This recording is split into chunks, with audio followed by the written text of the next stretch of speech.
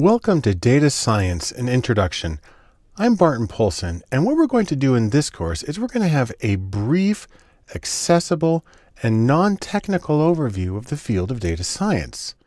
Now, some people, when they hear data science, they start thinking things like data and think about piles of equations and numbers, and then to throw on top of that science, and think about people working in their lab, and they start to say, that's not for me. I'm not really a technical person, and that just seems much too techy.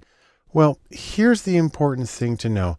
While a lot of people get really fired up about the technical aspects of data science, the important thing is that data science is not so much a technical discipline, but creative. And really, that's true. The reason I say that is because in data science, you use tools that come from coding and statistics and from math, but you use those to work creatively with data. The idea is that there's always more than one way to solve a problem or answer a question, or most importantly, to get insight, because the goal, no matter how you go about it, is to get insight from your data. And what makes data science unique compared to so many other things is that you try to listen to all of your data, even when it doesn't fit in easily with your standard approaches and paradigms. You're trying to be much more inclusive in your analysis. And the reason you want to do that is because everything signifies, everything carries meaning, and everything can give you additional understanding and insight into what's going on around you. And so in this course, what we're trying to do is give you a map to the field of data science and how you can use it. And so now you have the map in your hands and you can get ready to get going with data science. Welcome back to Data Science and Introduction, and we're going to begin this course by defining data science. That makes sense, but we're going to do it in kind of a funny way. The first thing I'm going to talk about is the demand for data science. So let's take a quick look. Now, data science can be defined in a few ways. I'm going to give you some short definitions. Take one on my definition is that data science is coding, math, and statistics in applied settings. That's a reasonable working definition. But if you want to be a little more concise, I've got take two on a definition that data science is the analysis of diverse data or data that you didn't think would fit into standard analytic approaches. A third way to think about it is that data science is inclusive analysis. It includes all of the data, all of the information that you have in order to get the most insightful and compelling answer to your research questions. Now, you may say to yourself, wait, that's it? Well, if you're not impressed, let me show you a few things. First off, let's take a look at this article. This says, Data Scientists, the Sexiest Job of the 21st Century. And please note that this is coming from Harvard Business Review.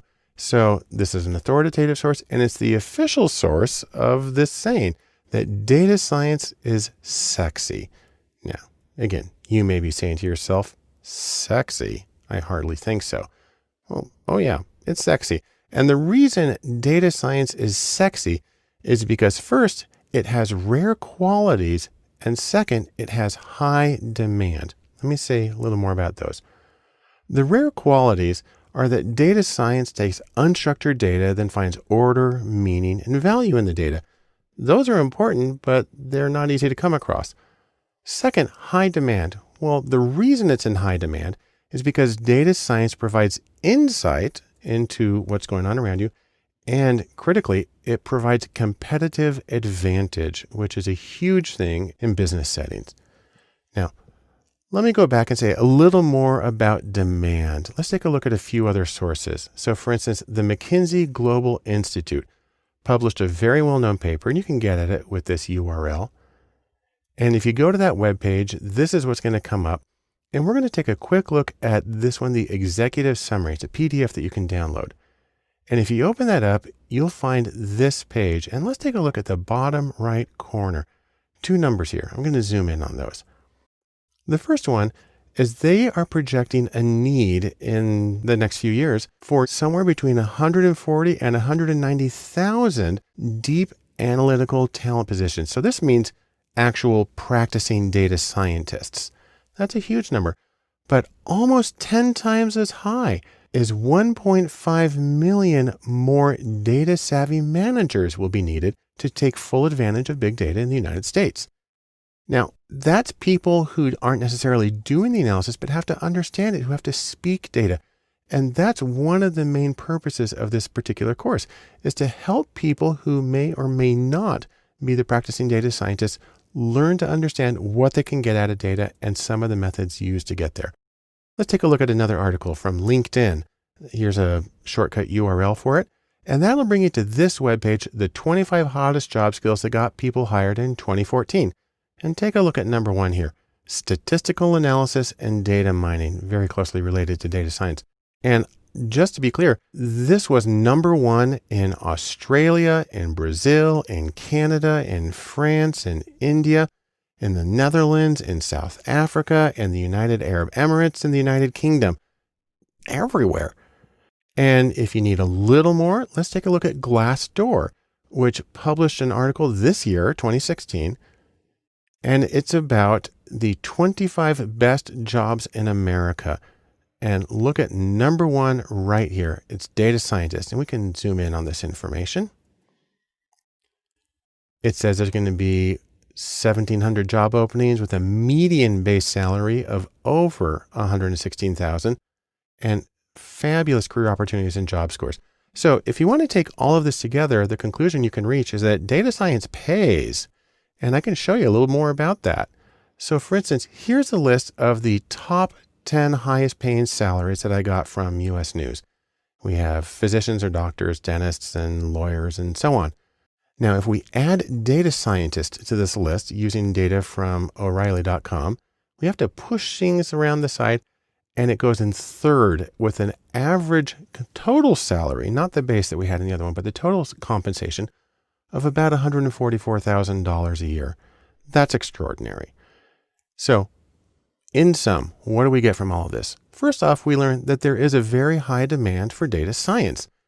Second, we learned that there's a critical need for both specialists, those are the sort of practicing data scientists, and for generalists, people who speak the language and know what can be done. And of course, there's excellent pay. And altogether, this makes data science a compelling career alternative and a way of making you better at whatever you're doing. Back here in data science, we're going to continue our attempt to define data science by looking at something that's really well known in the field, the data science Venn diagram. Now, if you want to, you can think of this in terms of what are the ingredients of data science. Well, we're going to first say thanks to Drew Conway, the guy who came up with this. And if you want to see the original article, you can go to this address. But what Drew said is that data science is made of 3 things, and we can put them as overlapping circles because it's the intersection that's important. Here on the top left is coding or computer programming, or as he calls it, hacking. On the top right is stats, or stats in mathematics, or quantitative abilities in general. And on the bottom is domain expertise, or intimate familiarity with a particular field of practice, business or health or education or something like that. And the intersection here in the middle, that is data science. So it's the combination of coding and statistics in math and domain knowledge. Now let's say a little more about coding. The reason coding is important is because it helps you gather and prepare the data, because a lot of the data comes from novel sources and is not necessarily ready for you to gather, and it can be in very unusual formats. And so coding is important because it can require some real creativity to get the data from these sources to put it into your analysis. Now, a few kinds of coding that are important. For instance, there's statistical coding. A couple of major languages in this are R and Python, 2 open source free programming languages. R specifically for data, Python's general purpose, but well adapted to data. The ability to work with databases is important too. The most common language there is SQL, usually pronounced SQL, which stands for Structured Query Language, because that's where the data is. Also, there's the command line interface, or if you're on a Mac, people just call it the terminal. The most common language there is Bash, which actually stands for Born Again Shell. And then searching is important, and regex, or regular expressions, while there's not a huge amount to learn there, it's a small little field. It's sort of like super powered wildcard searching that makes it possible for you to both find the data and reformat it in ways that are going to be helpful for your analysis. Now let's say a few things about the math. You're going to need things like a little bit of probability, some algebra, of course, regression, very common statistical procedure. Those things are important. And the reason you need the math is because that's going to help you choose the appropriate procedures to answer the question with the data that you have. And probably even more importantly, it's going to help you diagnose problems when things don't go as expected. And given that you're trying to do new things with new data in new ways, you're probably going to come across problems. And so the ability to understand the mechanics of what's going on is going to give you a big advantage. And the third element of the data science Venn diagram is some sort of domain expertise. Think of it as expertise in the field that you're in. Business settings are common. You need to know about the goals of that field, the methods that are used, the constraints that people come across. And it's important because whatever your results are, you need to be able to implement them well. Data science is very practical and it's designed to accomplish something, and your familiarity with a particular field of practice is going to make it that much easier and more impactful when you implement the results of your analysis. Now let's go back to our Venn diagram here just for a moment. Because this is a Venn, we also have these intersections of two circles at a time. At the top is machine learning. At the bottom right is traditional research. And on the bottom left is what Drew Conway called the danger zone. Let me talk about each of these. First off, machine learning, or ML. Now you think about machine learning, and the idea here is that it represents coding or statistical programming and mathematics without any real domain expertise. Sometimes these are referred to as black box models. They kind of throw data in, and you don't even necessarily have to know what it means or what language it's in, and it'll just kind of crunch through it all, and it'll give you some regularities. That can be very helpful, but machine learning is considered slightly different from data science because it doesn't involve the particular applications in a specific domain. Also, there's traditional research. This is where you have math or statistics and you have domain knowledge, often very intensive domain knowledge, but without the coding or programming. Now, you can get away with that because the data that you use in traditional research is highly structured. It comes in rows and columns, is typically complete, and is typically ready for analysis. Doesn't mean your life is easy, because now you have to expend an enormous amount of effort in the method in designing the project and in the interpretation of the data. So still very heavy intellectual cognitive work, but it comes in a different place.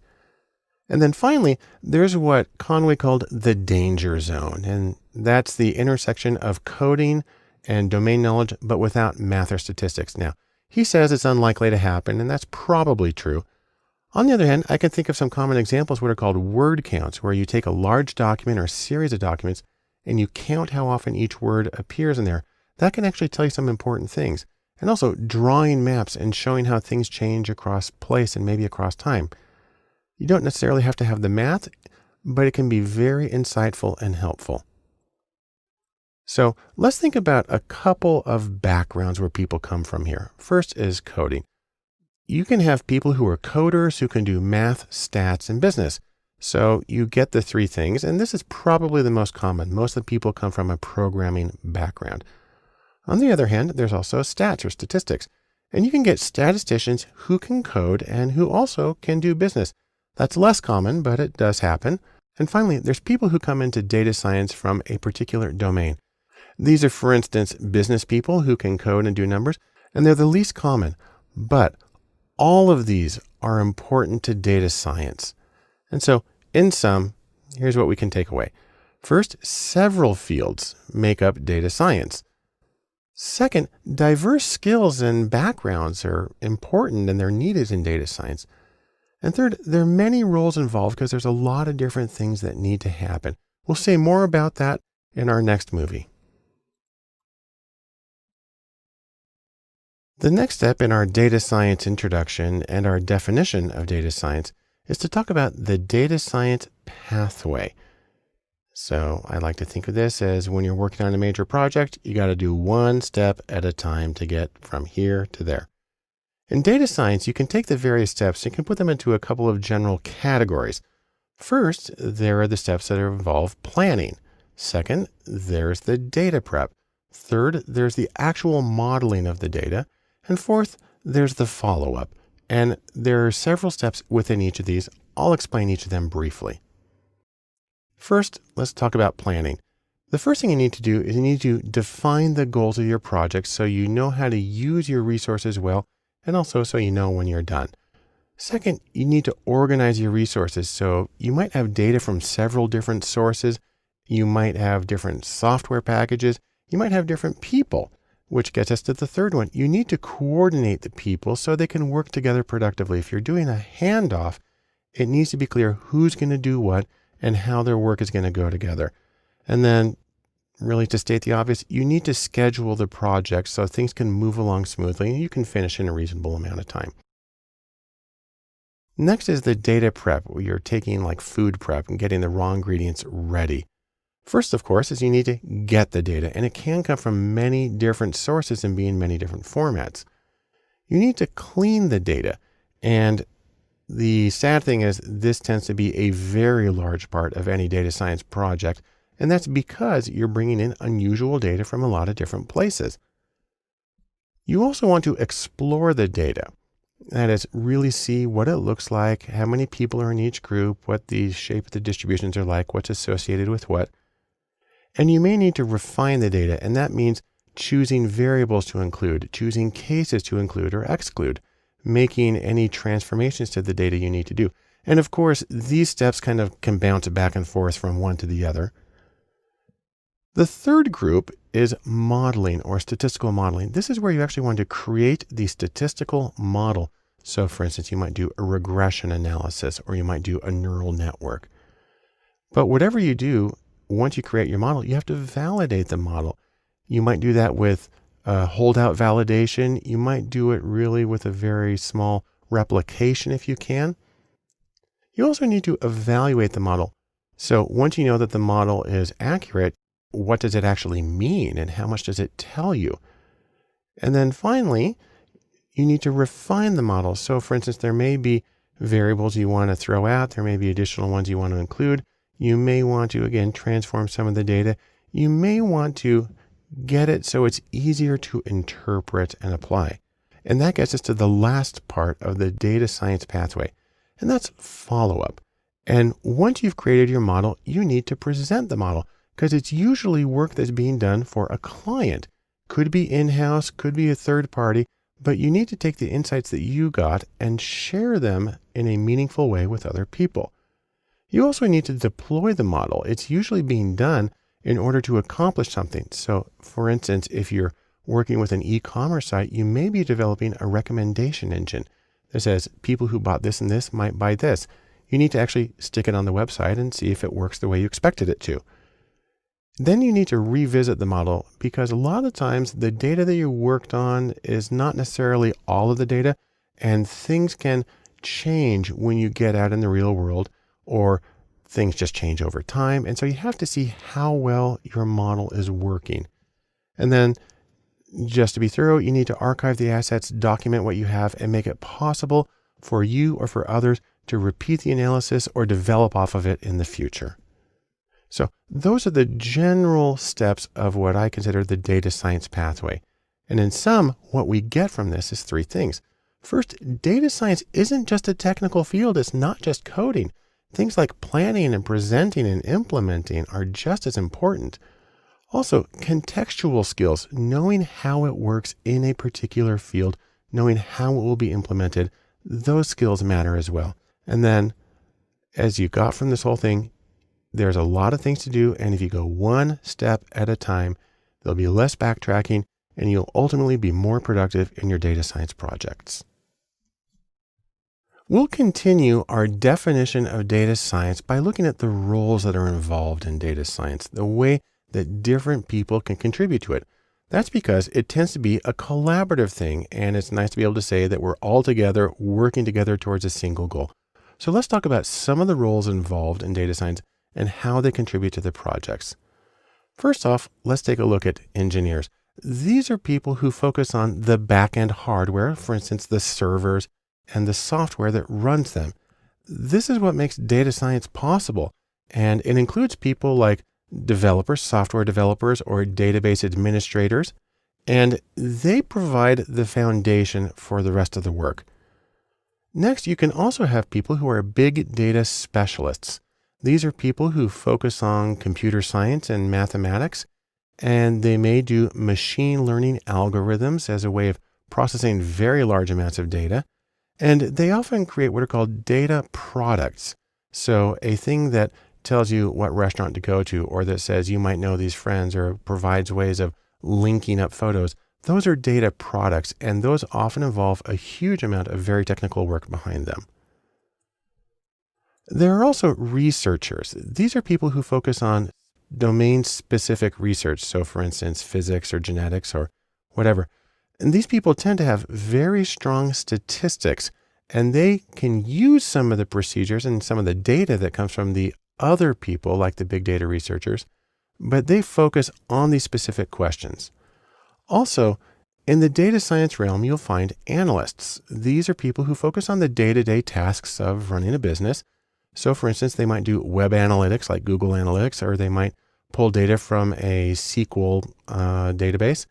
And this information is very important and good for business. And so analysts are key to the day-to-day functioning of business, but they may not exactly be data science proper, because most of the data they're working with is going to be pretty structured. Nevertheless, they play a critical role in business in general. And then, speaking of business, you have the actual business people, the men and women who organize and run businesses. These people need to be able to frame business relevant questions that can be answered with the data. Also, the business person manages the project and the efforts and the resources of others. And while they may not actually be doing the coding, they must speak data. They must know how the data works, what it can answer, and how to implement it. You can also have entrepreneurs. So you might have, for instance, a data startup. They're starting their own little social network or their own little web search platform. An entrepreneur needs data and business skills, and truthfully, they have to be creative at every step along the way, usually because they're doing it all themselves at a smaller scale. Then we have in data science something known as the full stack unicorn. And this is a person who can do everything at an expert level. And they're called a unicorn because truthfully, they may not actually exist. I'll have more to say about that later. But for right now, we can sum up what we got out of this video by three things. Number one, data science is diverse. There's a lot of different people who go into it, and they have different goals for their work, and they bring in different skills and different experiences and different approaches. Also, they tend to work in very different contexts. An entrepreneur works in a very different place from a business manager, works in a very different place from an academic researcher, but all of them are connected in some way to data science and make it a richer field. The last thing I want to say in data science and introduction, where I'm trying to define data science, is to talk about teams in data science. The idea here is that data science has many different tools, and different people are going to be experts in each one of them. Now, you have, for instance, coding, and you have statistics. Also, you have fields like design or business and management that are involved. And the question, of course, is who can do all of it? Who's able to do all of these things at the level that we need? Well, that's where we get this saying. I've mentioned it before. It's the unicorn. And just like in ancient history, the unicorn is a mythical creature with magical abilities. In data science, it works a little differently. It is a mythical data scientist with universal abilities. The trouble is, as we know from the real world, there's really no unicorns animals, and there's really not many unicorns in data science. Really, there's just people. And so we have to find out how we can do the projects, even though we don't have this one person who can do everything for everybody. So let's take a hypothetical case just for a moment. I'm going to give you some fictional people. Here is my fictional person, Otto, who has strong visualization skills, who has good coding, but has limited analytics or statistical ability. And if we graph his stuff out, his abilities, so here we got 5 things that we need to have happen. And for the project to work, they all have to happen at least a level of 8 on the 0 to 10. If we take his coding ability, well, he's almost there. Statistics, not quite, halfway. Graphics, yes, he can do that. And then business, all right. And project, pretty good. So what you can see here is in only one of these 5 areas is Otto sufficient on his own. On the other hand, let's pair him up with somebody else. Let's take a look at Lucy. And Lucy has strong business training, has good tech skills, but has limited graphics. And so if we get her profile on the same thing that we saw, there's coding, pretty good. Statistics, pretty good. Graphics, not so much. Business, good. And projects, okay. Now, the important thing here is that we can make a team. So let's take our 2 fictional people, Otto and Lucy, and we can put together their abilities. Now, I actually have to change the scale here a little bit to accommodate the both of them, but our criterion still is at 8. We need a level of 8 in order to do the project competently. And if we combine them, oh look, coding's now past 8. Statistics is past 8. Graphics is way past. Business, way past. And then the projects, there too. And so when we combine their skills, we are able to get the level that we need for everything. Or to put it another way, we have now created a unicorn by team. And that makes it possible to do the data science project. So in sum, you usually can't do data science on your own. That's a very rare individual. Or more specifically, people need people. And in data science, you have the opportunity to take several people and make collective unicorns so you can get the insight that you need in your project and you can get the things done that you want. In order to get a better understanding of data science, it can be helpful to look at contrasts between data science and other fields. Probably the most informative is with big data, because these 2 terms are actually often confused. It makes me think of situations where you have 2 things that are very similar, but not the same, like we have here in the Piazza San Carlo in Turin, Italy. Part of the problem stems from the fact that data science and big data both have Venn diagrams associated with them. So for instance, Venn number 1 for data science is something we've seen already. We have 3 circles. And we have coding, and we have math, and we have some domain expertise that put together get data science. On the other hand, Venn diagram number 2 is for big data. It also has 3 circles, and we have the high volume of data, the rapid velocity of data, and the extreme variety of data. Take those 3 V's together, you get big data.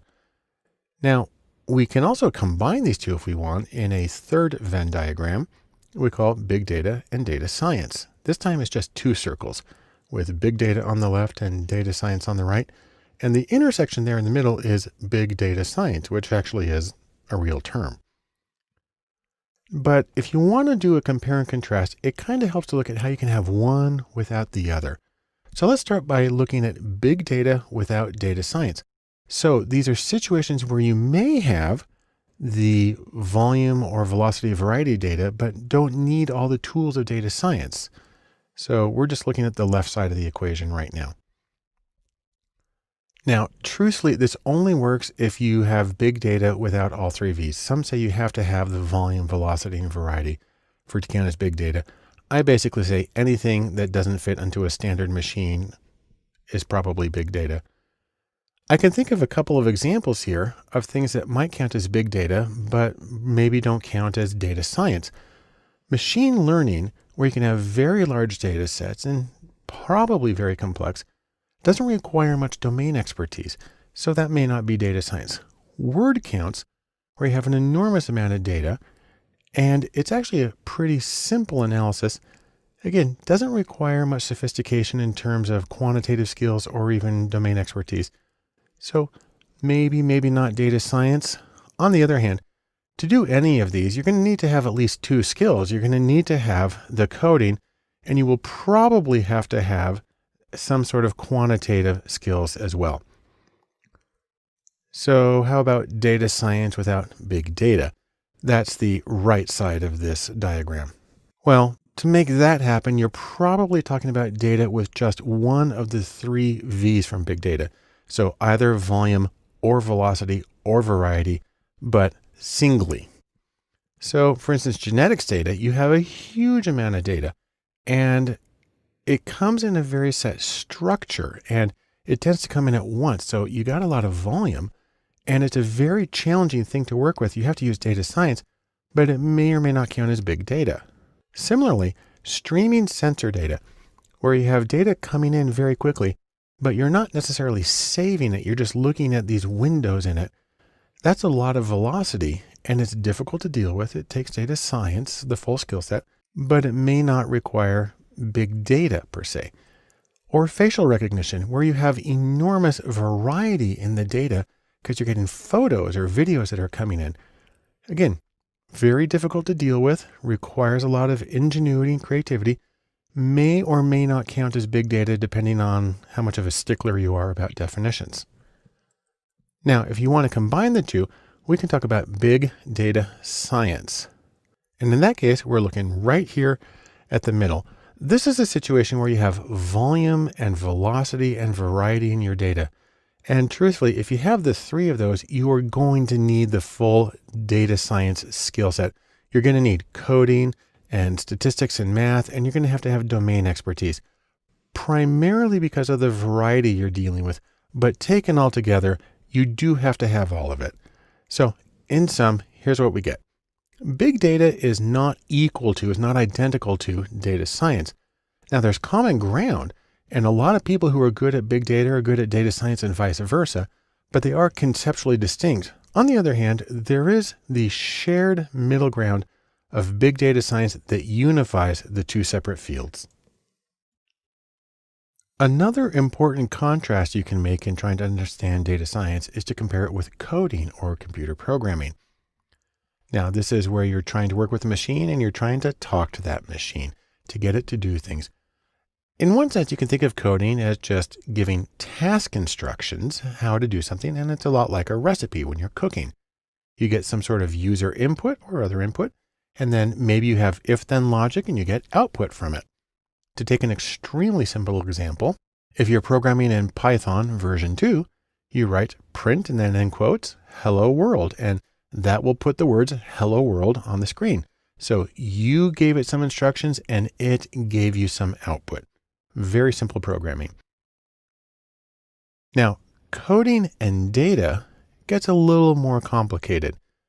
So for instance, there's word counts where you take a book or a whole collection of books, you take the words and you count how many there are in there.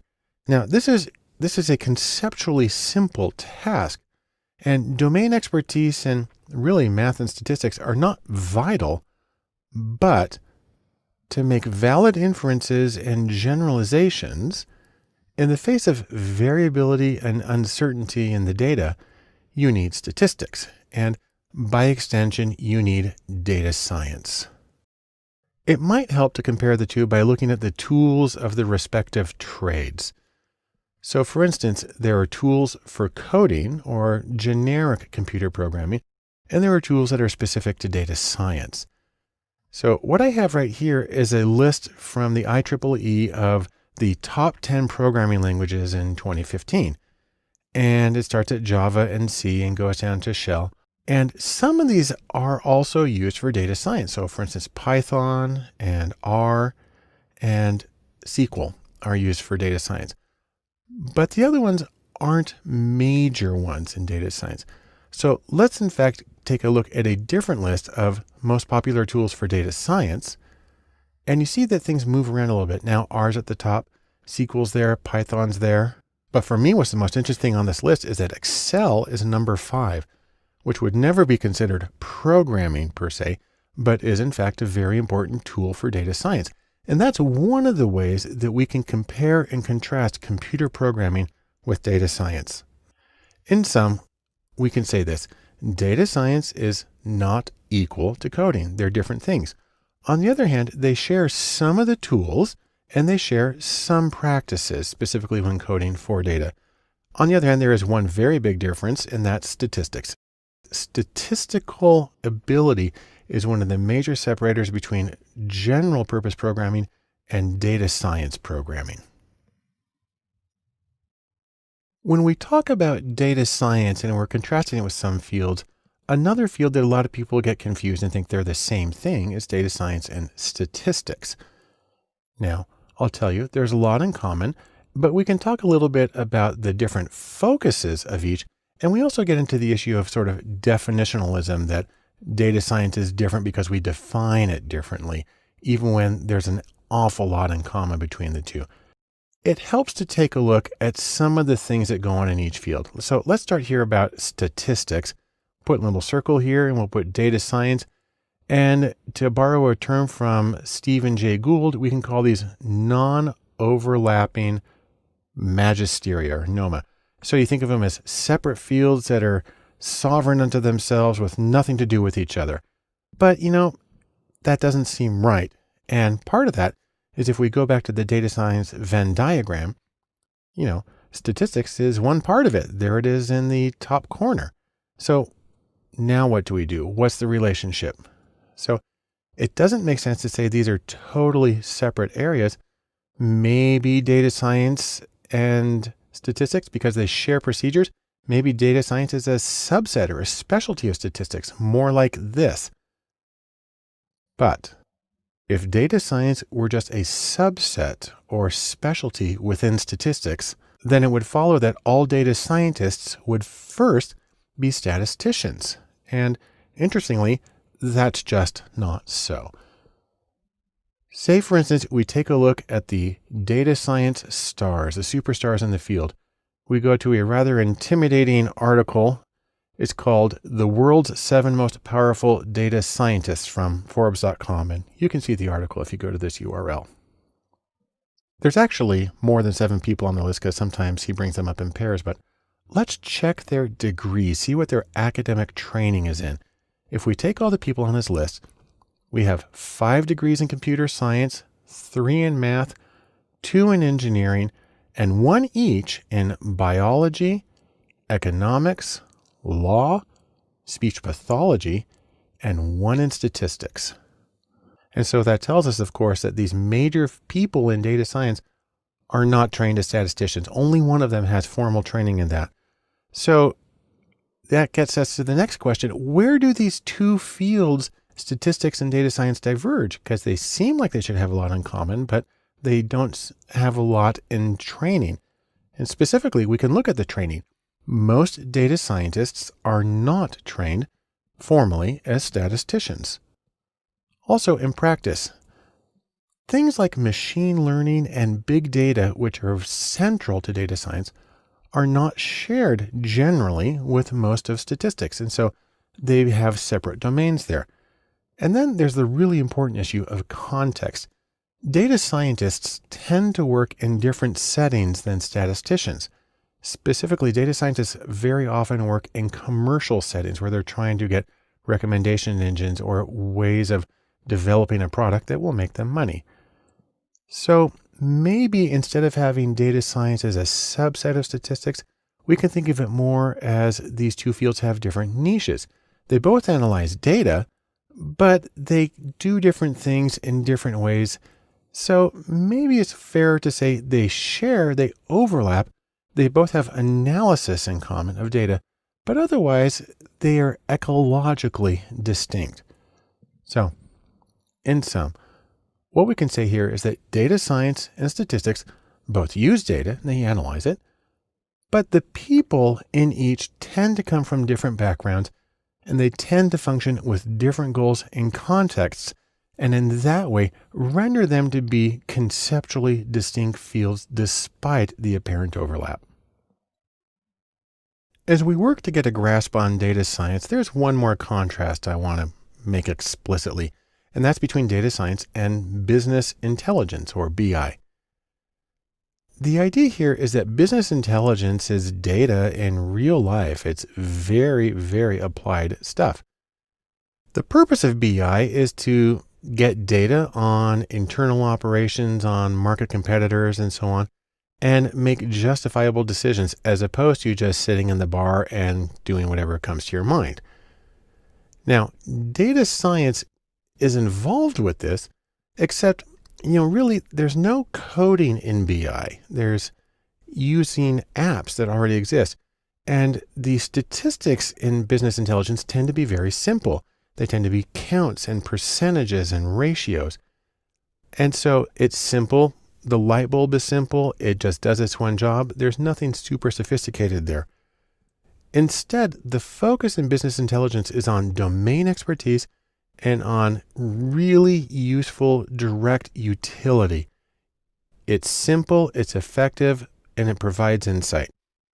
Now, one of the main associations with business intelligence is what are called dashboards or data dashboards. They look like this. It's a collection of charts and tables that go together to give you a very quick overview of what's going on in your business. And while a lot of data scientists may, let's say, look down their nose upon dashboards, I'll say this. Most of them are very well designed, and you can learn a huge amount about user interaction and the accessibility of information from dashboards. So really, where does data science come into this? What's the connection between data science and business intelligence? Well, data science can be useful to BI in terms of setting it up, identifying data sources, and creating or setting up the framework for something like a dashboard or a business intelligence system. Also, data science can be used to extend it. Data science can help get past the easy questions and the easy data to get the questions that are actually most useful to you, even if they require really sometimes data that's hard to wrangle and work with. And also there's an interesting interaction here that goes the other way. Data science practitioners can learn a lot about design from good business intelligence applications. So I strongly encourage anybody in data science to look at them carefully and see what they can learn. In sum, business intelligence or BI is very goal-oriented. Data science perhaps prepares the data and sets up the form for business intelligence, but also data science can learn a lot about usability and accessibility from business intelligence. And so it's always worth taking a close look. Data science has a lot of really wonderful things about it, but it is important to consider some ethical issues. And I'll specifically call this do no harm in your data science projects. And for that, we can say thanks to Hippocrates, the guy who gave us the Hippocratic Oath of do no harm. Let's specifically talk about some of the important ethical issues very briefly that come up in data science. Number one is privacy. That data tells you a lot about people, and you need to be concerned about the confidentiality. If you have private information about people, their names, their social security numbers, their addresses, their credit scores, their health, that's private, that's confidential, and you shouldn't share that information unless they specifically gave you permission. Now, one of the reasons this presents a special challenge in data science, because we'll see later, a lot of the sources that are used in data science were not intended for sharing. If you scrape data from a website or from PDFs, you need to make sure that it's okay to do that, but it was originally created without the intention of sharing. So privacy is something that really falls upon the analyst to make sure they're doing it properly. Next is anonymity. One of the interesting things we find is that it's really not hard to identify people in data. If you have a little bit of GPS data and you know where a person was at 4 different points in time, you have about a 95% chance of knowing exactly who they are. You look at things like HIPAA, that's the Health Insurance Portability and Accountability Act. Before HIPAA, it was really easy to identify people from medical records. Since then, it has become much more difficult to identify people uniquely. That's an important thing for really people's well-being. And then also proprietary data. If you're working for a client, a company, and they give you their own data, that data may have identifiers. You may know who the people are and they're not anonymous anymore. So anonymity may or may not be there. Major efforts to make data anonymous. But really the primary thing is that even if you do know who they are, that you still maintain the privacy and confidentiality of the data. Next, there's the issue about copyright, where people try to lock down information.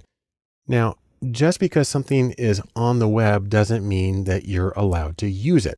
Scraping data from websites is a very common and a useful way of getting data for projects. You can get data from web pages, from PDFs, from images, from audio, from really a huge number of things. But again, the assumption that because it's on the web, it's okay to use it is not true. You always need to check copyright and make sure that it's acceptable for you to access that particular data. Next in our very ominous picture is data security. And the idea here is that when you go through all the effort to gather data, to clean it up and prepare for an analysis, you've created something that's very valuable to a lot of people. And you have to be concerned about hackers trying to come in and steal the data, especially if the data is not anonymous and it has identifiers in it. And so there is an additional burden placed on the analyst to ensure to the best of their ability that the data is safe and cannot be broken into and stolen. And that can include very simple things like a person who was on the project but is no longer, but took the data on a flash drive. You have to find ways to make sure that that can't happen as well. There's a lot of possibilities. It's tricky, but it's something that you have to consider thoroughly. Now, two other things that come up in terms of ethics, but don't usually get addressed in these conversations. Number one is potential bias. The idea here is that the algorithms or the formulas that are used in data science are only as neutral and bias-free as the rules and the data that they get. And so the idea here is that if you have rules that address something that is associated with, for instance, gender or age or race or economic standing, you might unintentionally be building in those factors, which, say, for instance, for Title IX, you're not supposed to. You might be building those into the system without being aware of it. And an algorithm has this sheen of objectivity, and people can say they can place confidence in it without realizing that it's replicating some of the prejudices that may happen in real life. Another issue is overconfidence. And the idea here is that analyses are limited simplifications. They have to be. That's just what they are. And because of this, you still need humans in the loop to help interpret and apply this. The problem is when people run an algorithm, they get out a number, say to 10 decimal places, and they say, this must be true, and treat it as written in stone, absolutely unshakable truth.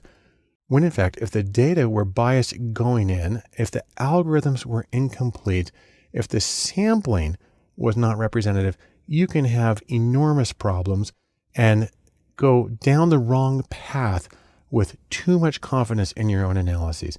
So once again, humility is in order when doing data science work.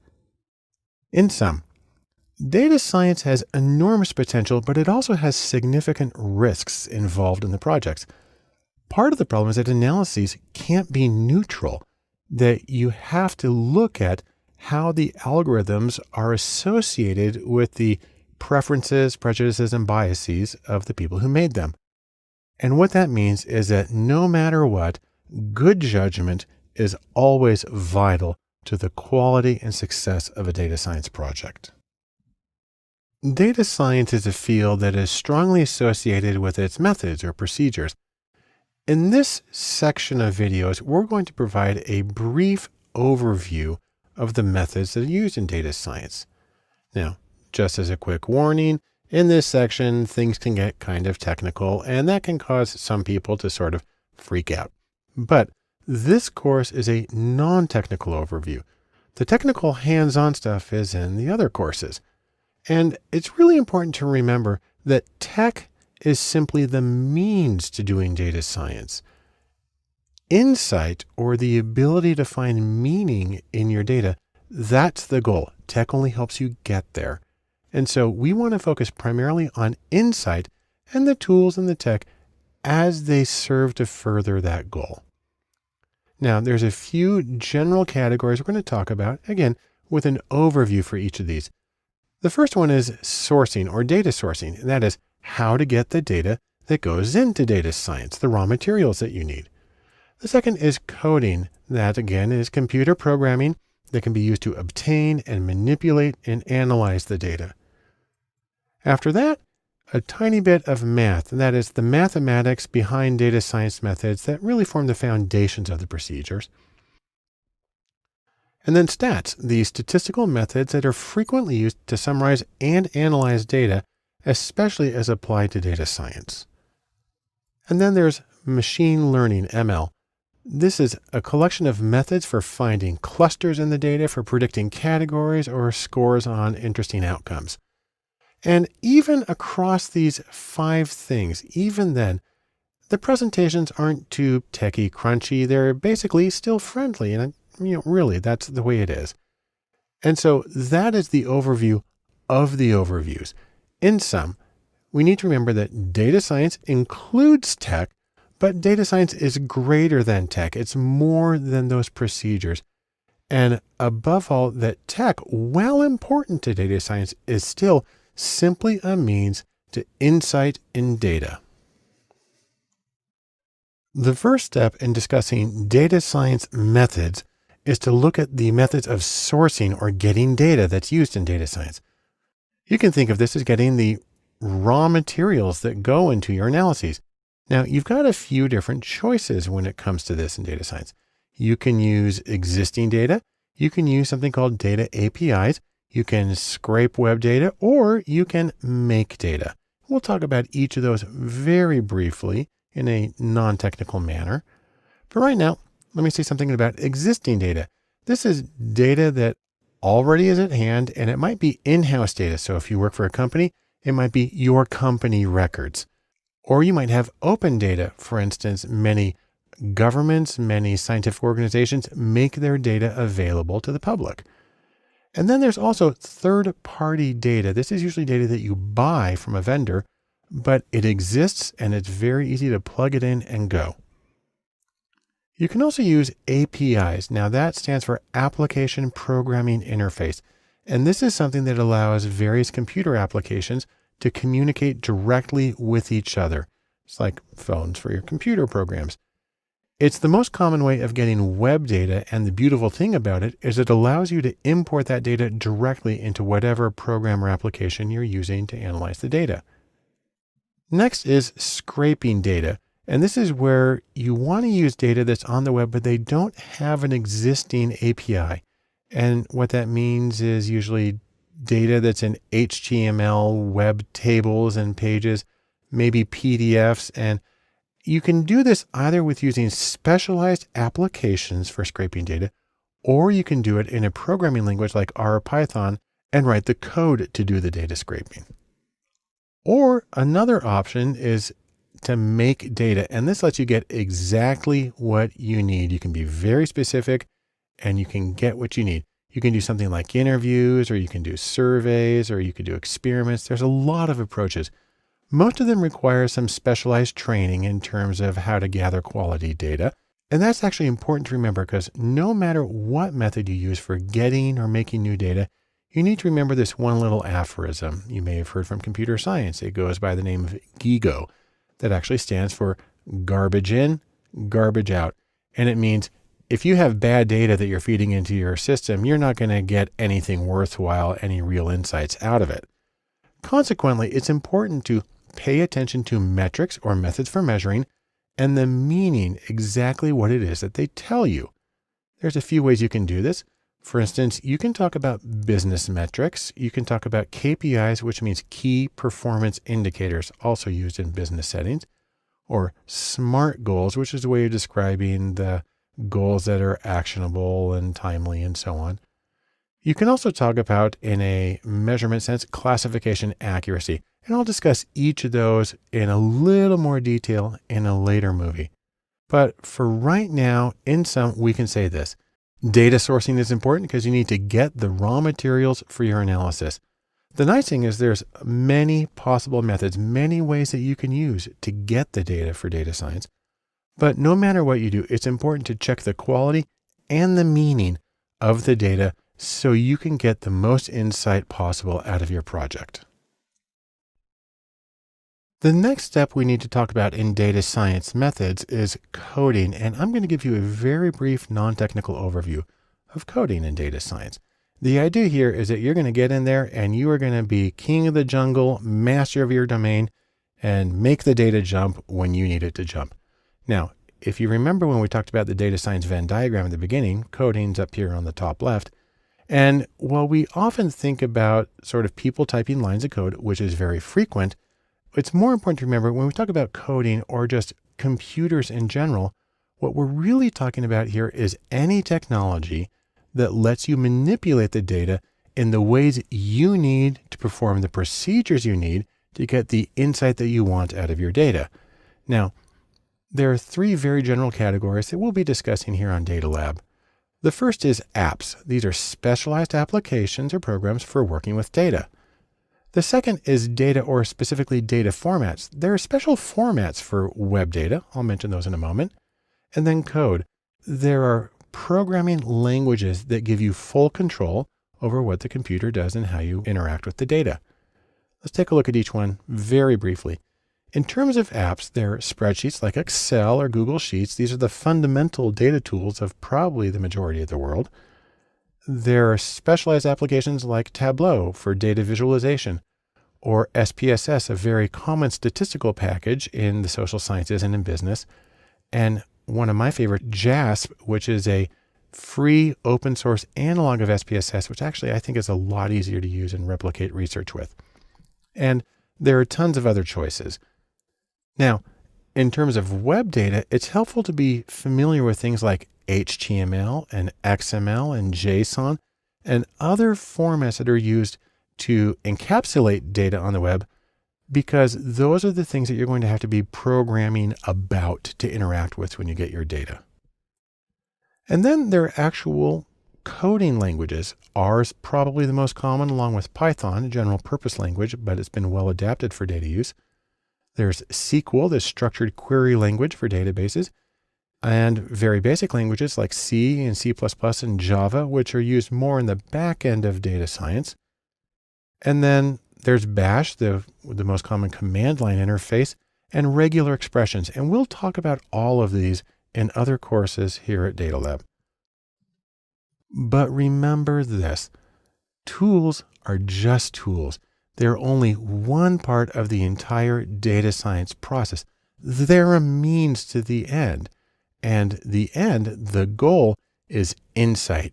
You need to know where you're trying to go and then simply choose the tools that help you reach that particular goal. That's the most important thing. So, in sum, here's a few things. Number one, use your tools wisely. Remember, your questions need to drive the process, not the tools themselves.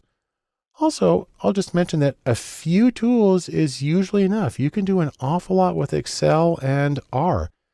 And then the most important thing is focus on your goal and choose your tools and even your data to match the goal so you can get the most useful insights from your data. The next step in our discussion of data science methods is mathematics, and I'm going to give a very brief overview of the math involved in data science. Now, the important thing to remember is that math really forms the foundation of what we're going to do. If you go back to the data science Venn diagram, we've got stats up here in the right corner, but really it's math and stats, or quantitative ability in general. But we'll focus on the math part right here. And probably the most important question is how much math is enough to do what you need to do? Or to put it another way, why do you need math at all? Because you've got a computer to do it.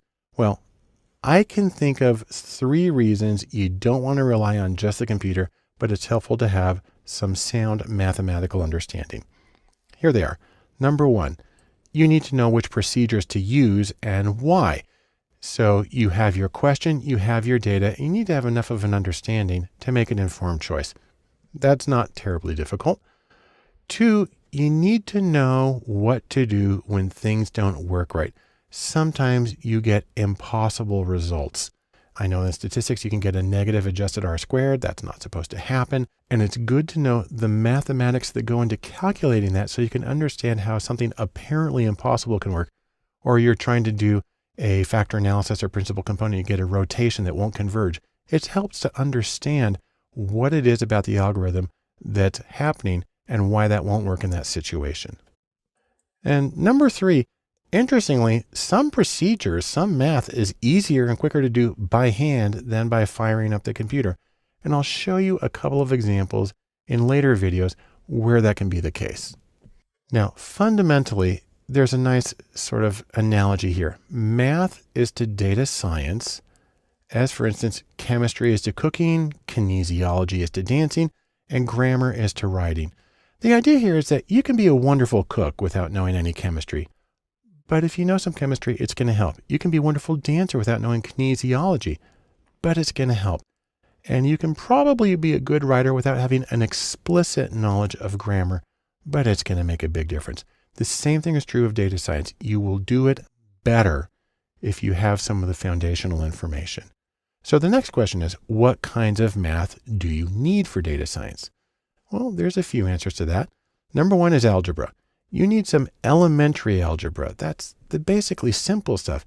You can have to do some linear or matrix algebra because that's the foundation of a lot of the calculations. And you can also have systems of linear equations where you're trying to solve several equations all at once. It's a tricky thing to do in theory, but this is one of the things that's actually easier to do by hand sometimes. Now, there's more math. You can get some calculus. You can get some big O, which has to do with the order of a function, which has to do with sort of how fast it works.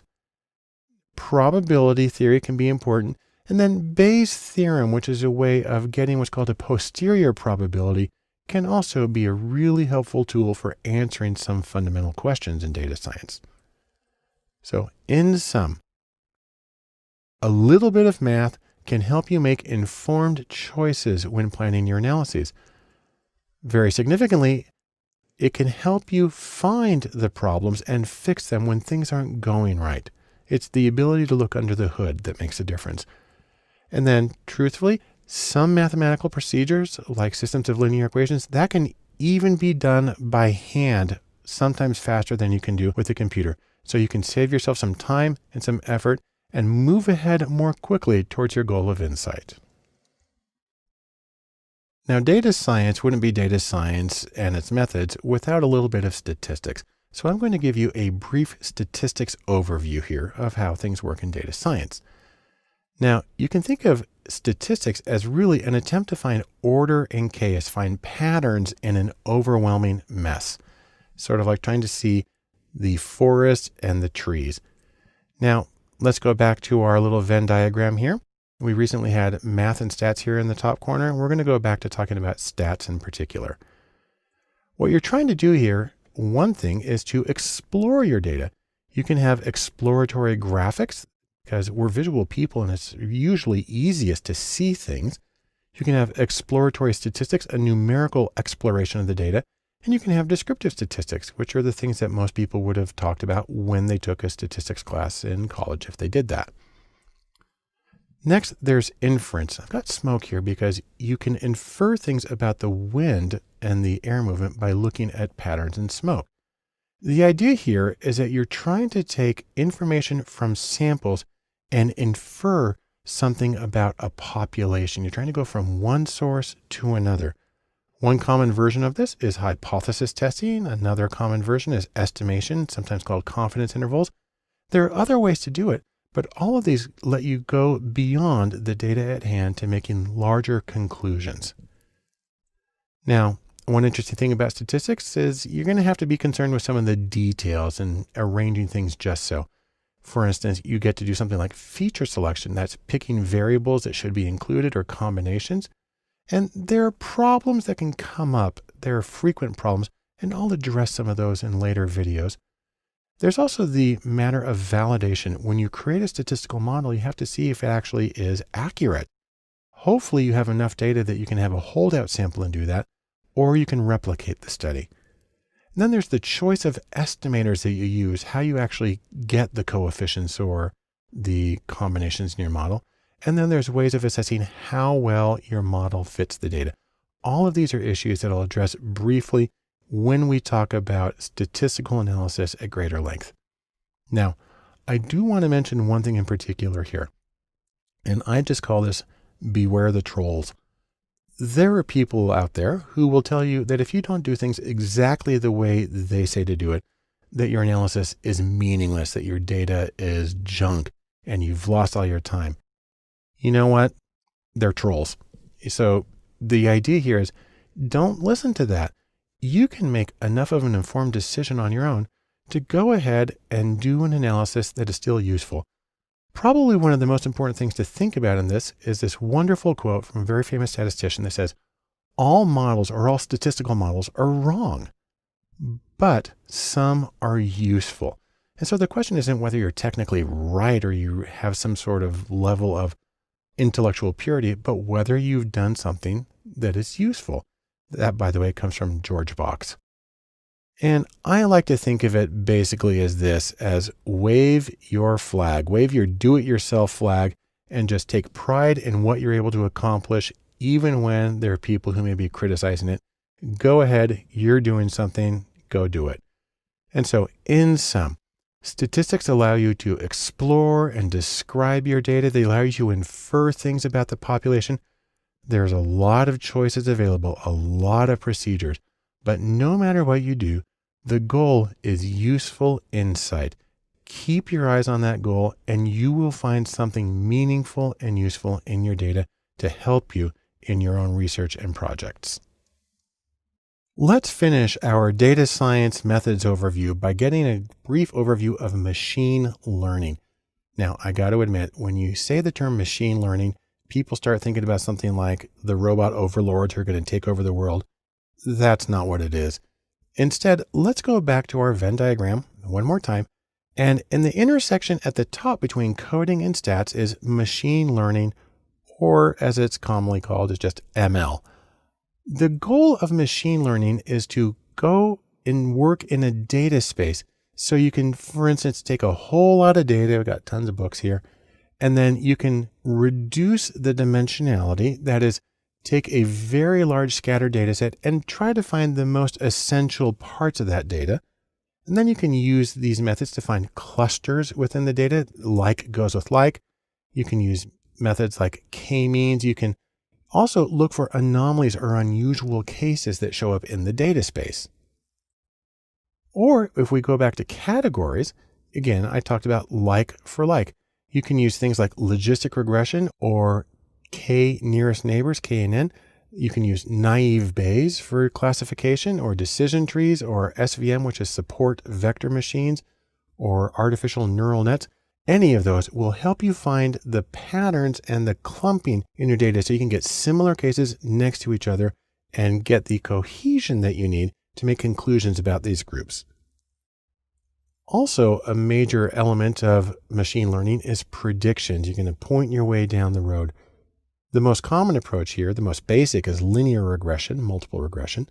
There's also Poisson regression, which is used for modeling count or frequency data.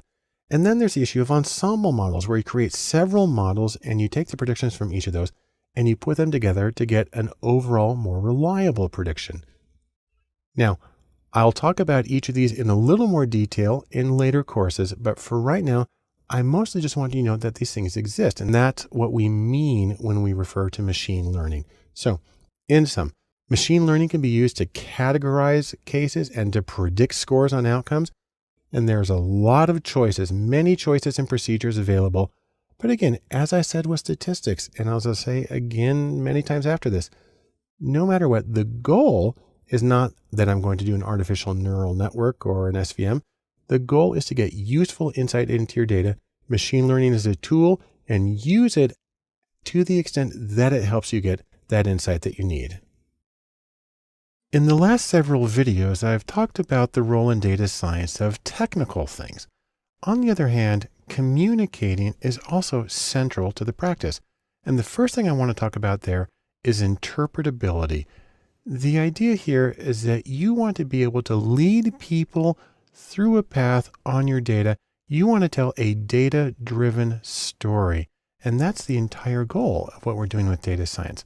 Now, another way to think about this is when you're doing your analysis, what you're trying to do is solve for value. You're making an equation, you take the data, you're trying to solve for value. The trouble is this: a lot of people get hung up on analysis, but they need to remember that analysis is not the same thing as value. Instead, I like to think of it this way: that analysis times story is equal to value. Now, please note, that's multiplicative, not additive. And so one consequence of that is when you go back to analysis times story equals value, well, if you have zero story, you're going to have zero value because, as you recall, anything times zero is zero. So instead of that, let's go back this and say what we really want to do is we want to maximize the story so that we can maximize the value that results from our analysis. Again, maximum value is the overall goal here.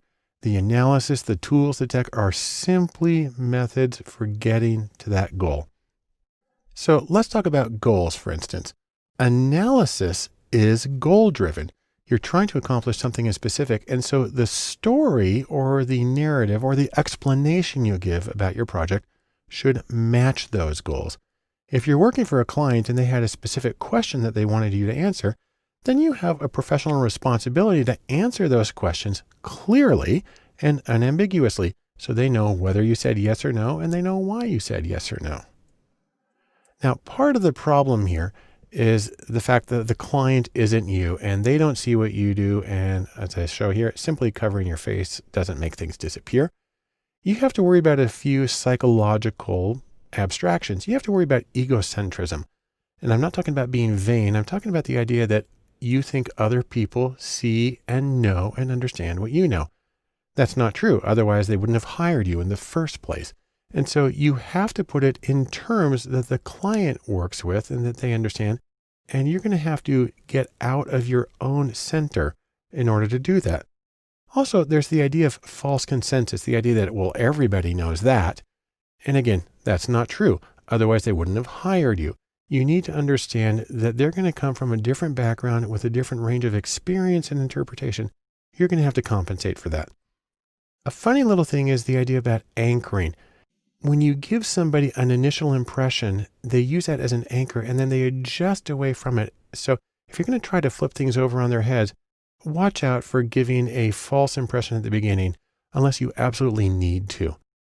But most importantly, in order to bridge the gap between the client and you need to have clarity and explain yourself at each step.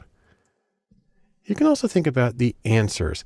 When you're explaining the project to the client, you might want to start in a very simple procedure. State the question that you're answering.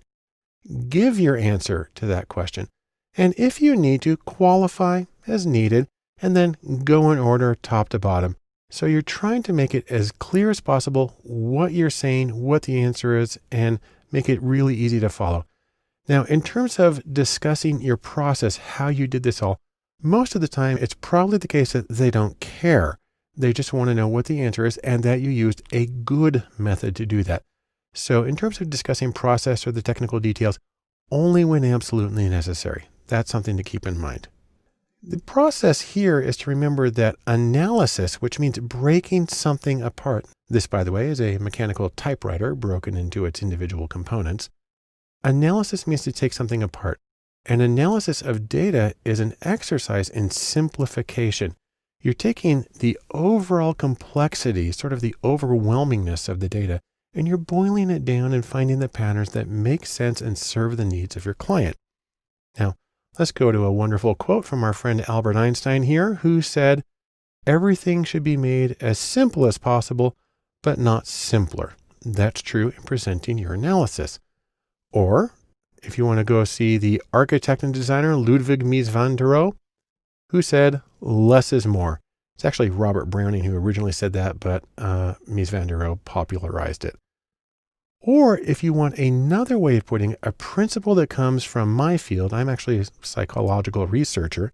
They talk about being minimally sufficient, just enough to adequately answer the question. If you're in commerce, you know about a minimal viable product. It's sort of the same idea with an analysis here, the minimum viable analysis. So here's a few tips. When you're giving a presentation, more charts, less text. Great. And then simplify the charts. Remove everything that doesn't need to be in there. Generally, you want to avoid tables of data because those are hard to read. And then one more time, because I want to emphasize it, less text. Again, charts, tables can usually carry the message.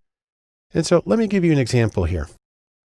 I'm going to give a very famous data set, Berkeley admissions. Now, these are not stairs to Berkeley, but it gives the idea of trying to get into something that's far off and distant. Here's the data. This is graduate school admissions in 1973. So it's over 40 years ago. But the idea is that men and women were both applying for graduate school at the University of California at Berkeley. And what we found is that 44% of the men who applied were admitted. That's their part in green. And that of the women, only 35% were admitted when they applied. So really, at first glance, this is bias, and it actually led to a lawsuit. It was a major issue. So what Berkeley then tried to do is find out, well, which programs are responsible for this bias? And then you got a very curious set of results. If you break the applications down by program, and here we're just calling them A through F, 6 different programs, what you find actually is that in each of these, male applicants are on the left, female applicants are on the right.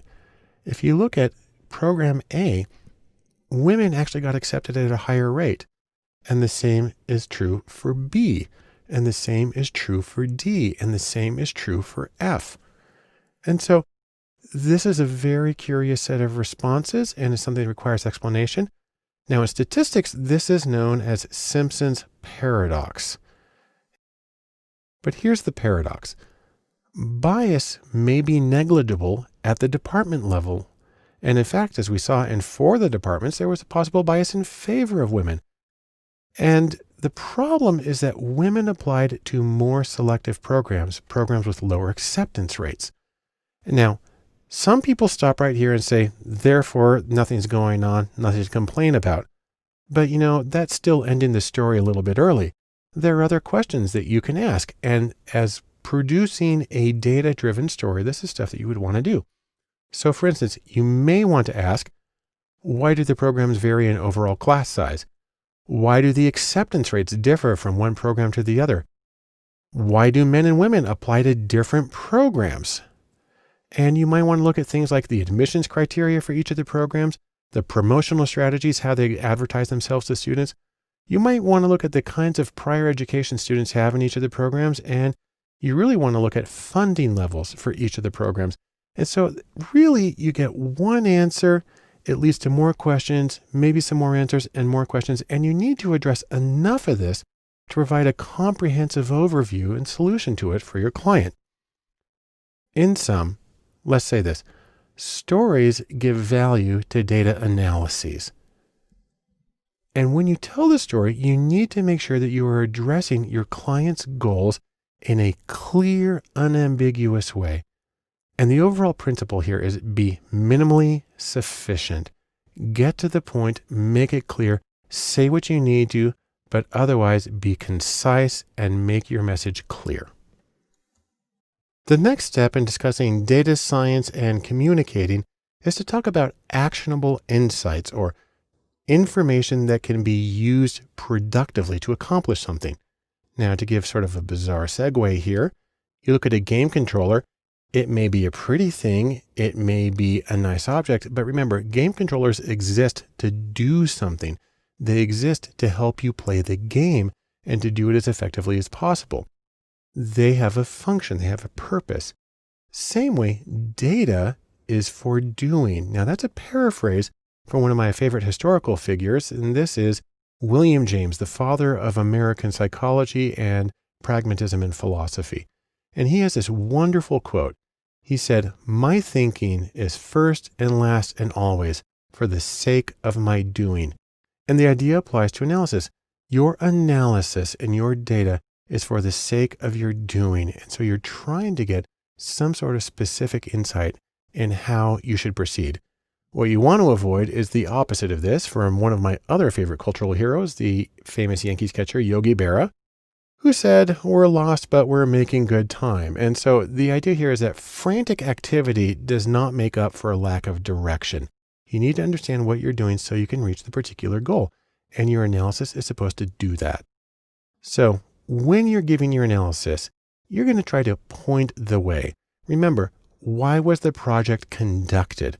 The goal is usually to direct some kind of action, reach some kind of goal for your client, and that the analysis should be able to guide that action in an informed way. One thing you want to do is you want to be able to give the next steps to your client. Give the next steps. Tell them what they need to do now. You want to be able to justify each of those recommendations with the data and your analysis. As much as possible, be specific. Tell them exactly what they need to do. Make sure it's doable by the client, that it's within their range of capability, and that each step should build on the previous step. Now, that being said, there is one really fundamental sort of philosophical problem here, and that's the difference between correlation and causation. Basically, it goes this way. Your data gives you correlation. You know that this is associated with that. But your client doesn't simply want to know what's associated. They want to know what causes something. Because if they're going to do something, that's an intervention. It's designed to produce a particular result. So really, how do you get from the correlation, which is what you have in the data, to the causation, which is what your client wants? Well, there's a few ways to do that. One is experimental studies. These are randomized controlled trials. Now, that's theoretically the simplest path to causality, but it can be really tricky in the real world. There are quasi-experiments, and these are methods, a whole collection of methods, that use non-randomized data, usually observational data, adjusted in particular ways to get an estimate of causal inference. Or there's the theory and experience. And this is research-based theory and domain-specific experience. And this is where you actually get to rely on your client's information. They can help you interpret the information, especially if they have greater domain expertise than you do. Another thing to think about are the social factors that affect your data. Now, you remember the data science Venn diagram. We've looked at it lots of times. It's got these three elements. Some people have proposed adding a fourth circle to this Venn diagram, and we'll kind of put that in there and say that social understanding is also important, critical really, to valid data science. Now, I love that idea, and I do think that it's important to understand how things are going to play out. There's a few kinds of social understanding. You want to be aware of your client's mission. You want to make sure that your recommendations are consistent with your client's mission. Also, that your recommendations are consistent with your client's identity, not just this is what we do, but this is really who we are. You need to be aware of the business context, sort of the competitive environment and the regulatory environment that they're working in, as well as the social context. And that can be outside of the organization, but even more often within the organization. Your recommendations will affect relationships within the client's organization. And you're going to try to be aware of those as much as you can to make it so that your recommendations can be realized the way they need to be. So in sum, data science is goal focused. And when you're focusing on that goal for your client, you need to give specific next steps that are based on your analysis and justifiable from the data. And in doing so, be aware of the social, political, and economic context that gives you the best opportunity of getting something really useful out of your analysis. When you're working in data science and trying to communicate your results, presentation graphics can be an enormously helpful tool. Think of it this way. You are trying to paint a picture for the benefit of your client. Now, when you're working with graphics, there can be a couple of different goals. It depends on what kind of graphics you're working with. There's the general category of exploratory graphics. These are ones that you are using as the analyst. And for exploratory graphics, you need speed and responsiveness. And so you get very simple graphics. This is a base histogram in R, and they can get a little more sophisticated. And this is done in ggplot, and then you can break it down in a couple of histograms, or you can make it a different way, or make them see-through, or split them apart into small multiples. But in each case, this is done for the benefit of you as the analyst understanding the data. These are quick, they're effective. Now, they're not very well labeled, and they're usually for your insight, and then you do other things as a result of that. On the other hand, presentation graphics, which are for the benefit of your client, those need clarity and they need a narrative flow. Now, let me talk about each of those characteristics very briefly. Clarity versus distraction. There are things that can go wrong in graphics. Number one is colors. Colors can actually be a problem. Also, three-dimensional or false third dimensions are nearly always a distraction. One that gets a little touchy for some people is interaction. We think of interactive graphics as really cool, great things to have, but you run the risk of people getting distracted by the interaction and start playing around with it, going like, ooh, I press here, it does that.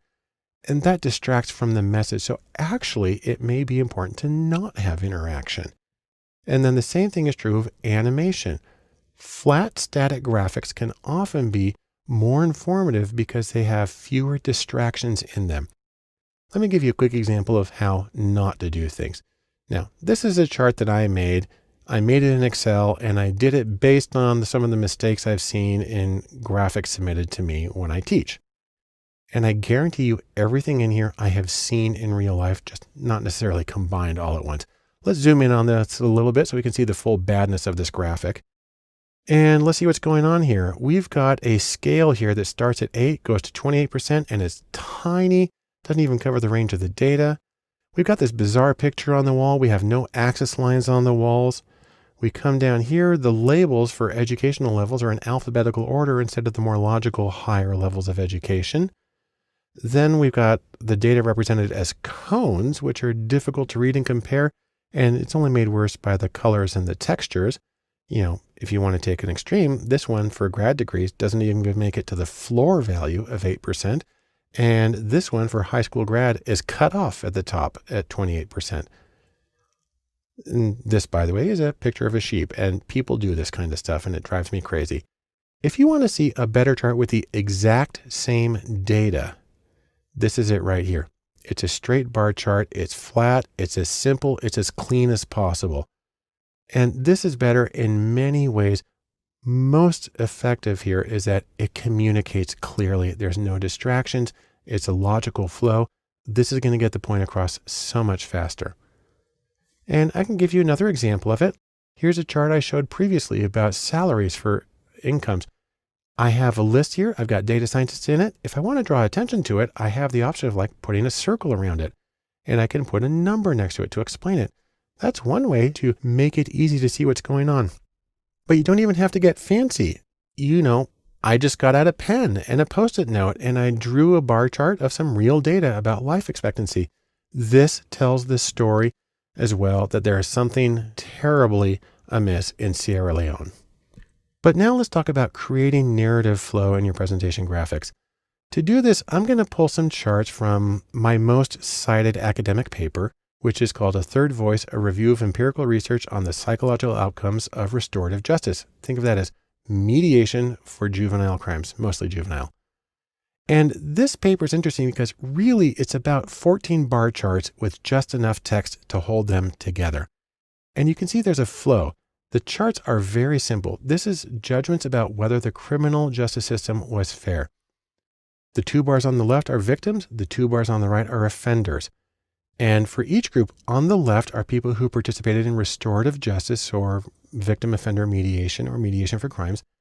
And for each set on the right are people who went through standard criminal procedures. It says court, but it usually means plea bargaining. Anyhow, it's really easy to see that in both cases, restorative justice bar is higher. People were more likely to say it was fair. They also felt that they had an opportunity to tell their story. That's one reason they might think it's fair. They also felt the offender was held accountable more often. In fact, if you go to court on the offenders, that line's below 50%, and that's the offenders themselves making the judgment. Then you can go to forgiveness and apologies. And again, this is actually a simple thing to code. And you can see there's an enormous difference. And in fact, one of the reasons there's such a big difference is because in standard court proceedings, the offender very rarely meets the victim. Now, it also turns out that I need to qualify this a little bit because a bunch of the studies included drunk driving with no injuries or accidents. When we take them out, we see a huge change. And then we can go to whether a person's satisfied with the outcome. Again, we see an advantage for restorative justice. Whether the victim is still upset about the crime, now the bars are a little different. And whether they're afraid of re-victimization, that's over a 2-to-1 difference. And then finally, recidivism for offenders or reoffending. And you see a big difference there. And so what I have here is a bunch of charts that are very, very simple to read. And they kind of flow in how they're giving the overall impression and then detailing it a little bit more. There's nothing fancy here. There's nothing interactive. There's nothing animated. There's nothing kind of flowing in 17 different directions. It's easy. but it follows a story and it tells a narrative about the data. And that should be your major goal with presentation graphics. In sum, presenting, or the graphics that you use for presenting, are not the same as the graphics you use for exploring. They have different needs and different goals. But no matter what you're doing, be clear in your graphics and be focused in what you're trying to tell. And above all, create a strong narrative that gives a different level of perspective and answers questions as you go to anticipate a client's question and to give them the most reliable, solid information and the greatest confidence in your analysis. The final element of data science and communicating that I wanted to talk about is reproducible research. And you can think of it as this idea. You want to be able to play that song again. And the reason for that is data science projects are rarely one and done. Rather, they tend to be incremental, they tend to be cumulative, and they tend to adapt to the circumstances that they're working in. So one of the important things here, probably if you want to summarize it very briefly, is this: show your work. There's a few reasons for this. You may have to revise your research at a later date, your own analyses. You may be doing another project and you want to borrow something from previous studies. More likely, you'll have to hand it off to somebody else at a future point, and they're going to have to be able to understand what you did. And then there's the very significant issue in both scientific and economic research of accountability. You have to be able to show that you did things in a responsible way and that your conclusions are justified. That's for clients, funding agencies, regulators, academic reviewers, any number of people. Now, you may be familiar with the concept of open data, but you may be less familiar with the concept of open data science, and that's more than open data. So for instance, I'll just let you know that there is something called the Open Data Science Conference at odsc.com, and it meets 3 times a year in different places. And this is entirely, of course, devoted to open data science, using both open data, but making the methods transparent to people around them. One thing that can make this really simple is something called the Open Science Framework, which is at osf.io. It's a way of sharing your data and your research with an annotation of how you got through the whole thing with other people. It makes the research transparent, which is what we need. One of my professional organizations, the Association for Psychological Science, has a major initiative on this called Open Practices, where they are strongly urging people to share their data as much as is ethically permissible and to absolutely share their methods before they even conduct the study as a way of getting rigorous intellectual honesty and accountability. Now, another step in all of this is to archive your data, make that information available, put it on the shelf. And what you want to do here is you want to archive all of your data sets, both the totally raw before you did anything with a data set and every step in process until your final clean data set. Along with that, you want to archive all of the code that you used to process and analyze the data. If you used a programming language like R or Python, that's really simple. If you used a program like SPSS, you need to save the syntax files, and then it can be done that way. And again, no matter what, make sure to comment liberally and explain yourself.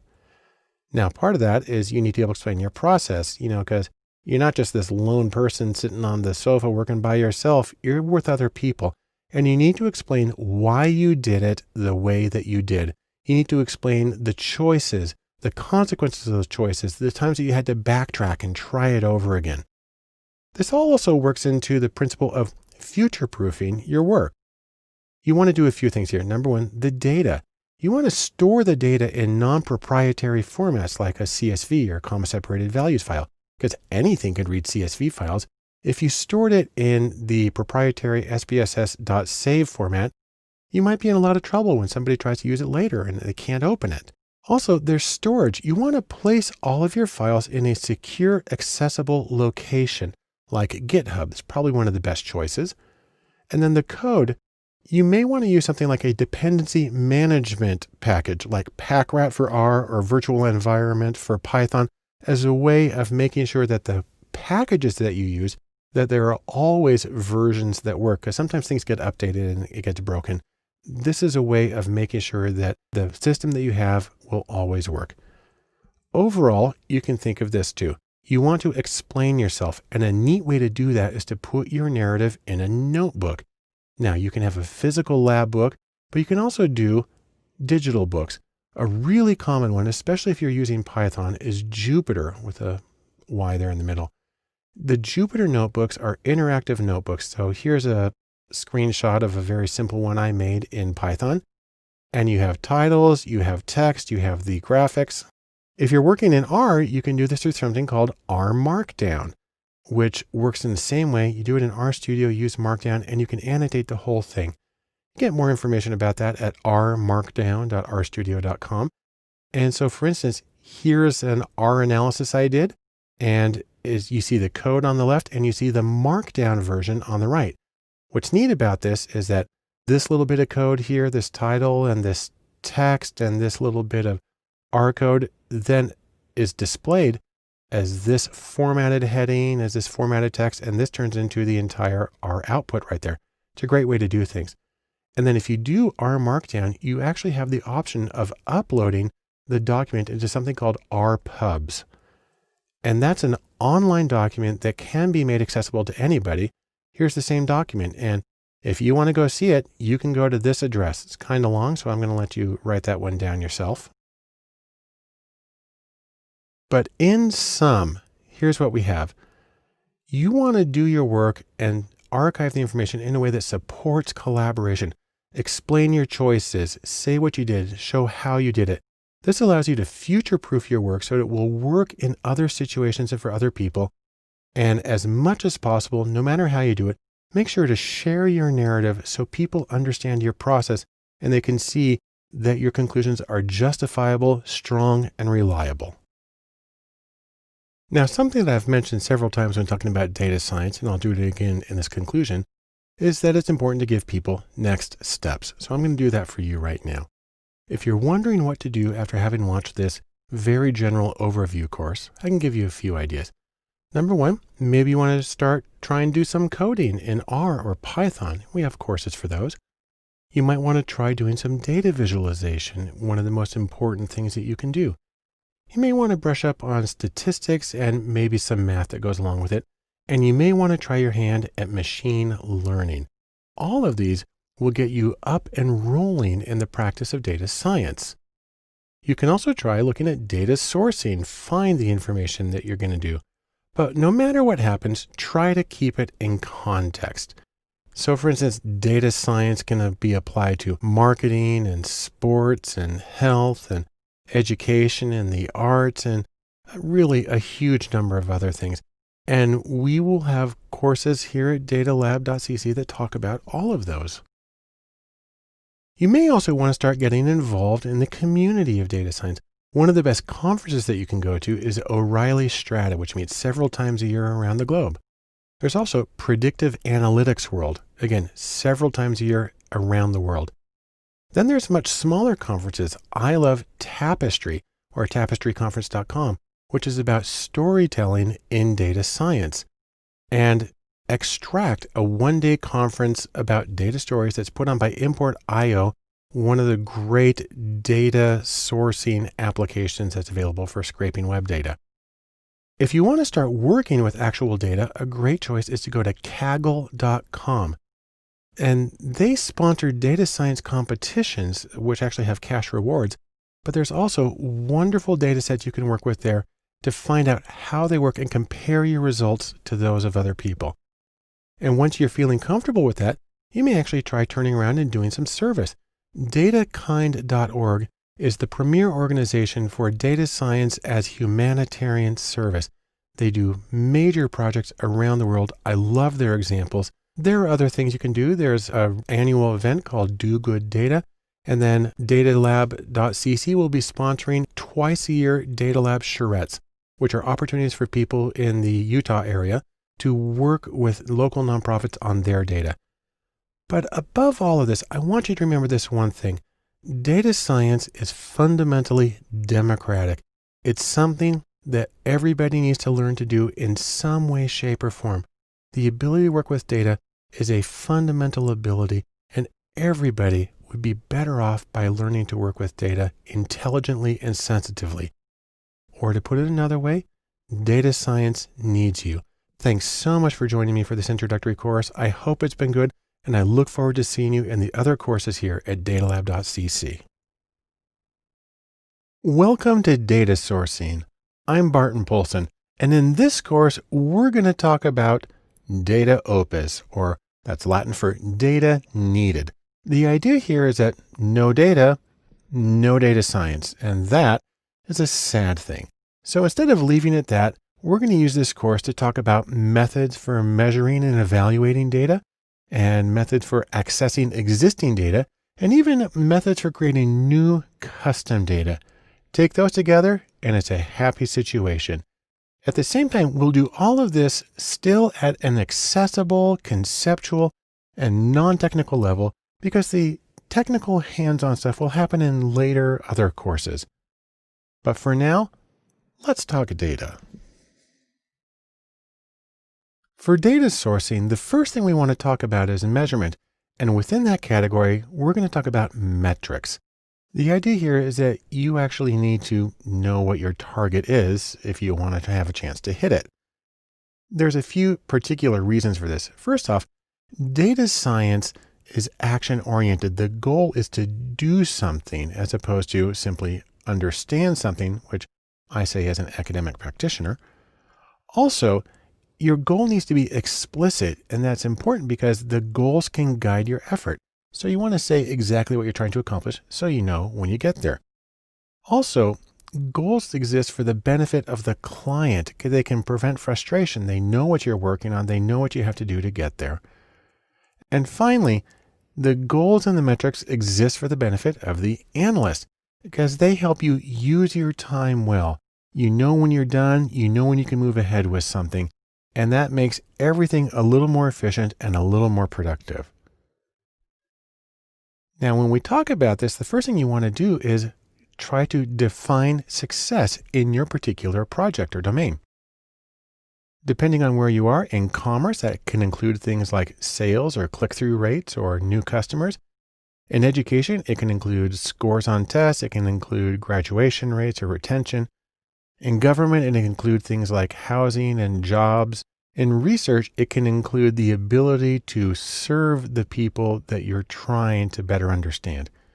So whatever domain you're in, there will be different standards for success, and you're going to need to know what applies in your domain. Next are specific metrics or ways of measuring. Now, again, there are a few different categories here. There are business metrics. There are key performance indicators or KPIs. There are SMART goals, that's an acronym. And there's also the issue of having multiple goals. I'll talk about each of those for just a second now. First off, let's talk about business metrics. If you're in the commercial world, there are some common ways of measuring success. A very obvious one is sales revenue. Are you making more money? Are you moving the merchandise? Are you getting sales? Also, there's the issue of leads generated, new customers or new potential customers, because that then in turn is associated with future sales. There's also the issue of customer value or lifetime customer value. So you may have a small number of customers, but they all have a lot of revenue, and you can use that to really predict the overall profitability of your current system. And then there's churn rate, which has to do with losing and gaining new customers and having a lot of turnover. So any of these are potential ways of defining success and measuring it. These are potential metrics. There are others, but these are some really common ones. Now, I mentioned earlier something called a key performance indicator or KPI. KPIs come from David Parmenter, and he's got a few ways of describing them. He says a key performance indicator for business, number one, should be non-financial. So not just the bottom line, but something else that might be associated with it or that measures the overall productivity of the association. They should be timely, for instance, weekly, daily, or even constantly gathered information. They should have a CEO focus. So the senior management team are the ones who generally make the decisions that affect how the organization acts on the KPIs. They should be simple. So everybody in the organization, everybody knows what they are and knows what to do about them. They should be team-based, so teams can take joint responsibility for meeting each one of the KPIs. They should have significant impact. What that really means is they should affect more than one important outcome, So you can do profitability and market reach, or improved manufacturing time and fewer defects. And finally, an ideal KPI has a limited dark side. That means there's fewer possibilities for reinforcing the wrong behaviors and rewarding people for sort of exploiting the system. Next, there are SMART goals, where SMART stands for specific, measurable, assignable to a particular person, realistic, meaning you can actually do it with the resources you have at hand, and time bound, so you know when it can get done. So whenever you form a goal, you should try to assess it on each of these criteria. And that's a way of saying that this is a good goal to be used as a metric for the success of our organization. Now, the trick, however, is when you have multiple goals, multiple possible endpoints. And the reason that's difficult is because, well, it's easy to focus on one goal if you're just trying to maximize revenue, or if you're just trying to maximize, graduation rate. There's a lot of things you can do. It becomes more difficult when you have to focus on many things simultaneously, especially because some of these goals may conflict. The things that you do to maximize one may impair the other. And so when that happens, you actually need to start engaging in a deliberate process of optimization. You need to optimize. And there are ways that you can do this. If you have enough data, you can do mathematical optimization to find the ideal balance of efforts to pursue one goal and the other goal at the same time. Now, this is a very general summary, and let me finish with this. In sum, metrics or methods for measuring can help awareness of how well your organization is functioning and how well you're reaching your goals. There are many different methods available for defining success and measuring progress towards those things. The trick, however, comes when you have to balance efforts to reach multiple goals simultaneously, which can bring in the need for things like optimization. When talking about data sourcing and measurement, one very important issue has to do with the accuracy of your measurements. The idea here is that you don't want to have to throw away all your ideas. You don't want to waste effort. One way of doing this in a very quantitative fashion is to make a classification table. So what that looks like is this. You talk about, for instance, positive results, negative results. And in fact, let's start by looking at the top here. The middle two columns here talk about whether an event is present, whether your house is on fire, whether a sale occurs, whether you've got a tax evader, whatever. So that's whether a particular thing is actually happening or not. On the left here is whether the test or the indicator suggests that a thing is or is not happening. And then you have these combinations of true positives, where the test says it's happening and it really is, and false positive, where the test says it's happening but it's not. And then below that, true negatives, where the test says it isn't happening and that's correct. And then false negatives, where the test says there's nothing going on, but there is in fact the event occurring. And then you start to get the column totals, the total number of events present or absent, and the row totals that talk about the test results. Now, from this table, what you get is 4 kinds of accuracy, or really 4 different ways of quantifying accuracy using different standards. And they go by these names: sensitivity, specificity, positive predictive value, and negative predictive value. I'll show you very briefly how each of them works. Sensitivity can be expressed this way. If there's a fire, does the alarm ring? You want that to happen. And so that's a matter of looking at the true positives and dividing that by the total number of alarms. So the test positive means there's an alarm, and the event present means there's a fire. You want always to have an alarm when there's a fire. Specificity, on the other hand, is sort of the flip side of this. If there isn't a fire, does the alarm stay quiet? This is where you're looking at the ratio of true negatives to total absent events, where there's no fire and the alarm's not ringing, and that's what you want.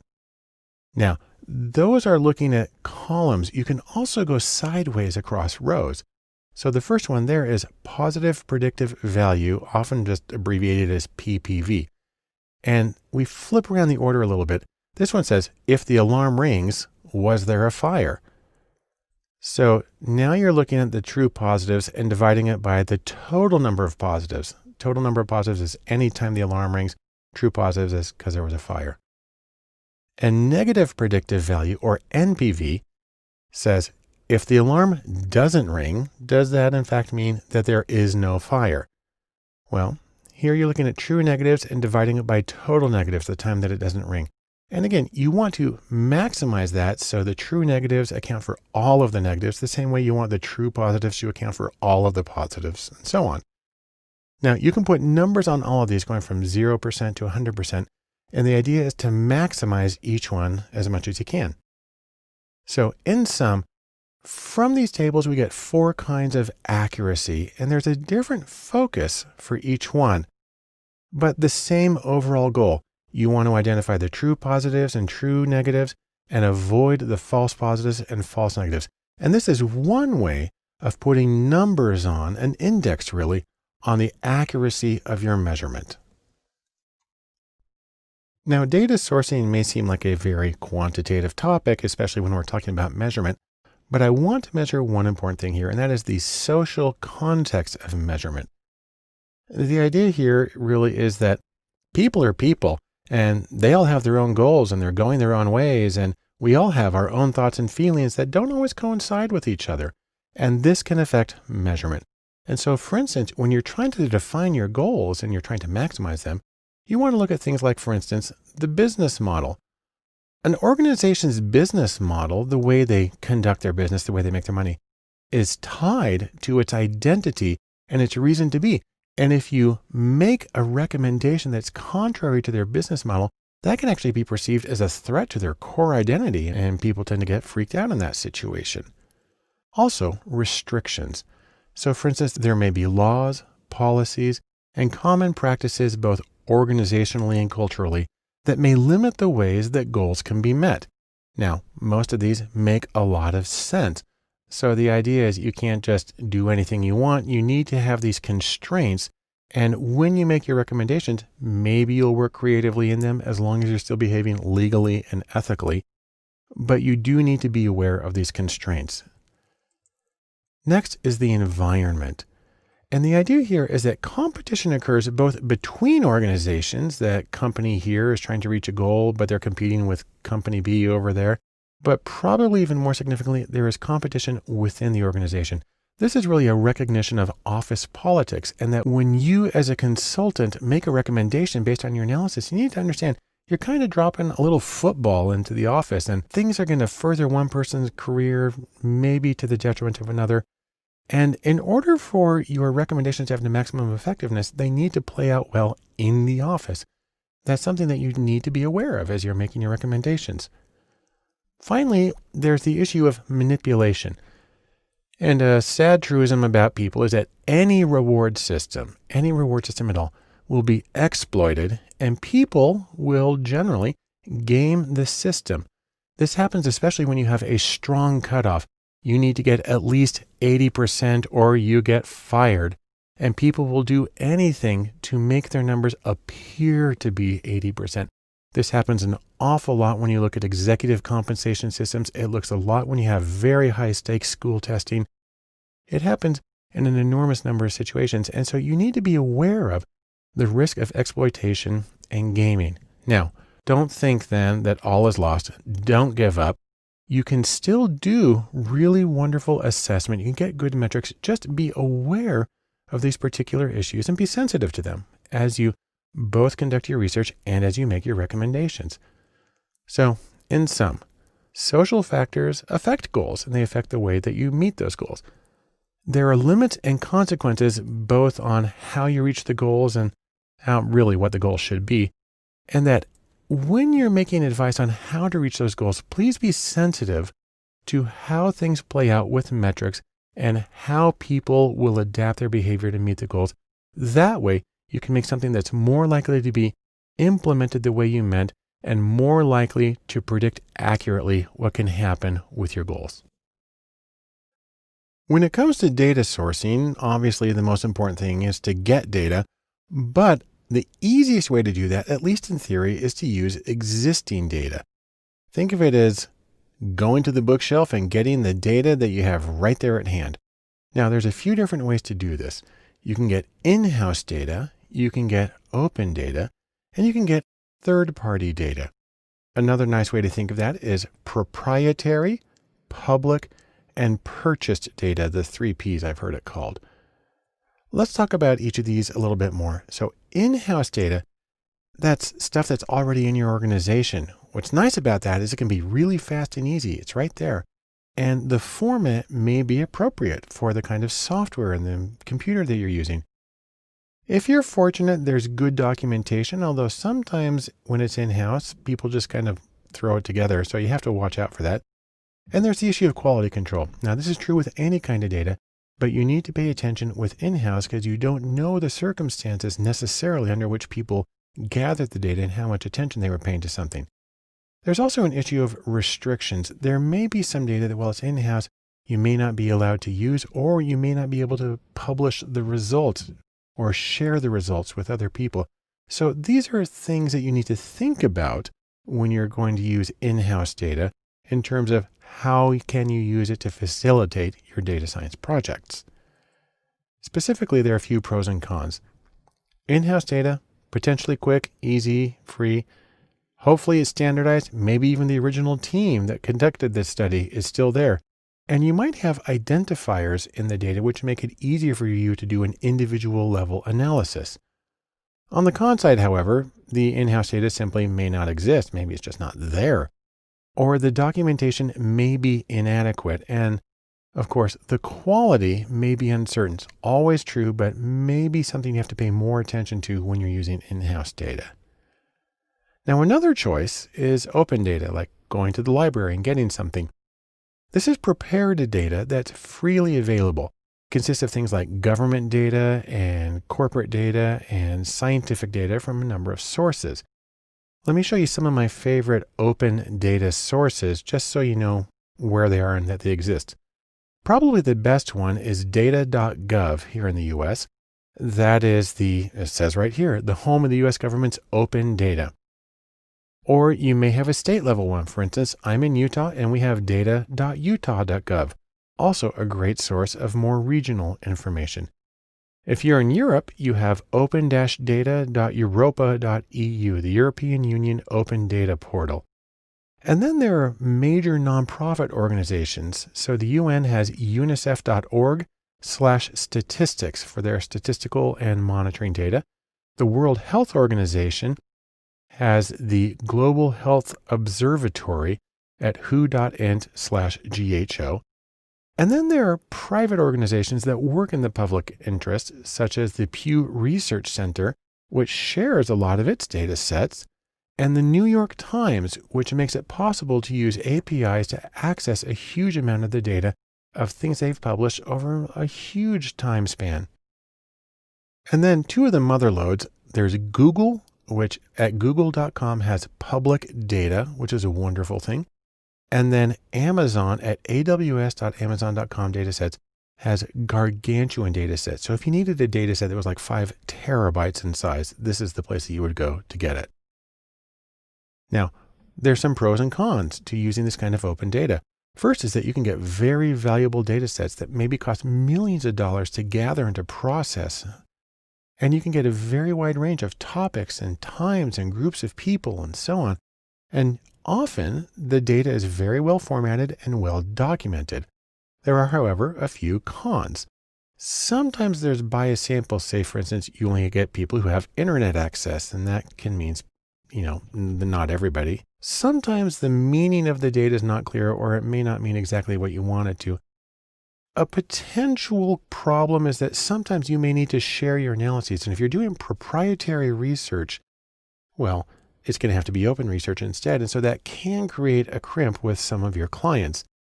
And then finally, there are issues with privacy and confidentiality. And in public data, that usually means that the identifiers are not there and you're going to have to work at a larger aggregate level of measurement. Another option is to use data from a third party. These go by the name Data as a Service, or DAS. You can also call them data brokers. And the thing about data brokers is they can give you an enormous amount of data on many different topics. Plus, they can save you some time and effort by actually doing some of the processing for you. And that can include things like consumer behaviors and preferences. They can get contact information. They can do marketing, identity, and finances. There's a lot of things. There's a number of data brokers around. Here's a few of them. Acxiom is probably the biggest one in terms of marketing data. There's also Nielsen, which provides data primarily for media consumption. And there's another organization, DataSift. That's a smaller, newer one. And there's a pretty wide range of choices, but these are some of the big ones. Now, the thing about using data brokers, there's some pros and there's some cons. The pros are, first, that it can save you a lot of time and effort. It can also give you individual level data, which can be hard to get from open data. Open data is usually at the community level. They can give you information about specific consumers. They can even give you summaries and inferences about things like credit scores and marital status, possibly even whether a person gambles or smokes. Now, the con is this. Number one, it can be really expensive. I mean, this is a huge service. It provides a lot of benefit and is priced accordingly. Also, you still need to validate it. You still need to double check that it means what you think it means and that it works in with what you want. And probably a real sticking point here is the use of third-party data is distasteful to many people. And so you have to be aware of that as you're making your choices. So in sum, as far as data sourcing existing data goes, obviously data science needs data. And there's the 3 Ps of data sources: proprietary and public and purchased. But no matter what source you use, you need to pay attention to quality and to the meaning and the usability of the data to help you along in your own projects. When it comes to data sourcing, a really good way of getting data is to use what are called APIs. Now, I like to think of these as the digital version of Prufrock's Mermaids, if you're familiar with the love song of J. Alfred Prufrock by T.S. Eliot. He says, "I have heard the mermaids singing each to each." That's T.S. Eliot. And I like to adapt that to say, APIs have heard apps singing each to each, and that's by me. Now, more specifically, when we talk about an API, what we're talking about is something called an application programming interface. And this is something that allows programs to talk to each other. Its most important use in terms of data science is it allows you to get web data. It allows your program to directly go to the web on its own, grab the data, bring it back in, almost as though it were local data. And that's a really wonderful thing. Now, the most common version of APIs for data science are called REST APIs. That stands for Representational State Transfer. That's the software architectural style of the World Wide Web. And it allows you to access data on web pages via HTTP. That's the Hypertext Transfer Protocol that, runs the web as we know it. And when you download the data, you usually get it in JSON format. That stands for JavaScript Object Notation. The nice thing about that is that's human readable, but it's even better for machines. Then you can take that information and you can send it directly to other programs. And the nice thing about REST APIs is that they're what's called language agnostic, meaning any programming language can call a REST API, can get data from the web, and can do whatever it needs to with it. Now, there are a few kinds of APIs that are really common. The first is what are called social APIs. These are ways of interfacing with social networks. So for instance, the most common is Facebook. There's also Twitter. Google Talk has been a big one, and Foursquare as well, and then SoundCloud. These are on lists of the most popular ones. And then there are also what are called visual APIs, which are for getting visual data. So for instance, Google Maps is the most common.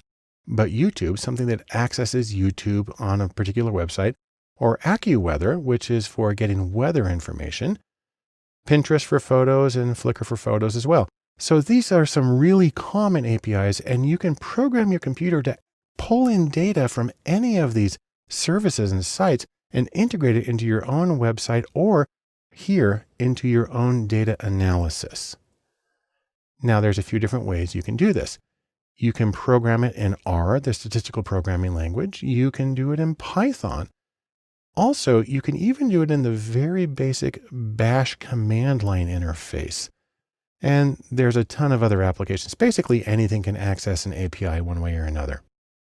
Now I'd like to show you how this works in R. So I'm going to open up a script in RStudio, and then I'm going to use it to get some very basic information from a web page. Let me go to RStudio and show you how this works. I've opened up a script in RStudio that allows me to do some data sourcing here. Now I'm just going to use a package called JSON Lite. I'm going to load that one up.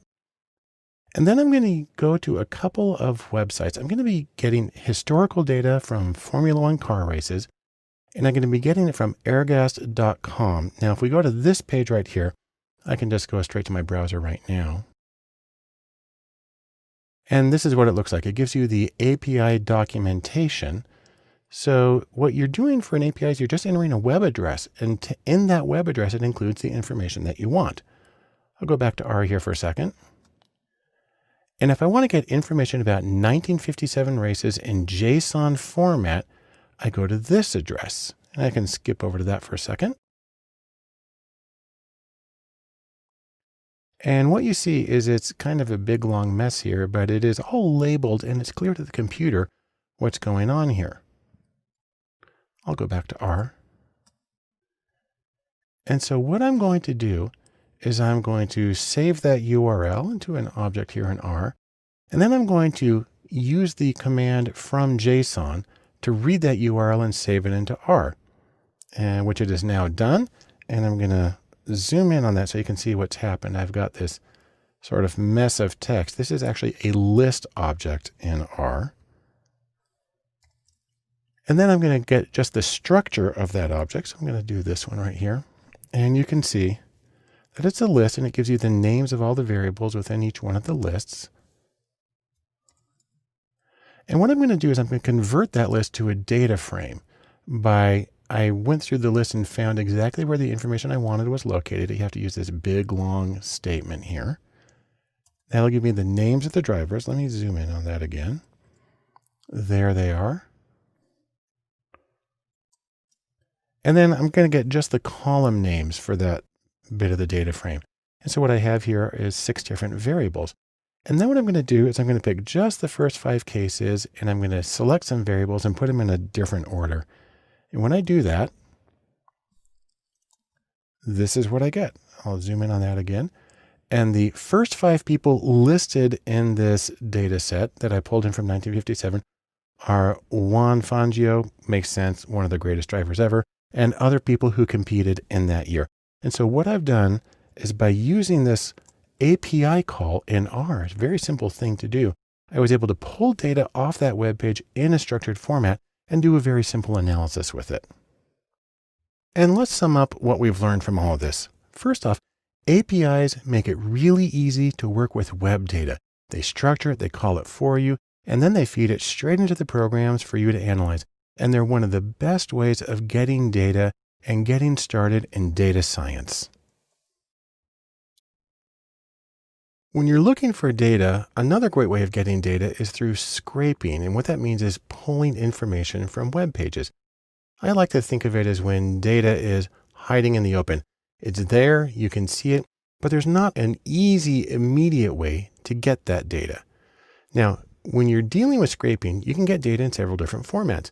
You can get HTML text from web pages. You can get HTML tables, the rows and columns that appear on web pages. You can scrape data from PDFs, and you can scrape data from all sorts of media like images and video and audio. Now, we'll make one very important qualification before we say anything else. Pay attention to copyright and privacy. Just because something is on the web doesn't mean you're allowed to pull it out. Information gets copyrighted. And so when I use examples here, I make sure that this is stuff that's publicly available, and you should do the same when you're doing your own analyses. Now, if you want to scrape data, there's a couple of ways to do it. Number one is to use apps that are developed for this. So for instance, import.io is one of my favorites. It's both a web page, that's its address, and it's a downloadable app. There's also ScraperWiki. There's an application called Tabula, and you can even do scraping in Google Sheets, which I'll demonstrate in a second, and Excel. Or if you don't want to use an app, or if you want to do something that apps don't really let you do, you can code your scraper. You can do it directly in R, or Python, or Bash, or even Java or PHP. Now, what you're going to do is you're going to be looking for information on the web page. If you're looking for HTML text, what you're going to do is you're going to pull structured text from web pages, similar to how a reader view works in a browser. It uses HTML tags on the web page to identify what's the important information. So that's things like body and H1 for header 1 and P for paragraph in the angled brackets. You can also get information from HTML tables, although this is a physical table of rows and columns I'm showing you. This also uses HTML table tags. That's like table and TR for table row and TD for table data. That's a cell. The trick is when you're doing this, you need the table number, and sometimes you just have to find that through trial and error. Let me give you an example of how this works. Let's take a look at this Wikipedia page on the Iron Chef America competition. I'm going to go to the web right now and show you that one. So here we are in Wikipedia, Iron Chef America. And if you scroll down a little bit, you see we got a whole bunch of text here, and we got our table of contents. And then we come down here, we have a table that lists the winners, the statistics for the winners. And let's say we want to pull that from this web page into another program for us to analyze. Well, there's an extremely easy way to do this with Google Sheets. All we need to do is open up a Google Sheet, and in cell A1 of that Google Sheet, we paste in this formula. It's import HTML, then you give the web page, then you say that you're importing a table. You have to put that stuff in quotes, and the index number for the table. I had to poke around a little bit to figure out that this one was table number 2. So let me go to Google Sheets and show you how this works. Here I have a Google Sheet, and right now it's got nothing in it, but watch this. If I come here to this cell and I simply paste in that information, all this stuff just sort of magically propagates into the sheet, makes it extremely easy to deal with. And now I can, for instance, save this as a CSV file, put it in another program, lots of options. And so this is one way that I'm scraping the data from a web page because I didn't use an API, but I just use a very simple one-line command in Google Sheets to get the information. Now that was an HTML table. You can also scrape data from PDFs. You have to be aware of whether it's a native PDF, I call that a text PDF, or a scanned or image PDF. And what it does with native PDFs is it looks for text elements. Again, those are like code that indicates this is text. And you can deal with raster images, that's pixel images, or vector, which draws the lines, and that's what makes them infinitely scalable in many situations. And then in PDFs, you can deal with tabular data, but you probably have to use a specialized program like Scraper, Wiki, or Tabula in order to get that. And then finally, media like images and video and audio. Getting images is easy. You can download them in a lot of different ways. And then if you want to read data from them, say for instance, you have a heat map of a country, you can go through it, but you'll probably have to write a program that loops through the image pixel by pixel to read the data and then encode it numerically into your statistical program. Now that's my very brief summary, and let's summarize that. First off, if the data you're trying to get at doesn't have an existing API, you can try scraping. And you can use specialized apps for scraping, or you can write code in a language like R or Python. But no matter what you do, be sensitive to issues of copyright and privacy so you don't get yourself in hot water, but instead you make an analysis that can be of great use to you or to your client. The next step in data sourcing is making data. And specifically, we're talking about getting new data. I like to think of this as you're getting your hands on and you're getting data de novo, new data. So, can't find the data that you need for your analysis? Well, one simple solution is do it yourself. And we're going to talk about a few general strategies used for doing that. Now, these strategies vary on a few dimensions. First off is the role. Are you passive and simply observing stuff that's happening already? Or are you active where you play a role in creating the situation to get the data? And then there's the QQ question, and that is, are you going to get quantitative or numerical data? Or are you going to get qualitative data, which usually means text, paragraphs, sentences, as well as things like photos and videos and audio? And also, how are you going to get the data? Do you want to get it online or do you want to get it in person? Now, there's other choices than these, but these are some of the big delineators of the different methods. When you look at those, you get a few possible options. Number one is interviews, and I'll say more about those. Another one is surveys. A third one is card sorting. And the fourth one is experiments, although I actually want to split experiments into two kinds of categories. The first one is laboratory experiments, and that's in-person projects where you shape the information or an experience for the participants as a way of seeing how that involvement changes their reactions. It doesn't necessarily mean that you're a participant, but you create the situation. And then there's also A/B testing. This is automated online testing of two or more variations on a web page. It's a very, very simple kind of experimentation that's actually very useful for optimizing websites. So, in sum, from this very short introduction, make sure you can get exactly what you need. Get the data you need to answer your question. And if you can't find it somewhere, then make it. And as always, you have many possible methods, each of which have their own strengths and their own compromises. And we'll talk about each of those in the following sections. The first method of data sourcing where you're making new data that I want to talk about is interviews. And that's not because it's the most common, but because it's the one you would do for the most basic problem. Now, basically, an interview is nothing more than a conversation with another person or a group of people. And the fundamental question is, why do interviews as opposed to doing a survey or something else?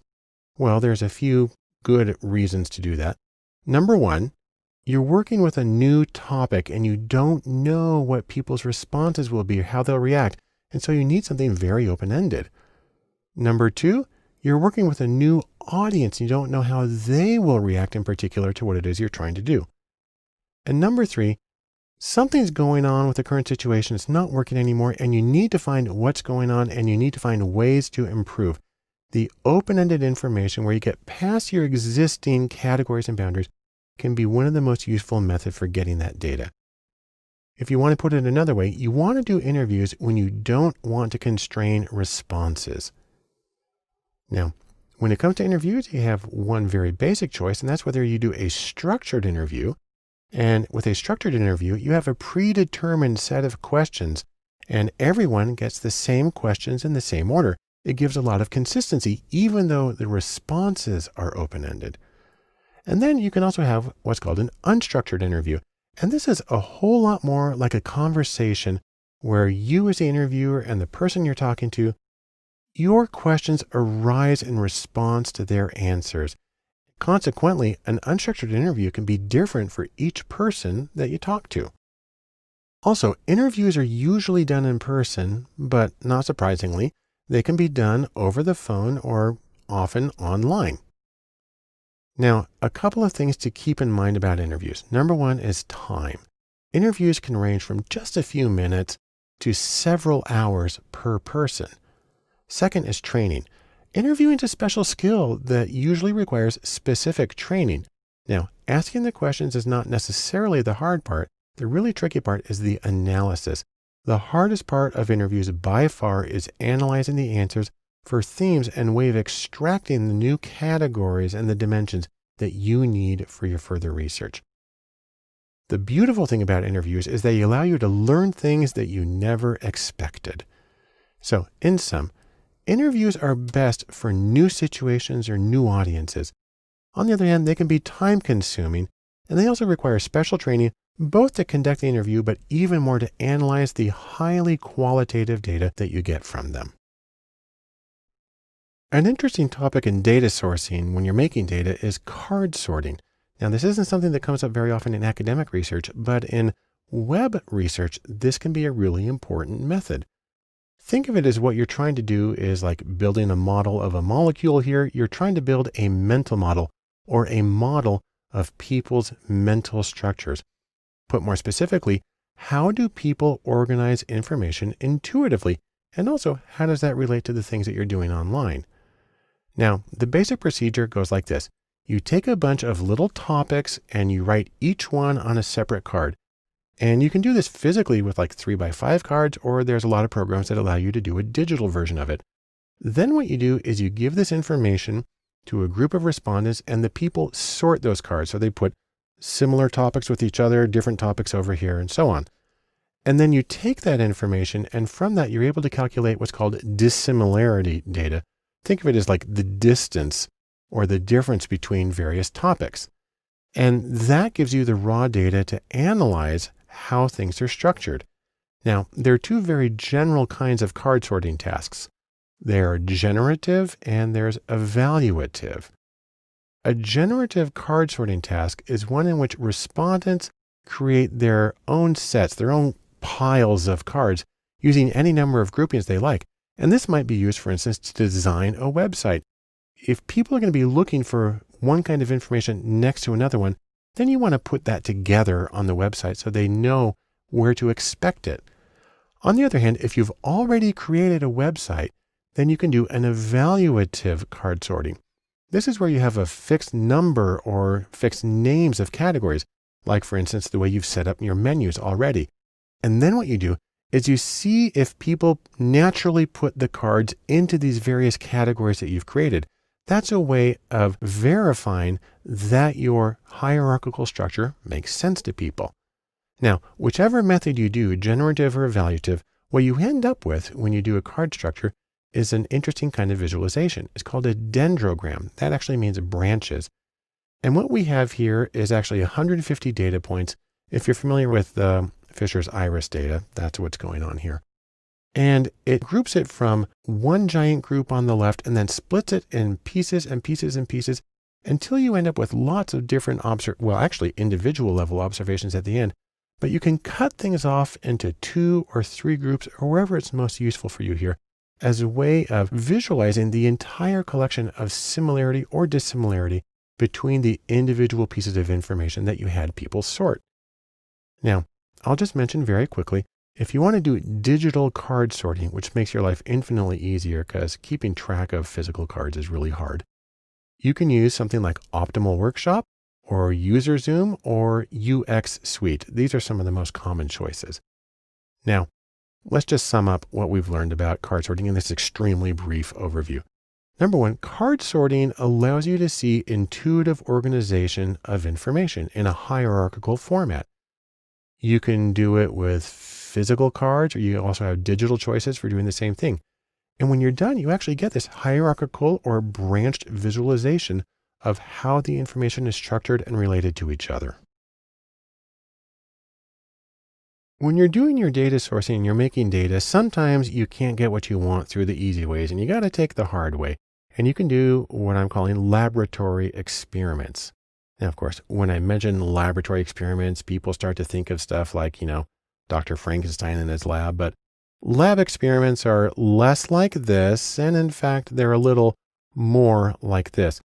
Nearly every experiment I have done in my career has been a paper and pencil one with people in a well-lighted room, and it's not been the threatening kind. Now, the reason you do a lab experiment is because you want to determine cause and effect. And this is the single most theoretically viable way of getting that information. Now, what makes an experiment is the fact that researchers play active roles in experiments with manipulations. Now, people get a little freaked out when they hear manipulations, things that you're coercing people and messing with their mind. All that means is you are manipulating the situation. You're causing something to be different for one group of people or one situation than another. It's a benign thing, but it allows you to see how people react to those different variations. Now, you're going to want to do an experiment. You're going to want to have focused research. It's usually done to test one thing or one variation at a time. And it's usually hypothesis driven. Usually you don't do an experiment until you've done enough background research to say, I expect people to react this way to this situation and this way to the other. A key component of all of this is that experiments almost always have random assignments. So regardless of how you got your sample, when they're in your study, you randomly assign them to one condition or another. And what that does is it balances out the pre-existing differences between groups. And that's a great way of taking care of confounds and artifacts, the things that are unintentionally associated with differences between groups that provide alternate explanations for your data. If you've done good random assignment and you have a large enough people, then those confounds and artifacts are basically minimized. Now, some places where you're likely to see laboratory experiments in this version are, for instance, eye tracking and web design. That's where you have to bring people in front of a computer and you stick a thing there that sees where they're looking. That's how we know, for instance, that people don't really look at ads on the side of web pages. Another very commonplace is research in medicine and education, and in my field, psychology. And in all of these, what you find is that experimental research is considered the gold standard for reliable, valid information about cause and effect. On the other hand, while it's a wonderful thing to have, it does come at a cost. Here's how that works. Number one, experimentation requires extensive specialized training. It's not a simple thing to pick up. Two, experiments are often very time-consuming and labor-intensive. I've known some that take hours per person. And number three, experiments can be very expensive. So what that all means is you want to make sure that you've done enough background research, and you need to have a situation where it's sufficiently important to get really reliable cause and effect information to justify these costs for experimentation. In sum, laboratory experimentation is generally considered the best method for causality or assessing causality. That's because it allows you to control for confounds through randomization. On the other hand, it can be difficult to do, so be careful and thoughtful when considering whether you need to do an experiment and how to actually go about doing it. There's one final procedure I want to talk about in terms of data sourcing and making new data. It's a form of experimentation, and it's simply called A/B testing, and it's extremely common in the web world.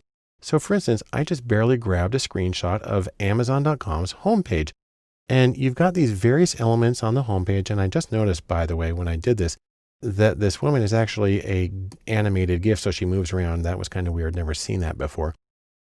But the thing about this is this entire layout, how things are organized and how they're on there, will have been determined by variations on A/B testing by Amazon. Here's how it works.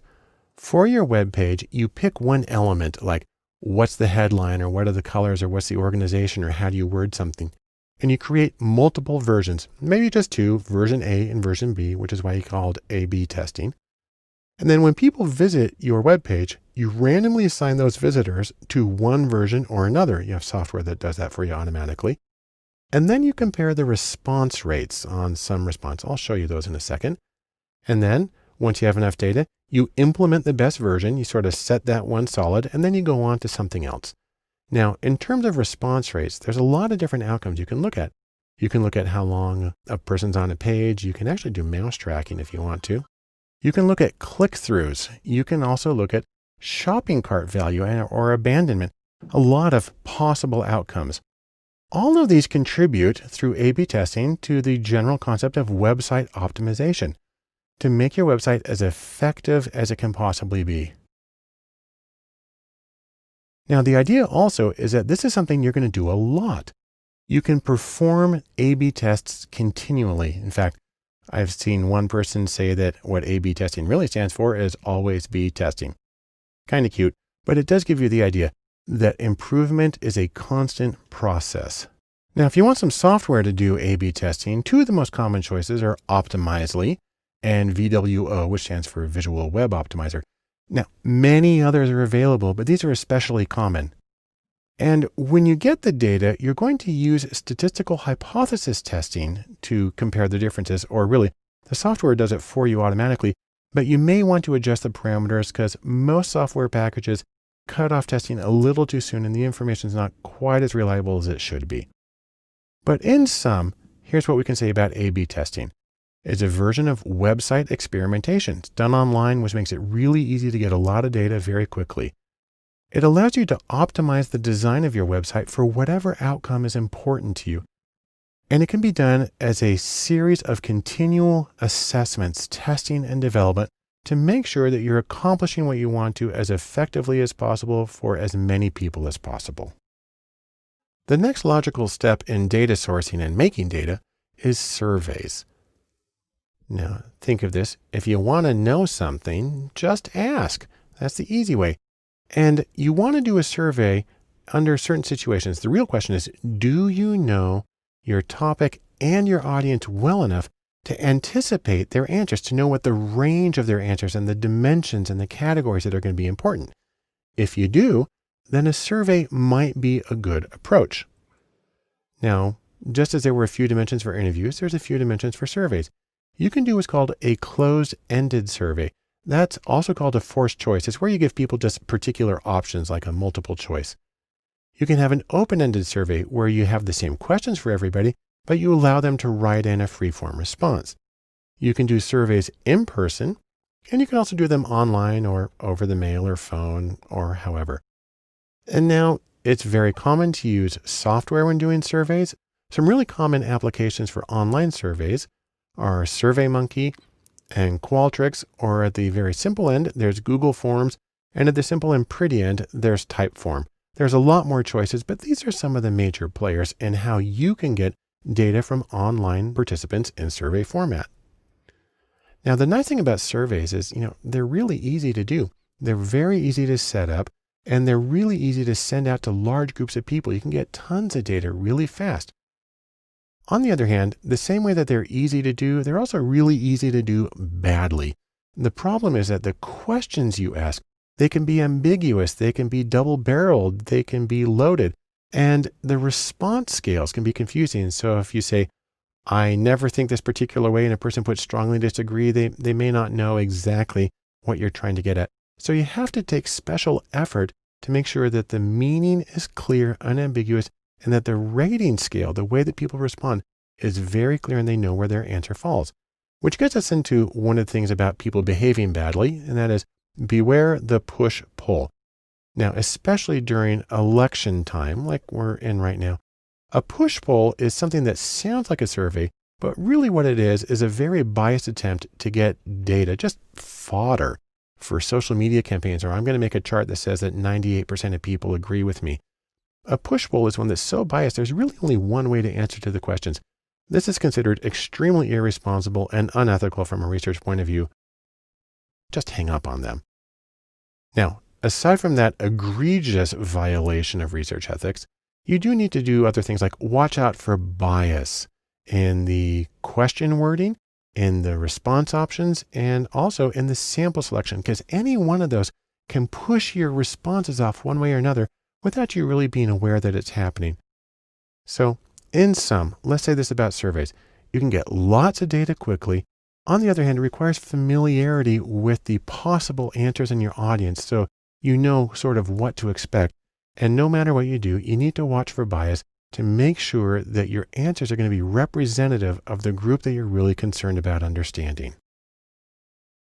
The very last thing I want to talk about in terms of data sourcing is to talk about the next steps. And probably the most important thing is, don't just sit there. I want you to go and see what you already have. Try to explore some open data sources. And if it helps, check with a few data vendors. And if those don't give you what you need to do your project, then consider making new data. Again, the idea here is get what you need and get going. Thanks for joining me, and good luck on your own projects.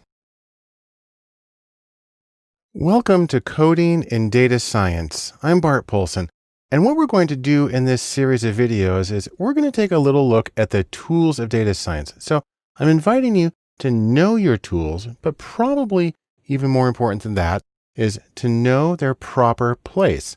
Now, I mention that because a lot of the times when people talk about data tools, they talk about it as though that were the same thing as data science, as though they were the same set. But I think if you look at it for just a second, that's not really the case. Data tools are simply one element of data science, because data science is made up of a lot more than the tools that you use. It includes things like business knowledge. It includes the meaning making and interpretation. It includes social factors. And so there's much more than just the tools involved. That being said, you will need at least a few tools. And so we're going to talk about some of the things that you can use in data science if it works well for you. In terms of getting started, the basic things, number one is spreadsheets. It's the universal data tool, and I'll talk about how they play an important role in data science. Number two is a visualization program called Tableau. There's Tableau Public, which is free, and there's Tableau Desktop, and there's also something called Tableau Server. But Tableau is a fabulous program for data visualization, and I'm convinced for most people provides the great majority of what they need. And though, while it's not a tool, I do need to talk about the formats used in web data, because you have to be able to navigate that when doing a lot of data science work. Then we can talk about some of the essential tools for data science. Those include the programming language R, which is specifically for data. There's the general purpose programming language Python, which has been well adapted to data. And there's the database language SQL, or SQL for structured query language. Then if you want to go beyond that, there are some other things that you can do. There are the general purpose programming languages C, C++, and Java, which are very frequently used to form the foundation of data science, and sort of high-level production code is going to rely on those as well. There's the command line interface language Bash, which is very common as a very quick tool for manipulating data. And then there's the sort of wildcard, supercharged regular expressions, or regex. We'll talk about all of these in separate courses. But as you consider all the tools that you can use, don't forget the 80-20 rule, also known as the Pareto principle. And the idea here is that you're going to get a lot of bang for your buck out of a small number of things. And I'm going to show you a little sample graph here. Imagine that you have 10 different tools, and we'll call them A through B. A does a lot for you, B does a little bit less, and it kind of tapers down to you've got a bunch of tools that do just a little bit of stuff that you need. Now, instead of looking at the individual effectiveness, look at the cumulative effectiveness. How much are you able to accomplish with a combination of tools? Well, the first one's right here at 60% where the tool started. Then you add on the 20% from B and it goes up, and then you add on C and D, and you add up little smaller pieces. And by the time you get to the end, you've got 100% of effectiveness from your 10 tools combined. The important thing about this is you only have to go to the second tool. That's 2 out of 10. So that's B, that's 20% of your tools. And in this made up example, you've got 80% of your output. So 80% of the output from 20% of the tools. That's a fictional example of the Pareto principle, but I find in real life it tends to work something approximately like that. And so you don't necessarily have to learn everything, and you don't have to learn how to do everything in everything. Instead, you want to focus on the tools that will be most productive, and specifically most productive for you. So in sum, let's say these 3 things. Number 1, coding, or simply the ability to manipulate data with programs and computers. Coding is important, but data science is much greater than the collection of tools that's used in it. And then finally, as you're trying to decide what tools to use and what you need to learn and how to work, remember the 80-20 rule. You're going to get a lot of bang from a small set of tools. So focus on the things that are going to be most useful for you in conducting your own data science projects. As we begin our discussion of coding and data science, I actually want to begin with something that's not coding. I want to talk about applications, or programs that are already created that allow you to manipulate data. And we're going to begin with the most basic of these, spreadsheets. We're going to do the rows and columns and cells of Excel. And the reason for this is you need spreadsheets. Now, you may be saying to yourself, no, not me. Because you know what? I'm fancy. I'm working in my big set of servers. I got fancy things going on. But you know what? You too, fancy people, you need spreadsheets as well. And there's a few reasons for this. Most importantly, spreadsheets can be the right tool for data science in a lot of circumstances. There are a few reasons for that. Number 1, spreadsheets, they're everywhere. They're ubiquitous. They're installed on 1 billion machines around the world. And everybody uses them. They probably have more data sets in spreadsheets than anything else. And so it's a very common format. Importantly, it's probably your client's format. A lot of your clients are going to be using spreadsheets for their own data. I've worked with billion-dollar companies that keep all of their data in spreadsheets. And so when you're working with them, you need to know how to manipulate that and how to work with it. Also, regardless of what you're doing, spreadsheets, or specifically CSV, comma-separated value files, are sort of the lingua franca, or the universal interchange format for data transfer to allow you to take it from one program to another. And then, truthfully, in a lot of situations, they're really easy to use. And if you want a second opinion on this, let's take a look at this ranking. That is a survey of data mining experts. It's the KD Nuggets data mining poll. And these are the tools they most use in their own work. And look at this. Lowly Excel is 5th on the list. And in fact, what's interesting about it, it's above Hadoop and Spark, two of the major big data fancy tools. And so Excel really does have a place of pride in a toolkit for a data analyst. Now, since we're going to sort of the low-tech end of things, let's talk about some of the things that you can do with a spreadsheet. Number one, they're really good for data browsing. You actually get to see all of the data in front of you, which isn't true if you're doing something like R or Python.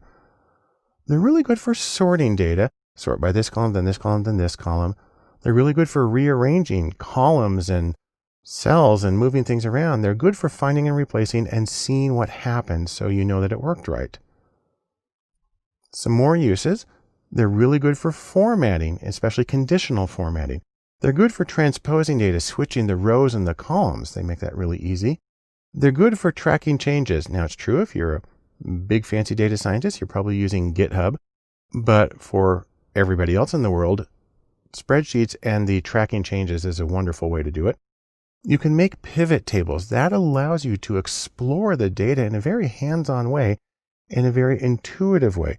And they're also really good for arranging the output for consumption. Now, when you're working with spreadsheets, however, there's one thing you need to be aware of. They're really flexible, but that flexibility can be a problem, and that when you're working in data science, you specifically want to be concerned about something called tidy data. That's a term I borrowed from Hadley Wickham, very well-known developer in the R world. Tidy data is for transferring data and making it work well. There's a few rules here that undo some of the flexibility inherent in spreadsheets. Number one, what you want to do is have a column be equivalent to the same thing as a variable. Columns, variables, they are the same thing. And then rows are equal, exactly the same thing as cases. And then you have one sheet per file, and then you have one level of measurement, say individual, then organization, then state per file. Again, this is undoing some of the flexibility that's inherent in spreadsheets, but it makes it really easy to move the data from one program to another. Let me show you how all this works. You can try this in Excel. If you've downloaded the files for this course, we simply want to open up this spreadsheet. Let me go to Excel and show you how it works. So when you open up the spreadsheet, what you get is totally fictional data here that I made up, but it's showing sales over time of several products at 2 locations, like if you're selling stuff at a baseball field. And this is the way spreadsheets often appear. We got blank rows and columns. We got stuff arranged in a way that makes it easy for the person to process it. And we got totals here and with formulas, putting them all together. And that's fine. That works well for the person who made it. And then that's for 1 month. And then we have another month right here. And then we have another month right here. And then we combine them all for the first quarter of 2014. We've got some headers here, and we've got some conditional formatting and changes. And if we come to the bottom, we've got a very busy line graphic that eventually loads. It's not a good graphic, by the way, but similar to what you will often find. So this is the stuff that, while it may be useful for the client's own personal use, you can't feed this into R or Python. It'll just choke and it won't know what to do with it.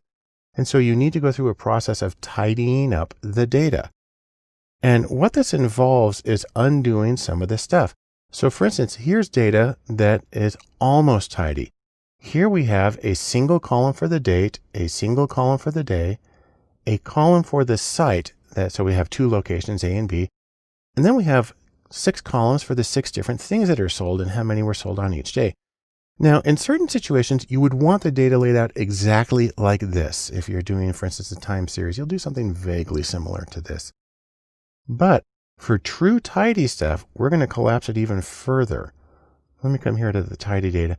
And now what I've done is I've created a new column that says, what is the item being sold? And so, by the way, what this means is that we've got a really long data set now. It's got over 1,000 rows. Come back up to the top here.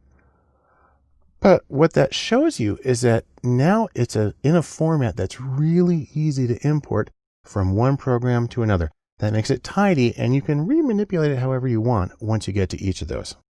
So let's sum up our little presentation here in a few lines. Number one, no matter who you are, no matter what you're doing in data science, you need spreadsheets. And the reason for that is that spreadsheets are often the right tool for data science. Keep one thing in mind though, and that is as you're moving back and forth from one language to another, tidy data or well-formatted data is going to be important for exporting data into your analytical programmer language of choice. As we move through coding and data science, and specifically the applications that can be used, there's one that stands out for me more than almost anything else, and that's Tableau and Tableau Public. Now, if you're not familiar with these are visualization programs. The idea here is that when you have data, the most important thing you can do is to first look and see what you have and work with it from there. And in fact, I'm convinced that for many organizations, Tableau might be all that they really need. It will give them the level of insight that they need to work constructively with data. So let's take a quick look by going to tableau.com. Now there are a few different versions of Tableau. Right here we have Tableau Desktop and Tableau Server, and these are the paid versions of Tableau. They actually cost a lot of money unless you work for a nonprofit organization, in which case you can get them for free, which is a beautiful thing. What we're usually looking for, however, is not this paid version, but we're looking for something called Tableau Public. And if you come in here and go to products, and we've got these three paid ones, come over here to Tableau Public. And we click on that, it brings us to this page. It's public.tableau.com. And this is the one that has what we want. It's a free version of Tableau with one major caveat. You don't save files locally to your computer, which is why I didn't give you a file to open. Instead, it saves them to the web in a public forum. So if you're willing to trade privacy, you can get an immensely powerful application for data visualization. That's a catch for a lot of people, which is why people are willing to pay a lot of money for the desktop version. And again, if you work for a nonprofit, you can get the desktop version for free. But I'm going to show you how things work in Tableau Public. So that's something that you can work with personally. The first thing you want to do is you want to download it. And so you put in your email address, you download, it's going to know what you're on. It's a pretty big download. And once it's downloaded, you can install it and open up the application. And here I am in Tableau Public right here. This is the blank version. By the way, you also need to create an account with Tableau in order to save your stuff online and to see it. We'll show you what that looks like. But you're presented with a blank thing right here. And the first thing you need to do is you need to bring in some data. I'm going to bring in an Excel file. Now, if you've downloaded the files for the course, you'll see that there's this one right here, DSO322 Tableau Public.xlsx. It's a Excel file. And in fact, it's the one that I used in talking about spreadsheets in the first video in this course. I'm going to select that one and I'm going to open it. And a lot of programs don't like bringing in Excel because it's got all the worksheets and all the weirdness in it. This one works better with it. But what I'm going to do is I'm going to take the tidy data. By the way, you see that it put them in alphabetical order here. And I'm going to take tiny data. I'm just going to drag it over to let it know that it's the one that I want. And now what it does is it shows me a version of the data set along with things that you can do here. You can rename it. You can create bin groups. There's a lot of things that you can do here. I'm going to do something very, very quick with this particular one. Now I've got the data set right here. What I'm going to do now is I'm going to go to a worksheet. That's where you actually create stuff. I'll cancel that and go to worksheet 1. Okay. This is a drag and drop interface. And so what we're going to do is we're going to pull the bits and pieces of information we want to make graphics. There's immense flexibility here. I'm going to show you two very basic ones. I'm going to look at the sales of my fictional ballpark items. So I'm going to grab sales right here.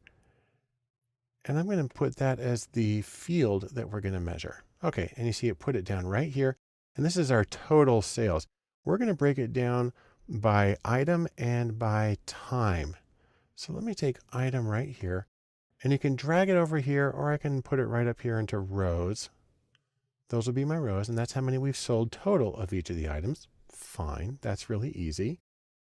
And then let's take date, and we'll put that here in columns to spread it across.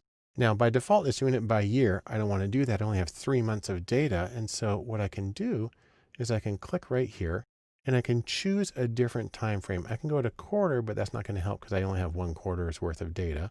That's 3 months. I'm going to come down to week. Actually, let me go to day. If I do day, you see it gets enormously complicated, so that's no good. So I'm going to back up to week. And I've got a lot of numbers there, but what I want is a graph. And so to get that, I'm going to come over here and click on this and tell it that I want a graph. And so we're seeing the information, except it lost item. So I'm going to bring item and I'm going to put it back up into this graph to say this is a row for the data. And now I've got rows for sales by week for each of my items. That's great. I want to break it down one more by putting in the site, the place that it's sold. And so I'm going to grab that and I'm going to put it right over here. And now you see I've got it broken down by the item that is sold and the different sites. And I'm going to color the sites. And all I got to do to that is I'm going to grab site and drag it onto color. Now I've got 2 different colors for my sites. And this makes it a lot easier to tell what's going on. And in fact, there's some other cool stuff you can do. One of the things I'm going to do is I can come over here to analytics and I can tell it, for instance, to put an average line through everything. So I'll just drag this over here and say, now we have the average for each line. That's good. And I can even do forecasting. Let me get a little bit of a forecast right here. I'll drag this on. And if you go over here, I can get this out of the way for a second. Now I have a forecast for the next few weeks. And that's a really convenient, quick and easy thing. And again, for some organizations, that might be all that they really need. And so what I'm showing you here is the absolute basic operation of Tableau, which allows you to do an incredible range of visualizations and manipulate the data and create interactive dashboards. There's so much to it, and we'll show that in another course. But for right now, I want to show you one last thing about Tableau Public, and that is saving the files. So now when I come here and save it, it's going to ask me to sign into Tableau Public. Now I sign in, and it asks me how I want to save this. Same name as the video. There we go, and I'm going to hit save.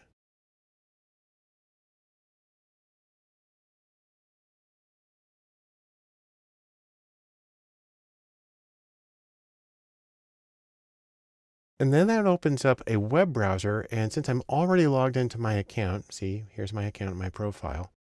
Here's the page that I created. And it's got everything I need there. I'm going to edit just a few details. I'm going to say, for instance, I'm going to leave its name like that. I could put more of a description in there if I wanted. I can allow people to download the workbook and its data. I'm going to leave that there so you can download it if you need to. If I had more than one tab, I would do this thing that says show the different sheets as tabs. Hit save.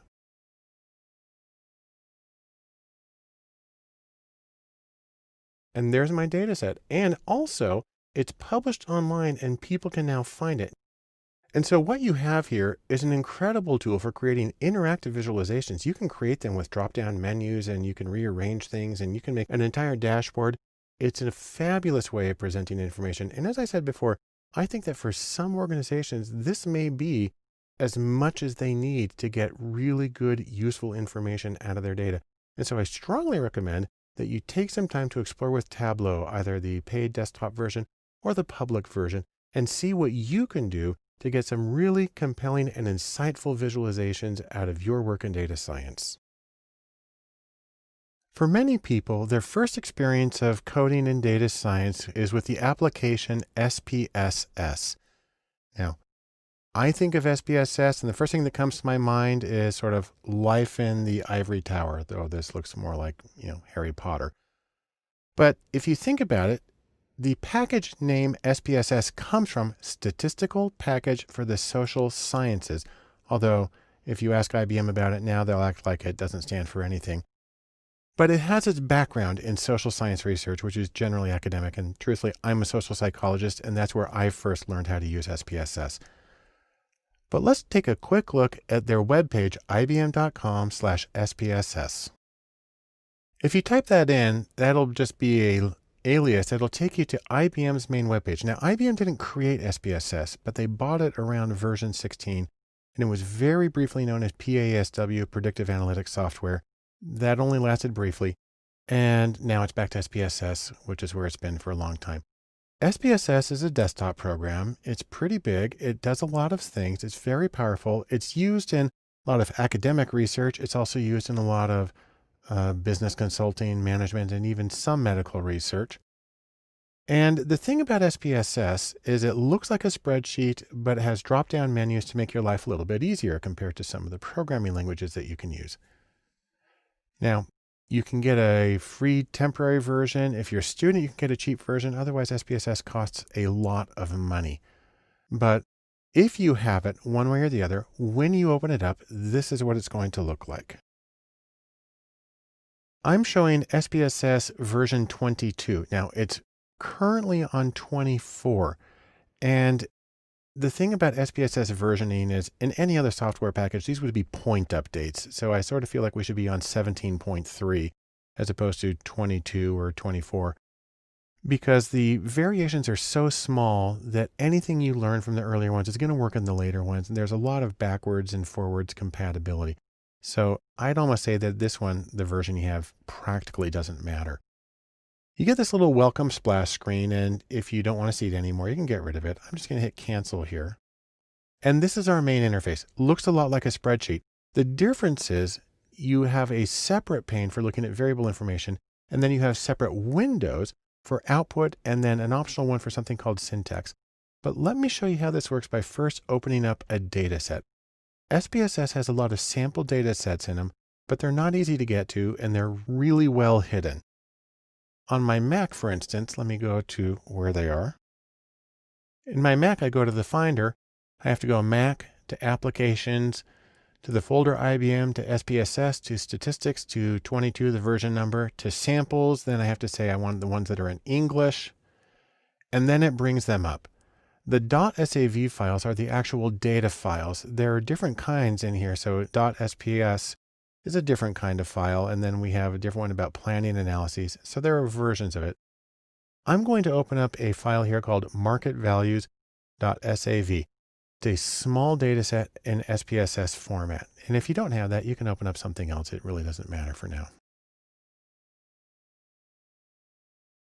By the way, in case you haven't noticed, SPSS tends to be really, really slow when it opens. It also, despite being at version 24, it tends to be kind of buggy and crashes. And so when you work with SPSS, you want to get in the habit of saving your work constantly and also being patient when it's time to open the program. So here's a data set that just shows addresses and house values and square feet for some information. This, I don't even know if this is real information. It looks artificial to me. But SPSS lets you do point and click analyses, which is unusual for a lot of things. So I'm going to come up here and I'm going to say, for instance, make a graph. I'm actually going to use what's called a legacy dialog to get a histogram of house prices. So I simply click values, put that right there, and I'll put a normal curve on top of it and hit OK. And then it's going to open up a new window, and it opened up a microscopic version of it here. So I'm going to make that bigger. This is the output window. And so this is a separate window, and it has a navigation pane here on the side. It tells me where the data came from, and it saves the command here. And then, there's my default histogram. And so we see most of the houses were right around $125,000, and then they went up to at least 400,000. I have a mean of 256,000, a standard deviation of about 80,000, and there's 94 houses in the data set. Fine, that's great. The other thing I can do is if I want to do some analyses, let me go back to the data just for a moment. For instance, I can come here to Analyze, and I can do descriptives. I'm actually going to do, I'm going to do one here called Explore. And I'll take the purchase price and I'll put it right here. And I'm going to get a whole bunch of stuff just by default. I'm going to hit OK. And it goes back to the output window. Once again, made it tiny. And so now you see beneath my chart, I now have a table and I've got a bunch of information, a stem and leaf plot, and I've got a box plot too. A great way of checking for outliers. And so this is a really convenient way to save things. You can export this information as images. You can export the entire file as an HTML. You can do it as a PDF or a PowerPoint. There's a lot of options here, and you can customize everything that's on here. Now, I just want to show you one more thing that makes your life so much easier in SPSS. You see right here that it's putting down these commands. It's actually saying graph and then histogram normal equals value. And then down here, we've got this little command right here. Most people don't know how to save their work in SPSS, and they kind of just have to do it over again every time. But there's a very simple way to do this. What I'm going to do is I'm going to open up something called a syntax file. I'm going to go to New, Syntax. And this is just a blank window that's a programming window. It's for saving code. And let me go back to my analysis I did a moment ago. I'll go back to Analyze. I can still get at it right here. And Descriptives and Explore. And my information is still there. And what happens here is even though I set it up with drop-down menus and point and click, if I do this thing paste, then what it does is it takes the code that creates that command and it saves it to this syntax window. And this is just a text file. It saves it as .sps, but it's a text file that can be opened in anything. And what's beautiful about this is it's really easy to copy and paste, and you can even take this into like Word and do find and replace on it. And it's really easy to replicate the analyses. And so for me, SPSS is a good program, but until you use syntax, you don't know the true power of it, and it makes your life so much easier as a way of operating it. Anyhow, this is my extremely brief introduction to SPSS. All I want to say is that it's a very common program, kind of looks like a spreadsheet, but it gives you a lot more power and options, and you can use both drop-down menus and text-based syntax commands as well to automate your work and make it easier to replicate it in the future. I want to take a look at one more application for coding and data science that's called JASP. This is a new application, not very familiar to a lot of people and still in beta, but with amazing promise. You can basically think of it as a free version of SPSS. And you know what? We love free. But JASP is not just free, it's also open source, and it's intuitive, and it makes analyses replicable, and it even includes Bayesian approaches. And so take that all together, we're pretty happy and we're jumping for joy. So before we move on, you just may be asking yourself, JASP, what is that? Well, the creators emphatically deny that it stands for just another statistics program, but be that as it may, we'll just go ahead and call it JASP and use it very happily. You can get to it by going to jasp-stats.org, and let's take a look at that right now. JASP is a new program. They say a low-fat alternative to SPSS, but it is a really wonderful, great way of doing statistics. You're going to want to download it, specifying your platform. It even comes in Linux format, which is beautiful. And again, it's beta, so stay posted. Things are updating regularly. And if you're on Mac, you're going to need to use Xquartz, but that's an easy thing to install. It makes a lot of things work better. And it's a wonderful way to do analyses. When you open up JASP, it's going to look like this. It's a pretty blank interface, but it's really easy to get going with it. So for instance, you can come over here to File, and you can even choose some example data sets.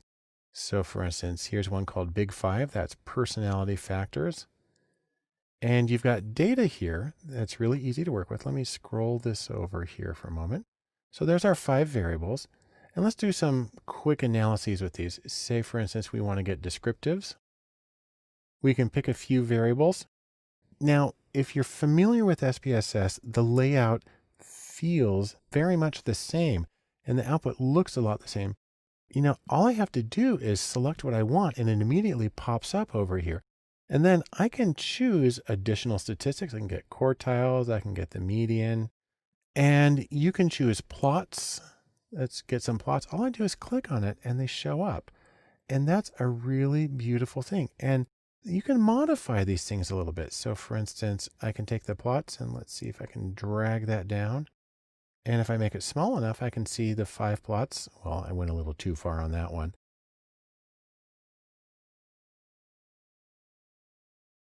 Anyhow, you can do a lot of things here, and I can hide this.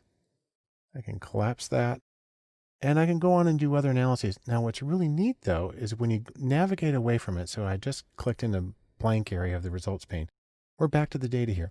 But if I click on one of these tables, like this one right here, it immediately brings up the commands that produced it. And I can just modify it some more if I want. Say I want skewness and kurtosis. Boom, they're in there.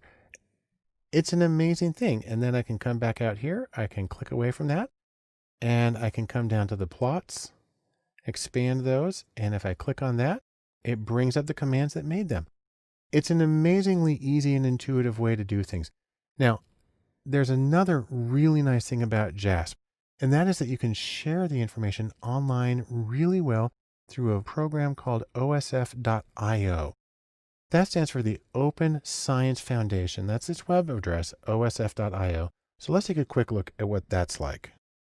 Here's the Open Science Framework website, and it's a wonderful service. It's free, and it's designed to support open, transparent, accessible, accountable, collaborative research. And I really can't say enough nice things about it. What's neat about this is once you sign up for OSF, you can create your own area. And I've got one of my own. I'll go to that right now. So for instance, here's the Data Lab page in Open Science Framework. And what I've done is I created a version of this JASP analysis, and I've saved it here. In fact, let's open up my JASP analysis in JASP, and then I'll show you what it looks like in OSF. So let's first go back to JASP. And when we're here, we can come over to File and click Computer. And I just saved this file to the desktop. Click on Desktop. And you should have been able to download this with all the other files, DSO324JASP. I'm going to double click on that to open it. And now it's going to open up a new window. And you see I was working with the same data set, but I did a lot more analyses. I've got these graphs. I have correlation scatter plots. Come down here, I did a linear regression. And we just click on that and you can see the commands that produced it as well as the options. Didn't do anything special for that, but I did do some confidence intervals and specified that. And it's really a great way to work with all of this. I'll click back in an empty area and you can see the commands go away. And so I've got my output here in JASP. When I saved it though, I had the option of saving it to OSF. In fact, if you go to this web page, osf.io/3t2jg, you'll actually be able to go to a page where you can see and download the analysis that I conducted. Let's take a look. This is that page. There's the address I just barely gave you. And what you see here is the same analysis that I conducted. It's all right here. So if you're collaborating with people, or if you want to show things to people, this is a wonderful way to do it. Everything's right there. Now this is a static image, but up at the top, people have the option of downloading the original file and working with it on their own. So in case you can't tell, I'm really enthusiastic about JASP and about its potential. Still in beta, still growing rapidly. I see it really as an open source, free and collaborative replacement to SPSS. And I think it's going to make data science work so much easier for so many people. I strongly recommend you give JASP a close look. Let's finish up our discussion of coding and data science, the applications part of it, by just briefly looking at some other software choices. And I'll have to admit, it gets kind of overwhelming because there are just so many choices. Now, this is in addition to the spreadsheets and Tableau and SPSS and JASP that we've already talked about. I mean, there's so much more than that. I'm going to give you a range of things that I'm aware of, and I'm sure I've left out some important ones or things that other people like really well. But these are some common choices and some less common but interesting ones. Number one, in terms of things that I did not mention, is SAS. SAS is an extremely common analytical program, very powerful, used for a lot of things. It's actually the first program that I learned. And on the other hand, it can be kind of hard to use and it can be expensive. But there's a couple of interesting alternatives. SAS also has something called the SAS University Edition. If you're a student, this is free and it's slightly, reduced in what it does. But the fact that it's free, and also it runs in a virtual machine, which makes it an enormous download, but it's a good way to learn SAS if it's something that you want to do. SAS also makes a program that I really love were it not so extraordinarily expensive, and that is called JMP. And it's a visualization software. Think a little bit of like Tableau, how we saw it. You work with it visually, and this one you can drag things around. It's a really wonderful program. I personally find it prohibitively expensive. Another very common choice among working analysts is Stata, and some people use Minitab. Now, for mathematical people, there's MATLAB, and then of course there's Mathematica itself, but that's really more a language than a program. On the other hand, Wolfram, who makes Mathematica, is also the people who give us Wolfram Alpha. Most people don't think of this as a stats application because you can run it on your iPhone. But Wolfram Alpha is in fact incredibly capable. And especially if you pay for the pro account, you can do amazing things in this, including analyses, regression models, visualizations. And so it's worth taking a little closer look at that also, because it actually provides a lot of the data that you need. So Wolfram Alpha is an interesting one. Now, several applications that are more specifically geared towards data mining. So you don't want to do your regular, little t-tests and stuff on these, but there's RapidMiner, and there's KNIME and Orange. And those are all really nice to use because they are control languages where you drag nodes onto a screen and you connect them with lines and you can see how things run through. All three of them are free or have free versions, and all three of them work in pretty similar manners. There's also BigML, which is for machine learning. And this is unusual because it's browser based. It runs on their servers. There's a free version, although you can't download a whole lot. It doesn't cost a lot to use BigML, and actually is a very friendly, very accessible program. Then in terms of programs you can actually install for free on your own computer, there's one called SOFA Statistics. That means Statistics Open for All. Kind of a cheesy title, but it's a good program. And then one with a web page straight out of 1990 is PAST3. This is paleontological software. On the other hand, does do very general stuff. It runs on many platforms, and it's a really powerful thing, and it's free, but it is relatively unknown. And then, speaking of relatively unknown, one that's near and dear to my heart is a web application called StatCrunch. It costs, but it costs like $6 or $12 a year. It's really cheap, and it's very good, especially for basic statistics and for learning. I used it in some of the classes that I was teaching.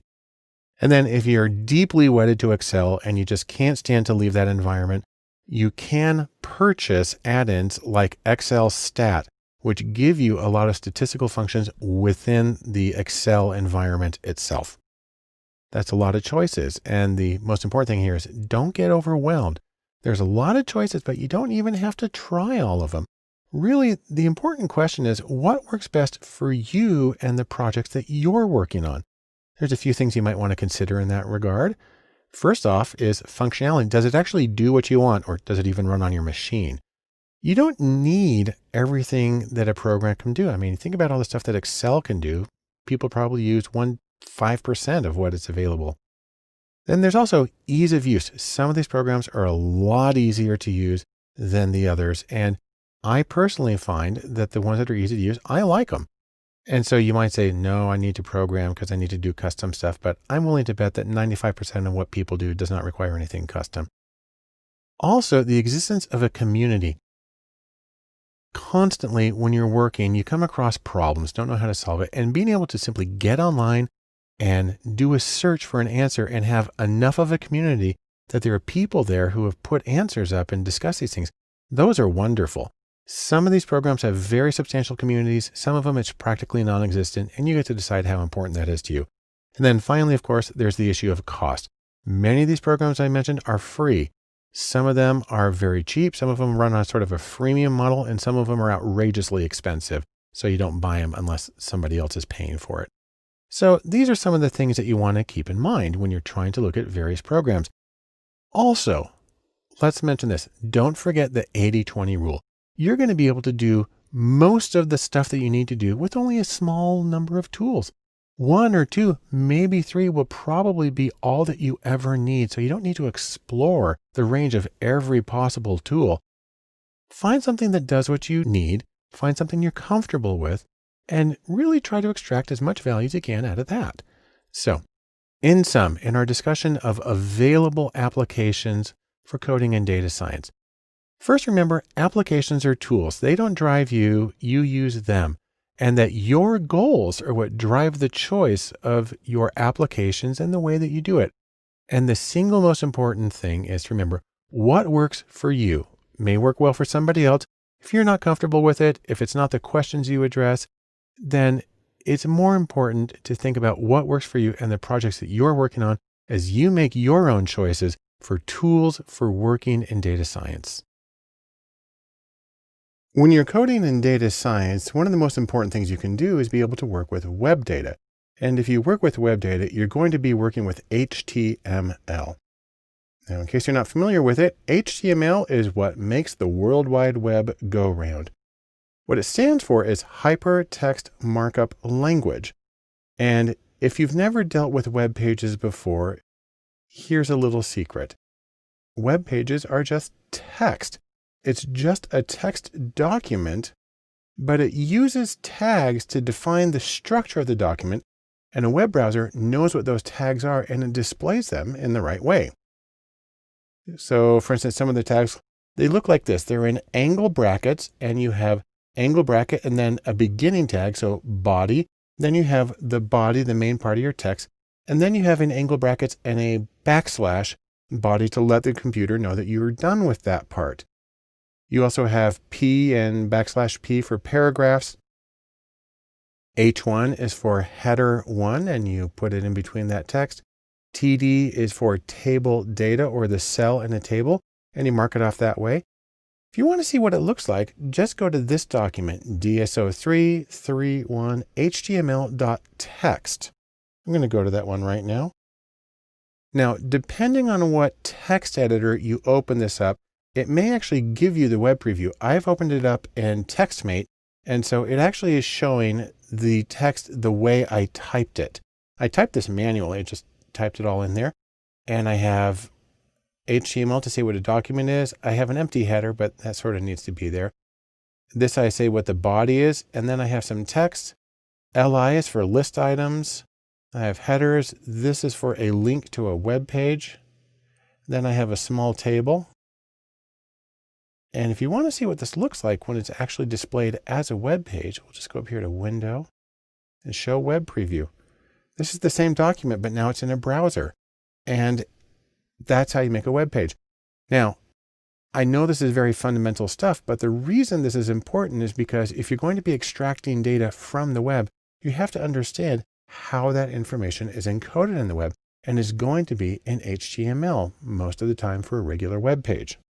Now, I will mention something that there's another thing called CSS, and web pages use CSS to define the appearance of a document. HTML is theoretically there to give the content, and CSS gives the appearance, and that stands for Cascading Style Sheets. I'm not going to worry about that right now because we're really interested in the content. And now you have the key to being able to read web pages and pull data from web pages for your data science projects. So in sum, first, the web runs on HTML. That's what makes the web pages that are there. HTML defines the page structure and the content that's in the page. And you need to learn how to navigate the tags and the structure in order to get data from the web pages for your data science projects. The next step in coding in data science when you're working with web data is to understand a little bit about XML. I like to think of this as the part of web data that follows the imperative Data Define Thyself. XML stands for Extensible Markup Language. And what it is, XML is semi-structured data. What that means is that tags define data so a computer knows what a particular piece of information is. But unlike HTML, the tags are free to be defined any way you want. And so you have this enormous flexibility in there, but you're still able to specify it so the computer can read it. Now, there's a couple of places where you're going to see XML files. Number one is in web data. HTML defines the structure of a web page, but if they're feeding data into it, then that will often come in the form of an XML file. Interestingly, Microsoft Office files, if you have docx or XLSX, X part at the end stands for a version of XML that's used to create these documents. If you use iTunes, the library information that has all of your artists and your genres and your ratings and stuff, that's all stored in an XML file. And then finally, data files that often go with particular programs can be saved as XML as a way of representing the structure of the data to the program. And for XML, tags use opening and closing angle brackets just like HTML did. Again, the major difference is that you're free to define the tags however you want. So for instance, thinking about iTunes, you can define a tag that's genre, and you have the angle brackets and genre to begin that information, and then you have the angle brackets with the backslash to let it know you're done with that piece of information. Or you can do it for composer, or you can do it for rating, or you can do it for comments, and you can create any tags you want, and you put the information in between those two things. Now, let's take an example of how this works. I'm going to show you a quick data set that comes from the web. It's at Airgast.com and API. This is a website that stores information about automobile Formula One racing. Let's go to this webpage and take a quick look at what it's like. So here we are at Airgast.com, and it's the API for Formula One. And what I'm bringing up is the results of the 1957 season in Formula One racing. And here you can see who the competitors were in each race and how they finished and so on. So this is a data set that's being displayed in a web page. If you want to see what it looks like in XML, all you have to do is type XML onto the end of this .xml. I've done that already, so I'm just going to go to that one. You see, it's only this little bit that I've added .xml.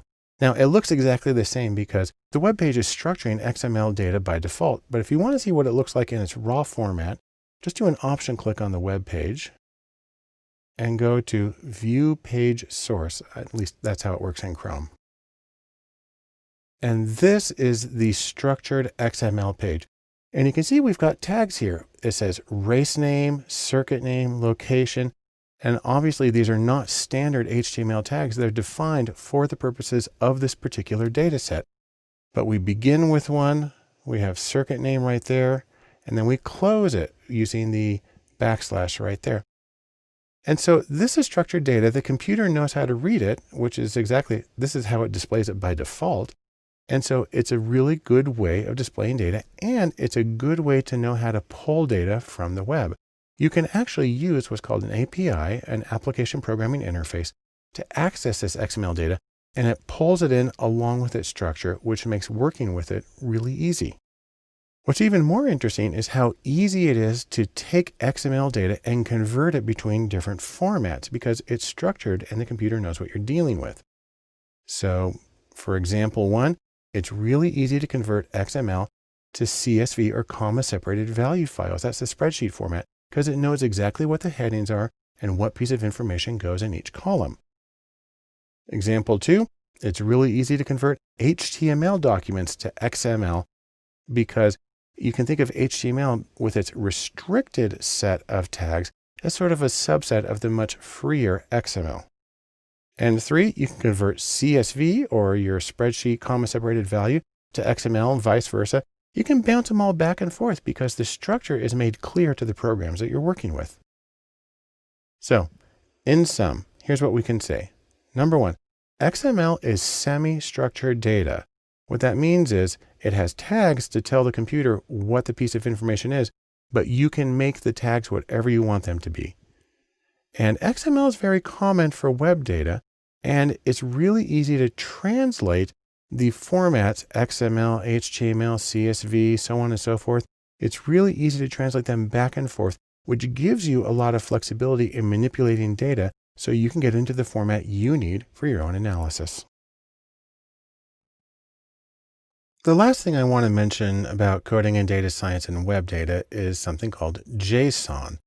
And I like to think of it as a version of smaller is better. Now, what JSON stands for is JavaScript Object Notation, although JavaScript is supposed to be one word. And what it is that like XML, JSON is semi-structured data. That is, you have tags that define the data so the computer knows what each piece of information is. But like XML, the tags can vary freely. And so there's a lot in common between XML and JSON. So XML is a markup language. That's what the ML stands for. And that gives meaning to the text. It lets the computer know what each piece of information is. Also, XML allows you to make comments in the document, and it allows you to put metadata in the tags. You can actually put some information there in the angle brackets to provide additional context. JSON, on the other hand, is specifically designed for data interchange. And so it's got that special focus. And the structure of JSON corresponds with data structures. It directly represents objects and arrays and numbers and strings and booleans. And that works really well with the programs that you use to analyze data. Also, JSON is typically shorter than XML because it does not require the closing tags. Now, there are ways to do that with XML, but that's not typically how it's done. As a result of these differences, JSON is basically taking XML's place in web data. XML still exists, still used for a lot of things, but JSON is slowly replacing it. And we'll take a look at the comparison between the three by going back to the example we used in XML. This is data about Formula One car races in 1957 from Airgast.com. And so you can just go to the first web page here, and then we'll navigate to the others from that. So this is the general page. This is if you just type in without the .xml or .json or anything. So it's a table of information about races in 1957. And we saw earlier that if you add just .xml to the end of this, it looks exactly the same. That's because this browser is displaying XML properly by default. But if you were to right click on it and go to view page source, you would get this instead. And you can see the structure. This is still XML. And so everything has an opening tag and a closing tag and some extra information in there. But if you type in .json, what you really get is this jumbled mess. Now, that's unfortunate because there is a lot of structure to this. So what I'm going to do is I'm actually going to copy all of this data. And then I'm going to go to a little web page. There's a lot of things you can do here. And it's a cute phrase. It's called JSON Pretty Print. And that is make it look structured so it's easier to read. I just paste that in there and hit Pretty Print JSON. And now you can see the hierarchical structure of the data. The interesting thing is that the JSON tags only have tags at the beginning. So it says series in quotes and then a colon. And then it gives the piece of information in quotes and a comma, and it moves on to the next one. And this is a lot more similar to the way that data would be represented in something like R or Python. And so it's also more compact. Again, there's things you can do with XML, but this is one of the reasons that JSON is generally becoming preferred as a data carrier for websites. And as you might have guessed, it's really easy to convert between the formats. It's easy to convert between XML, JSON, CSV, etc. And so you can get a web page where you just paste one version in and you get the other version out. There are some differences, but for the vast majority of situations, they're just kind of interchangeable. So in sum, what do we get from this? Like XML, JSON is semi-structured data where there are tags that say what the information is, but you can define the tags however you want. And JSON is specifically designed for data interchange. And because it reflects the structure of the data in the programs, that makes it really easy.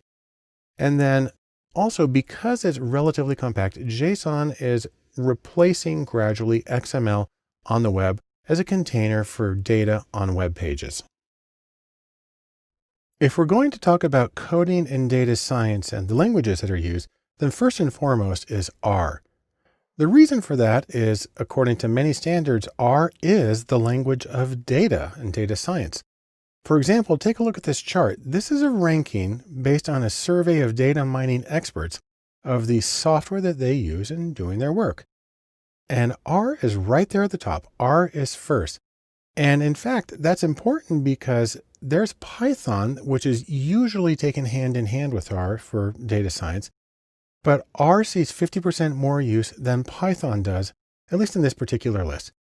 Now, there's a few reasons for that popularity. Number one, R is free and it's open source, both of which make things very easy. Second, R is specially developed for vector operations. That means it's able to go through an entire list of data without having to write for loops to go through it. If you've ever had to write for loops, then you know that that would be kind of disastrous having to do that with data analysis.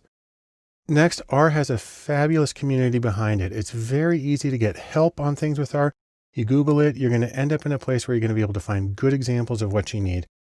And probably most importantly, R is very capable on its own, but there are 7,000 packages, actually it's many more than that, 7,000 packages that add capabilities to R. Essentially, it can do anything. Now, when you're working with R, you actually have a choice of interfaces. That is, how do you actually do the coding and how do you get your results? R comes with its own IDE or interactive development environment. You can do that, or if you're on a Mac or Linux, you can actually do R through the terminal, through command line. If you've installed R, you just type R and it starts up. There's also a very popular development environment called RStudio, and that's actually the one that I use and I'll be using for all my examples. But another new competitor is Jupyter, which is very commonly used for Python. It's what I use for examples there. It works in a browser window, even though it's locally installed. And RStudio and Jupyter, there's pluses and minuses to each one of them. I'll mention them as we get to them. But no matter what interface you use, R's command line, you are typing lines of code in order to get the commands. Some people get really scared about that, but really there's some advantages to that in terms of the replicability and really the accessibility, the transparency of your commands. So for instance, here's a short example of some commands in R. You can enter them into what's called the console, and that's just like one line at a time. That's called an interactive way. Or you can save scripts and run bits and pieces of them selectively. That makes your life a lot easier. No matter how you do it, if you're familiar with programming in other languages, then you're going to find that R is a little weird. It has an idiosyncratic model. It makes sense once you get used to it, but it is a different approach. And so it does take some adaptation if you're accustomed to programming in other languages. Now, once you do your programming and get your output, what you're going to get is graphs in a separate window. You're going to get text and numbers, numerical output in the console. And no matter what you get, you can save the output to files. So that makes it portable. You can do it in other environments. But most importantly, I like to think of this. Here's our box of chocolates where you never know what you're going to get. The beauty of R is in the packages that are available to expand its capabilities. Now, there are two sources of packages for R. One goes by the name of CRAN, and that stands for the Comprehensive R Archive Network. And that's at cran.rstudio.com. And what that does is it takes these 7,000 or so different packages that are available, and it organizes them in topics that they call task views. And for each one, if they've done their homework, you have data sets that come along with that package. You have a manual in PDF format, and you can even have vignettes where they run through examples of how to do it. Another interface is called Crantastic, and the exclamation point is part of the title. That's at crantastic.org. And what this is an alternative interface that links to CRAN. So if you find something like in Crantastic and you click on the link, it's going to open in CRAN. But the nice thing about Crantastic is it shows the popularity of packages, and it also shows how recently they were updated. And that can be a nice way of knowing that you're getting sort of the latest and greatest. Now, from this very abstract presentation, we can say a few things about R. Number one, according to many, R is the language of data science. And it's a command line interface. You're typing lines of code. So that gives it both a strength and it's a challenge for some people. But the beautiful thing is the thousands and thousands of packages of additional code and capability that are available for R that make it possible to do nearly anything in this statistical programming language. When talking about coding in data science in the languages, along with R, we need to talk about Python. Now, Python, the snakes, is a general purpose program that can do it all, and that's its beauty. If we go back to this survey of the software used by data mining experts, you see that Python's there. It's number 3 on the list. And what's significant about that is on this list, Python is the only general purpose programming language. It's the only one that can theoretically be used to develop any kind of application that you want. That gives it some special power compared to all these others, most of which are very specific to data science work. So the nice things about Python are, number one, it's general purpose.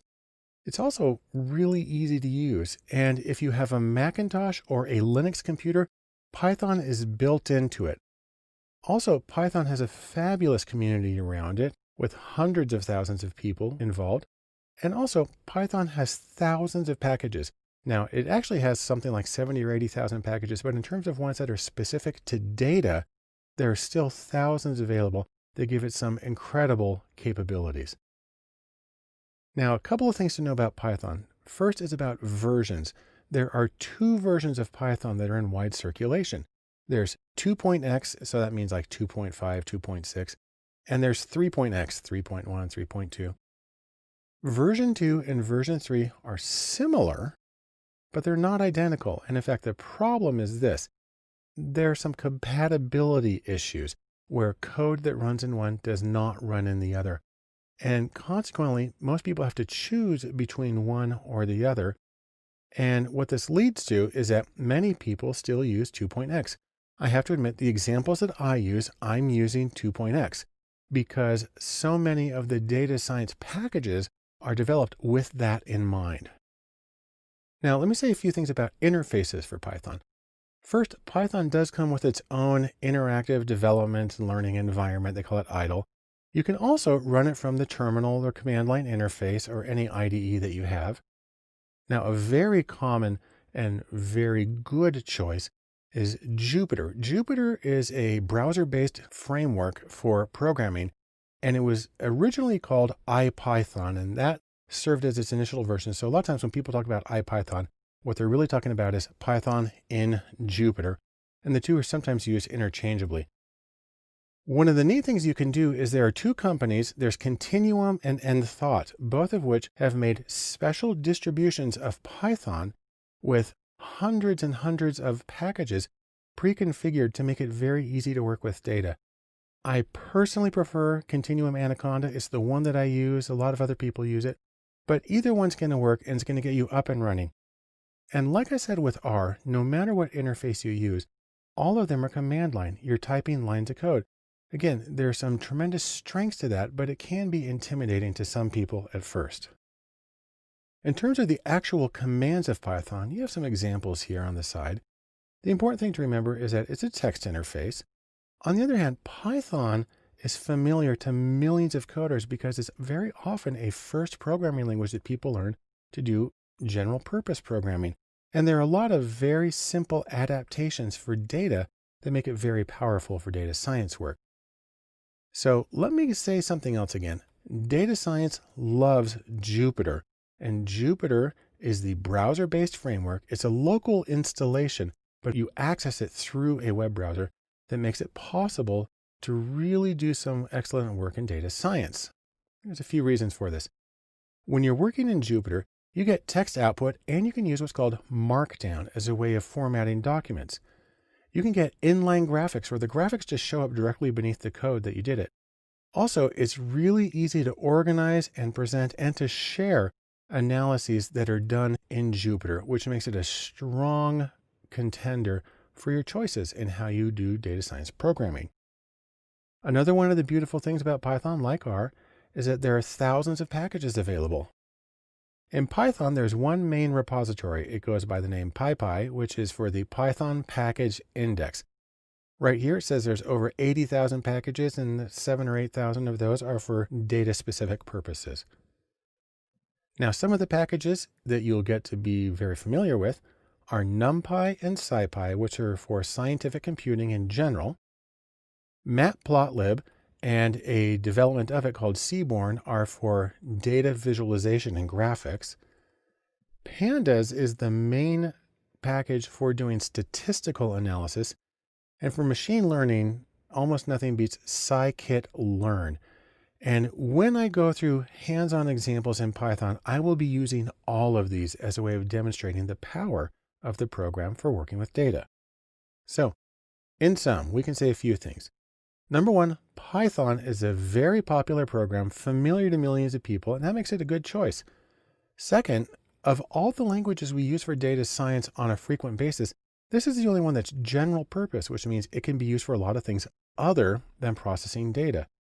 And it gets its power, like R does, from having thousands of contributed packages, which greatly expand its capabilities, especially in terms of doing data science work. A choice for coding in data science, one of the languages that may not come immediately to mind when they think data science, is SQL or SQL. And SQL is the language of databases. And we think, why do we want to work in SQL?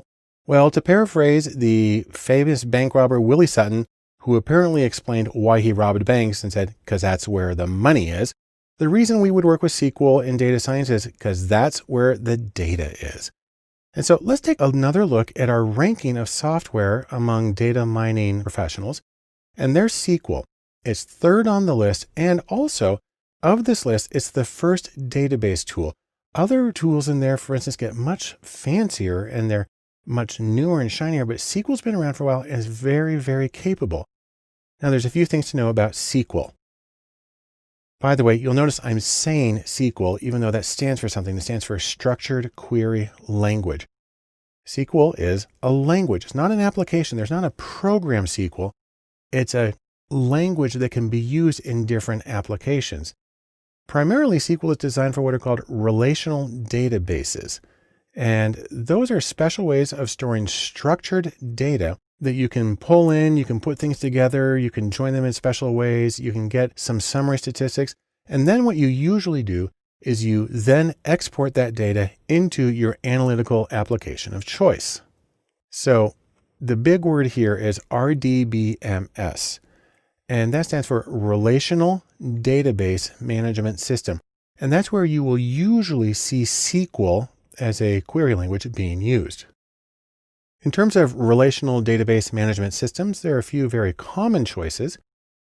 In the industrial world where people have some money to spend, there's Oracle Database is a very common one, and Microsoft SQL or SQL Server. In the open source world, two very common choices are MySQL. Even though we generally say SQL, when it's here, you generally say MySQL. And then another one is PostgreSQL. These are both open source free versions of the language. They're sort of dialects of each that make it possible for you to be working with databases and get your data out. The neat thing about them, no matter what you do, is that databases minimize data redundancy by using connected tables. Each table has rows and columns, and they store different levels or different of abstraction or measurement, which mean you only have to put the information in one place and then it can refer to lots of other tables. Makes it very easy to keep things organized and up to date. When you're looking at a way of working with a relational database management system, you get to choose in part between using a graphical user interface or GUI, and some of those include SQL Developer and SQL Server Management Studio, two very common choices. And there are a lot of other ones like Toad and some other choices that are graphical interfaces for working with these databases. And there are also text-based interfaces. So really any command line interface and any interactive development environment or programming tool is going to be able to do that. Now you can think of yourself being on the command deck of your ship and learn a few basic commands that are very important for working with SQL. There are just a handful of commands that can get you most of where you need to go. There is the select command where you're choosing the cases that you want to include.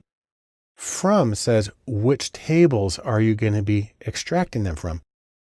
Where is a way of specifying conditions, and then order by, obviously, is just a way of putting it all together. This works because usually when you're in a SQL database, you're just pulling out the information.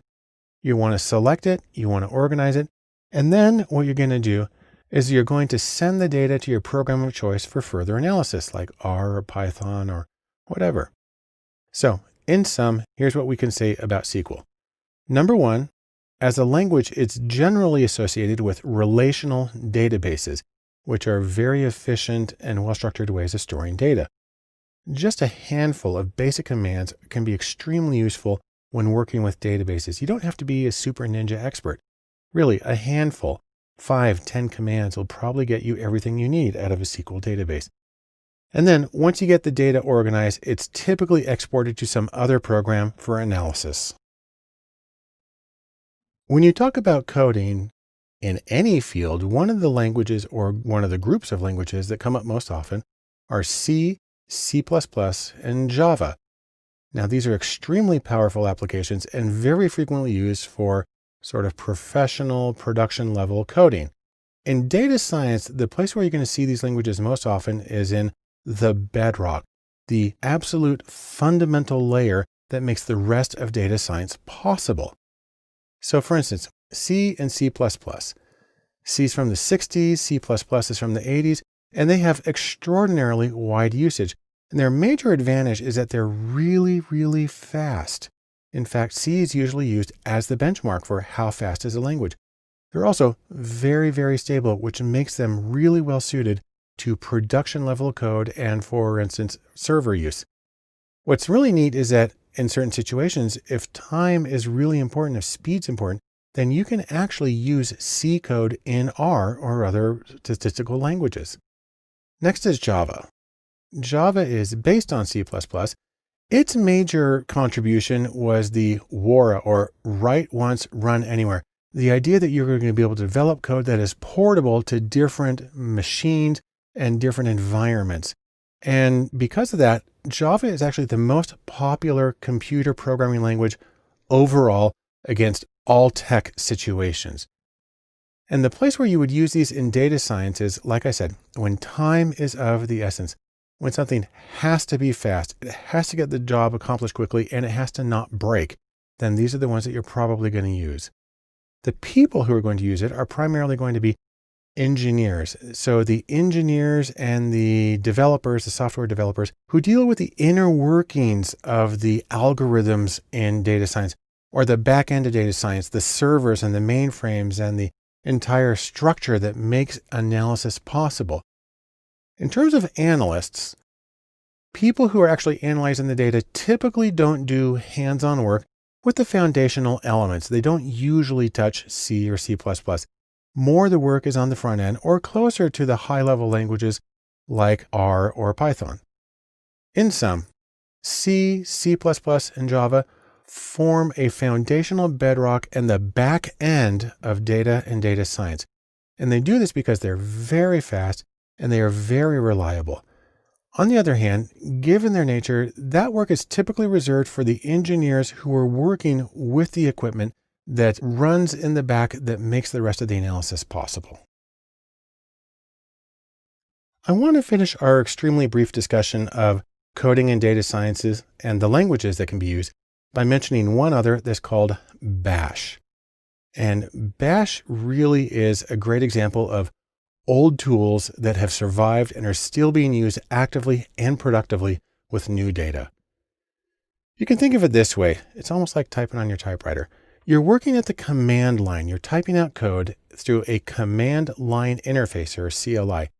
Now, this method of interacting with computers practically goes back to the typewriter phase because it predates monitors. So before you even had a monitor, you would type in the code and it would print it out on a piece of paper. And the important thing to know about the command line is it's simply a method of interacting. It's not a language because lots of different languages can run at the command line. So for instance, it's important to talk about the concept of a shell. Now in computer science, a shell is a language or something that wraps around the computer. It's a shell around the language that is the interaction level for the user to get things done at the lower levels that aren't really human friendly. On Mac computers and Linux, the most common is Bash, which is short for Born Again Shell.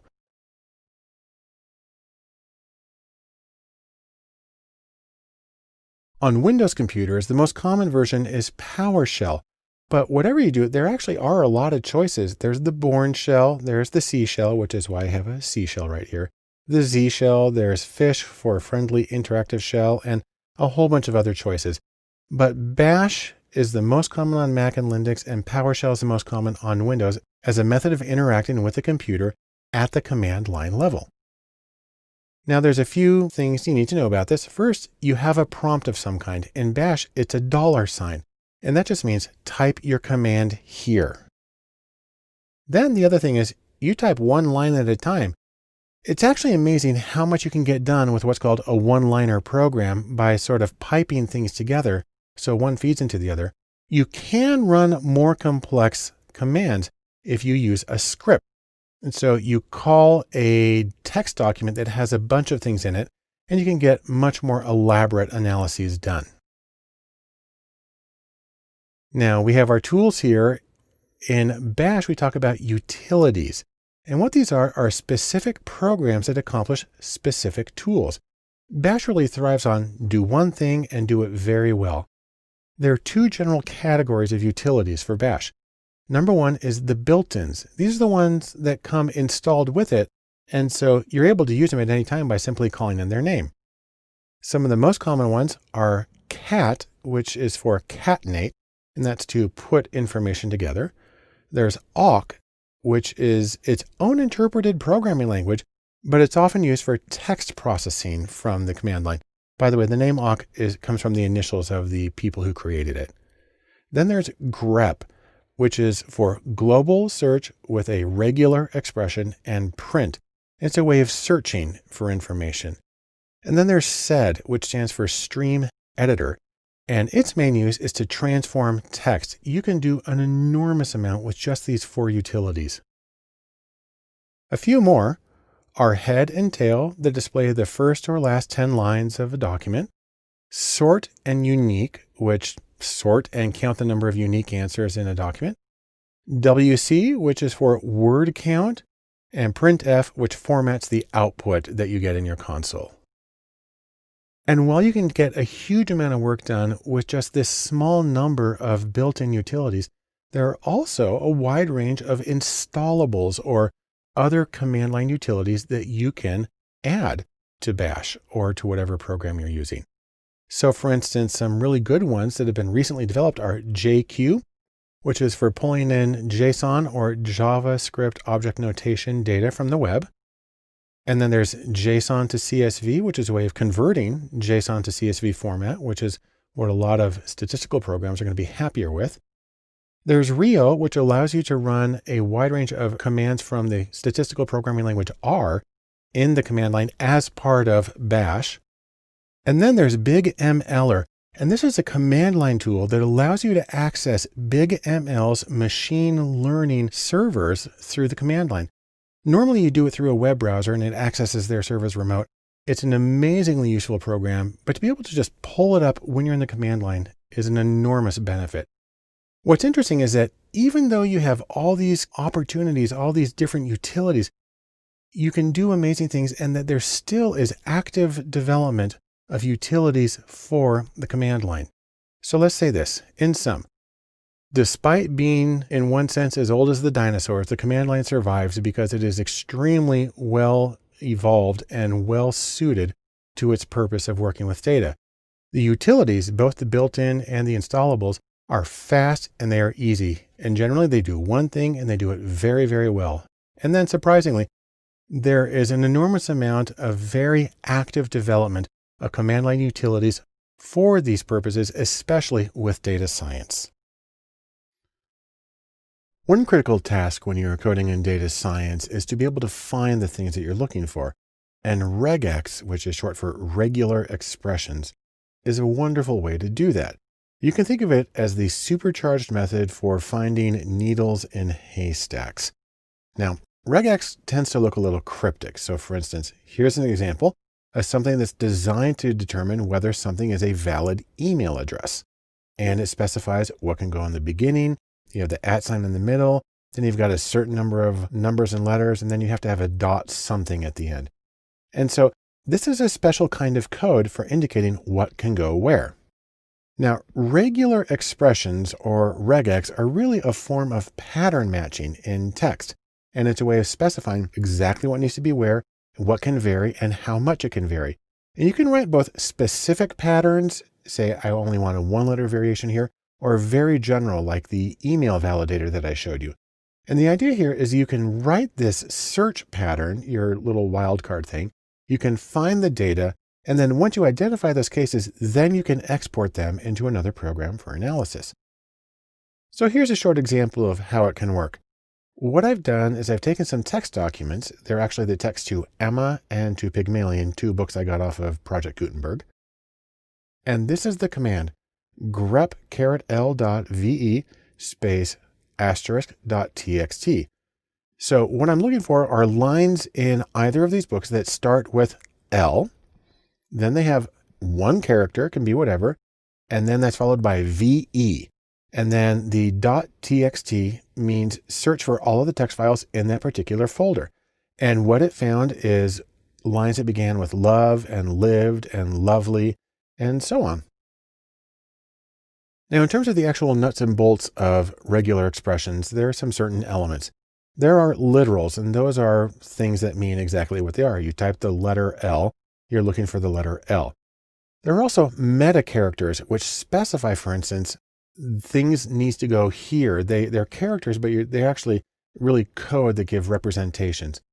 There are also escape sequences, which are something that you use. You say, well, normally this character is used as a variable, but I actually want to really look for a period as opposed to a placeholder. Then you have the entire search expression that you create, and then you have the target string, the thing that it's searching through. So let me give a few very short examples. This is the caret. It's the sometimes called a hat, or in French, a circonflexe. And what that means is you're looking for something that's at the beginning of the text that you're searching. So for example, you can have caret and capital M.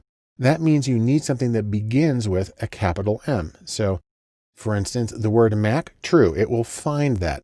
But if you have iMac, there's a capital M, but it's not the first thing. So that'll be false. It won't find that.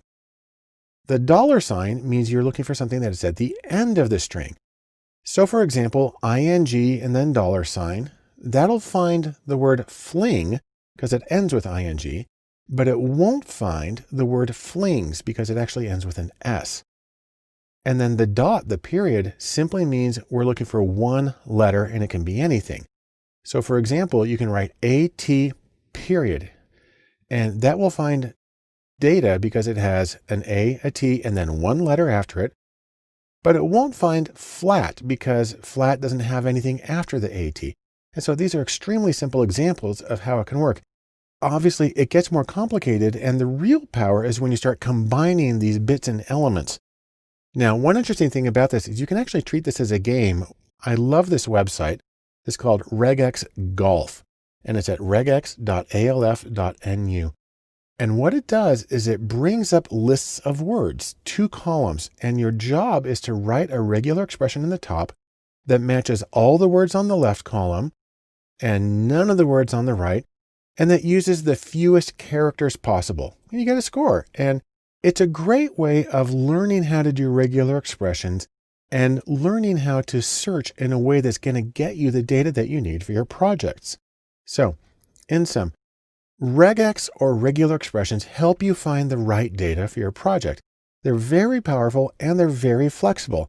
Now, on the other hand, they are cryptic, at least when you first look at them. But at the same time, it's like a puzzle, and it can be a lot of fun if you practice it and you see how you can find what you need. I want to thank you for joining me in coding and data science, and we'll wrap up this course by talking about some of the specific next steps that you can take for working in data science. The idea here is that you want to get some tools and you want to start working with those tools. Now, please keep in mind something that I've said at another time.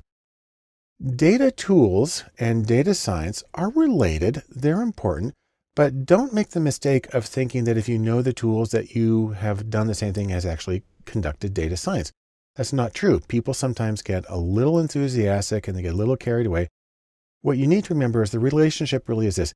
Data tools are an important part of data science, but data science itself is much bigger than just the tools. Now, speaking of tools, remember there's a few kinds that you can use and that you might want to get some experience with these. Number one, in terms of apps or just specific built applications, Excel and Tableau are really fundamental for both getting the data from clients or doing some basic data browsing. And Tableau is really wonderful for interactive data visualization. I strongly recommend that you get very comfortable with both of those. In terms of code, it's a good idea to learn either R or Python, or ideally to learn both because you can use them hand in hand. In terms of utilities, it's a great idea to learn how to work with Bash, the command line utility, and to use regular expressions or regex. You can actually use those in lots and lots of programs, regular expressions. And so they can have a very wide application. And then finally, data science requires some kind of domain expertise. You're going to need some sort of field experience or intimate understanding of a particular domain and the challenges that come up and what constitutes workable answers and the kind of data that's available. Now, as you go through all of this, you don't need to build this monstrous list of things. Remember, you don't need everything. You don't need every tool. You don't need every function. You don't need every approach. Instead, remember, get what's best for your needs and for your style. But no matter what you do, remember, tools are tools. They're a means to an end. Instead, you want to focus on the goal of your data science project, whatever it is. And I can tell you really, the goal is meaning, extracting meaning out of your data to make informed choices. In fact, I'll say a little more. The goal is always meaning. And so with that, I strongly encourage you, get some tools, get started in data science, and start finding meaning in the data that's around you. Welcome to Mathematics and Data Science. I'm Barton Poulsen, and we're going to talk about how mathematics matters for data science. Now, you may be saying to yourself, why math? And computers can do it. I don't need to do it. And really, fundamentally, I don't need math. I'm just here to do my work. Well, I'm here to tell you, no, you need math. That is, if you want to be a data scientist, and I assume that you do. So we're going to talk about some of the basic elements of mathematics, really at a conceptual level, and how they apply to data science. There are a few ways that math really matters to data science. Number one, it allows you to know which procedures to use and why, so you can answer your questions in a way that's the most informative and most useful. Two, if you have a good understanding of math, then you know what to do when things don't work right, that you get impossible values or things won't compute, and that makes a huge difference. And then three, an interesting thing is that some mathematical procedures are easier and quicker to do by hand than by actually firing up the computer. And so for all three of these reasons, it's helpful to have at least a grounding in mathematics if you're going to do work in data science. Now, probably the most important thing to start with is algebra. And there are three kinds of algebra that we want to mention. The first is elementary algebra. That's the regular x plus y. Then there's linear or matrix algebra, which looks more complex, but is conceptually simpler and is used by computers to actually do the calculations. And then finally, I'm going to mention systems of linear equations where you have multiple equations simultaneously that you're trying to solve. Now, there's more math than just algebra. A few other things that I'm going to cover in this course. A little bit of calculus. A little bit of big O or order, which has to do with the speed or the complexity of operations. A little bit of probability theory, and a little bit of Bayes or Bayes' theorem, which is used for getting posterior probabilities and changes the way that you interpret the results of an analysis. And for the purposes of this course, I'm going to demonstrate the procedures by hand. Of course, you would use software to do this in the real world, but we're dealing with simple problems at conceptual levels. And really the most important thing to remember is, even though a lot of people get put off by math, really, you can do it. And so, in sum, let's say these three things about math. First off, you do need some math to do good data science. It helps you diagnose problems. It helps you choose the right procedures. And interestingly, you can do a lot of it by hand, or you can use software computers to do the calculations as well. As we begin our discussion of the role of mathematics in data science, we'll of course begin with the foundational elements. And in data science, nothing is more foundational than elementary algebra. Now, I'd like to begin this with really just a little bit of history. In case you're not aware, the first book on algebra was written in 820 by Muhammad ibn Musa al-Khwarizmi, and it was called The Compendious Book on Calculation by Completion and Balancing. Actually, it was called this, which if you transliterate that comes out to this, but look at this word right here. That's the algebra, which means restoration. Any case, that's where it comes from. And for our concerns, there are several kinds of algebra that we're going to talk about. There's elementary algebra, there's linear algebra, and there are systems of linear equations. We'll talk about each of those in different videos. But to put it into context, let's take an example here of salaries. Now, this is actually based on real data from a survey of the salary of people employed in data science. And to give a simple version of it, the salary was equal to a constant. That's sort of an average value that everybody started with. And to that, you added years, and then you added some measure of bargaining skills and how many hours they worked per week. And that gave you a prediction, but because it wasn't exact, there's also some error to throw into it to get to the precise value that each person has. Now, if you want to abbreviate this, you can write it kind of like this: S plus C plus Y plus B plus H plus E. Although it's more common to write it symbolically like this. And let's go through this equation very quickly. The first thing we have is outcome. We call that Y, the variable Y, for person I. I stands for each case in our observations. So here's outcome Y for person I. This letter right here is a Greek beta, and it represents the intercept or the average. That's why it has a 0, because we don't multiply it times anything. But right next to it, we have the coefficient for variable 1. So beta, which means a coefficient, sub 1 for the first variable. And then we have variable 1, and then x1 means variable 1, and then the I means it's the score on that variable for person I, whoever we're talking about. And then we do the same thing for variables 2 and 3, and then at the end, we have little epsilon here with an I for the error term for person I, which says how far off the prediction was from their actual score. Now I'm going to run through some of these procedures and we'll see how they can be applied to data science. But for right now, let's just say this in sum. First off, algebra is vital to data science. It allows you to combine multiple scores, get a single outcome, do a lot of other manipulations. And really, the calculations are easy for one case at a time, especially when you're doing it by hand. The next step in mathematics for data science foundations is to look at linear algebra, or an extension of elementary algebra. And depending on your background, you may know this by another name, and I like to think welcome to the matrix, because it's also known as matrix algebra, because we're dealing with matrices.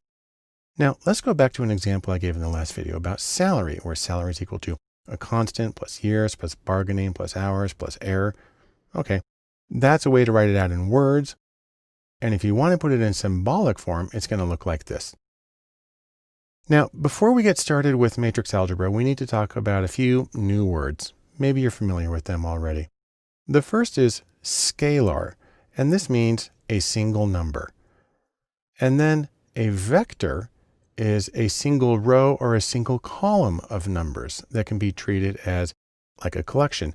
That usually means a variable. And then finally, a matrix consists of many rows and columns, sort of a big rectangle of numbers. The plural of that, by the way, is matrices. And the thing to remember is that machines love matrices. Now, let's take a look at a very simple example of this. Here is a very basic representation of matrix algebra or linear algebra, where we're showing data on 2 people on 4 variables. So over here on the left, we have the outcomes for cases 1 and 2, our people 1 and 2. And you put them in the square brackets to indicate that it's a vector or a matrix. Here on the far left, it's a vector because it's a single column of values. Next to that is a matrix that has here on the top the scores for case 1, which I've written as X's. X1 is for variable 1, X2 is for variable 2, and the second subscript is to indicate that it's for person 1. Below that are the scores for case 2, the second person. And then over here in another vertical column are the regression coefficients. That's a beta there that we're using. And then finally, we've got a tiny little vector here at the end, which contains the error terms for cases 1 and 2. Now, even though you would not do this by hand, it's kind of helpful to run through the procedure. So I'm going to show it to you by hand. And we're going to take 2 fictional people. This will be fictional person number 1. We'll call her Sophie. We'll say that she's 28 years old, and we'll say that she has good bargaining skills, a 4 on a scale of 5, and that she works 50 hours a week, and that her salary is $118,000. Our second fictional person, we'll call him Lars, and we'll say that he's 34 years old, and that he has moderate bargaining skills, 3 out of 5, works 35 hours per week, and has a salary of $84,000. And so if we're trying to look at salaries, we can go back to our matrix representation that we had here with our variables indicated with their Latin and sometimes Greek symbols. And we're going to replace those variables with actual numbers so we can get the salary for Sophie, our first person. So let me plug in the numbers here. And let's start with the result here. Sophie's salary is $118,000. And here's how these numbers all add up to get that. The first thing here is the intercept, and we just multiply that times 1. So that's sort of the starting point. And then we get this number 10, which actually has to do with years over 18. She's 28, so that's 10 years over 18. We multiply each year by 1395. Next is bargaining skills. She's got a 4 out of 5, and for each step up, you get $5,900. By the way, these are real coefficients from study of survey of salary of data scientists. And then finally, hours per week. For each hour, you get $382. Now, we can add those up and we can get a predicted value for her, but it's a little low. It's 30,000 low, which you may say, well, that's really messed up. Well, that's because there's like 40 variables in the equation, including she might be the owner. And if she's the owner, yeah, she's going to make a lot more. And then we do a similar thing for the second case. But what's neat about matrix algebra or linear algebra is that you can use matrix notation. And this means the same stuff. And what we have here are these bolded variables that stand in for entire vectors or matrices. So for instance, this Y, a bold Y, stands for the vector of outcome scores. This bolded X is the entire matrix of values that each person has on each variable. This bolded beta is all of the regression coefficients. And then this bolded epsilon is the entire vector of error terms. And so it's really super compact way of representing the entire collection of data and coefficients that you use in predicting values. So in sum, let's say this. First off, computers use matrices. They like to do linear algebra to solve problems. And it's conceptually simpler because you can put it all there in this tight formation. In fact, it's a very compact notation and it allows you to manipulate entire collections of numbers pretty easily. And that's the major benefit of learning a little bit about linear or matrix algebra. Our next step in Mathematics for Data Science Foundations is systems of linear equations. And maybe you're familiar with this, but maybe you're not. And the idea here is there are times when you actually have many unknowns and you're trying to solve for all of them simultaneously. And what makes this really tricky is a lot of these are interlocked.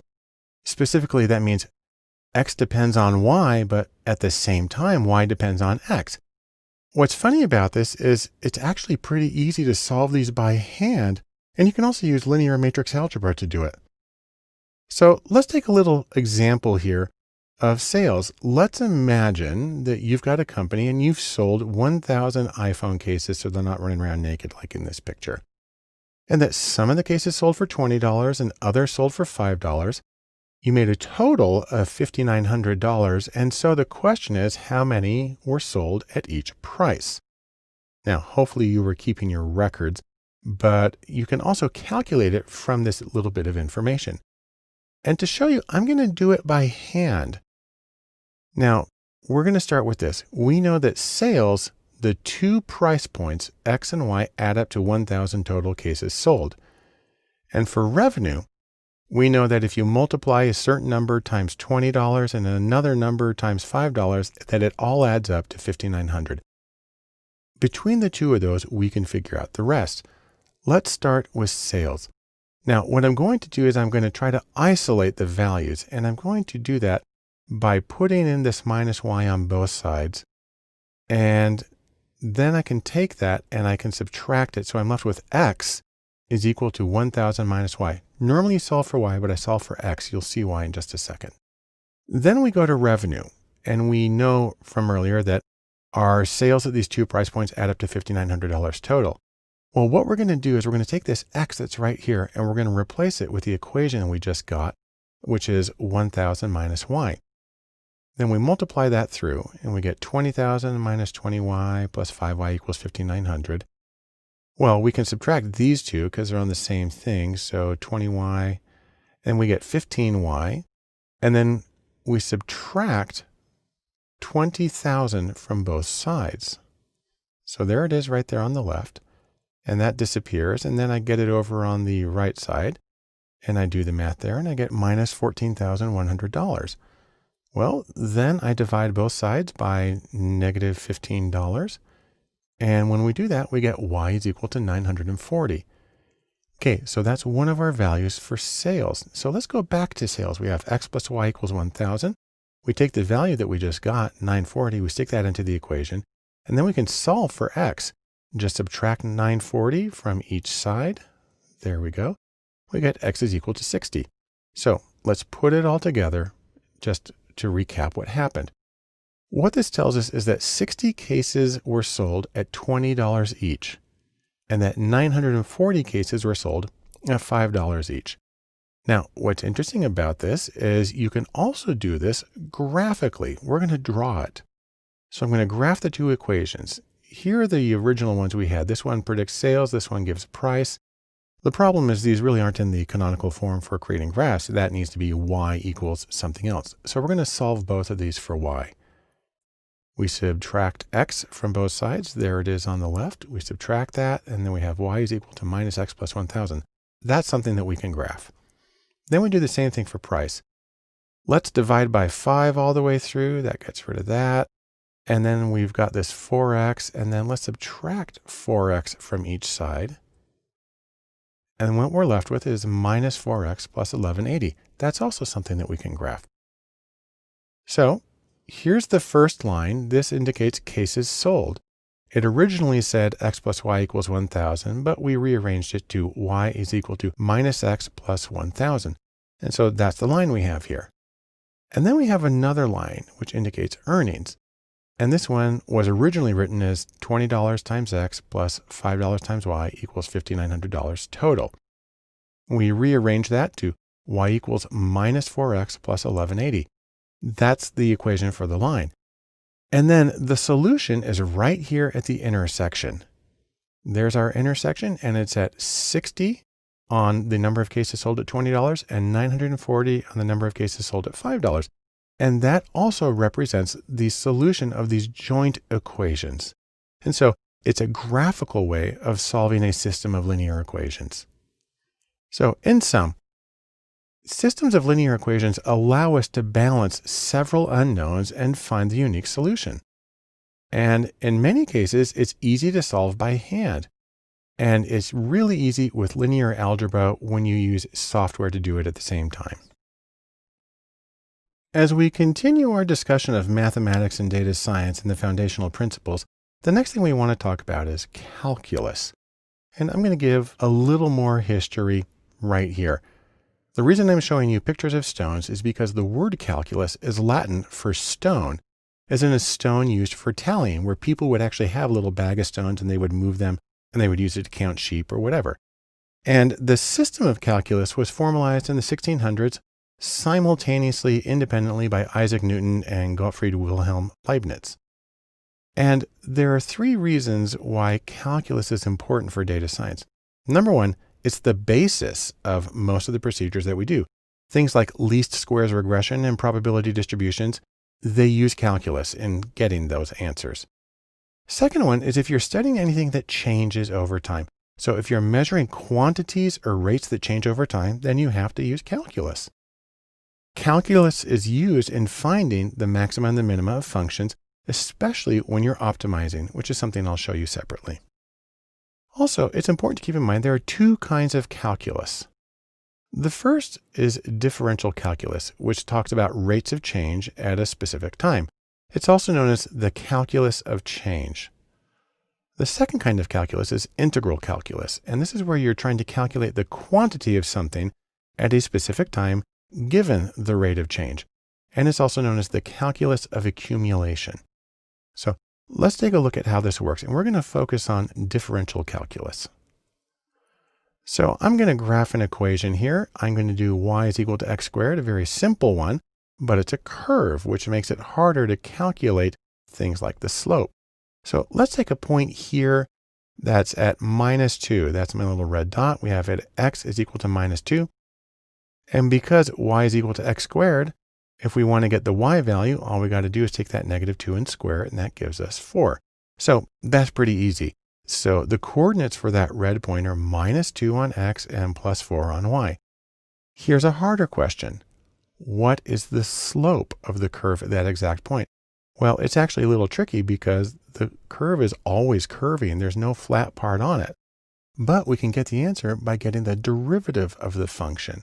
Now, there are several different ways of writing this. I'm using the one that's easiest to type. And let's start by this. What we're going to do is the n here.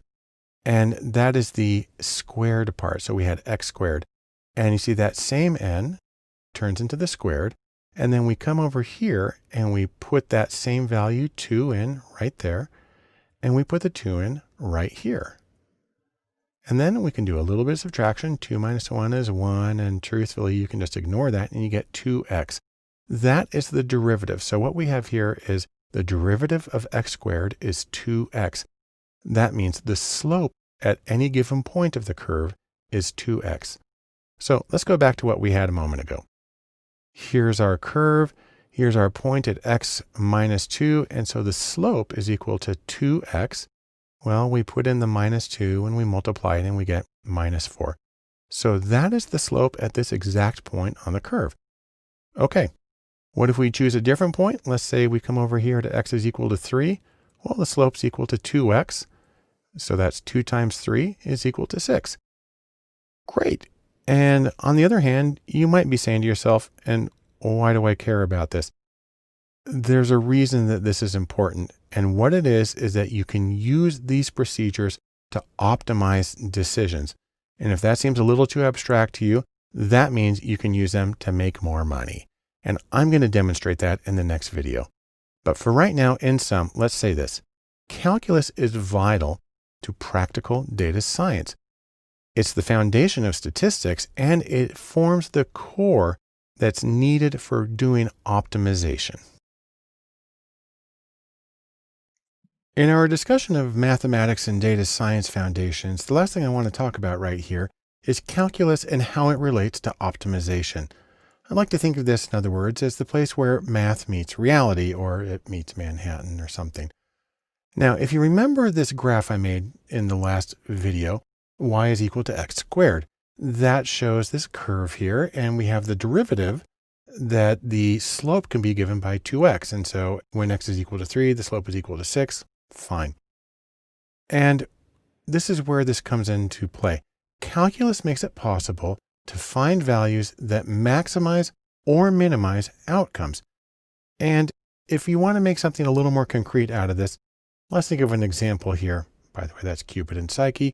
Let's talk about pricing for online dating.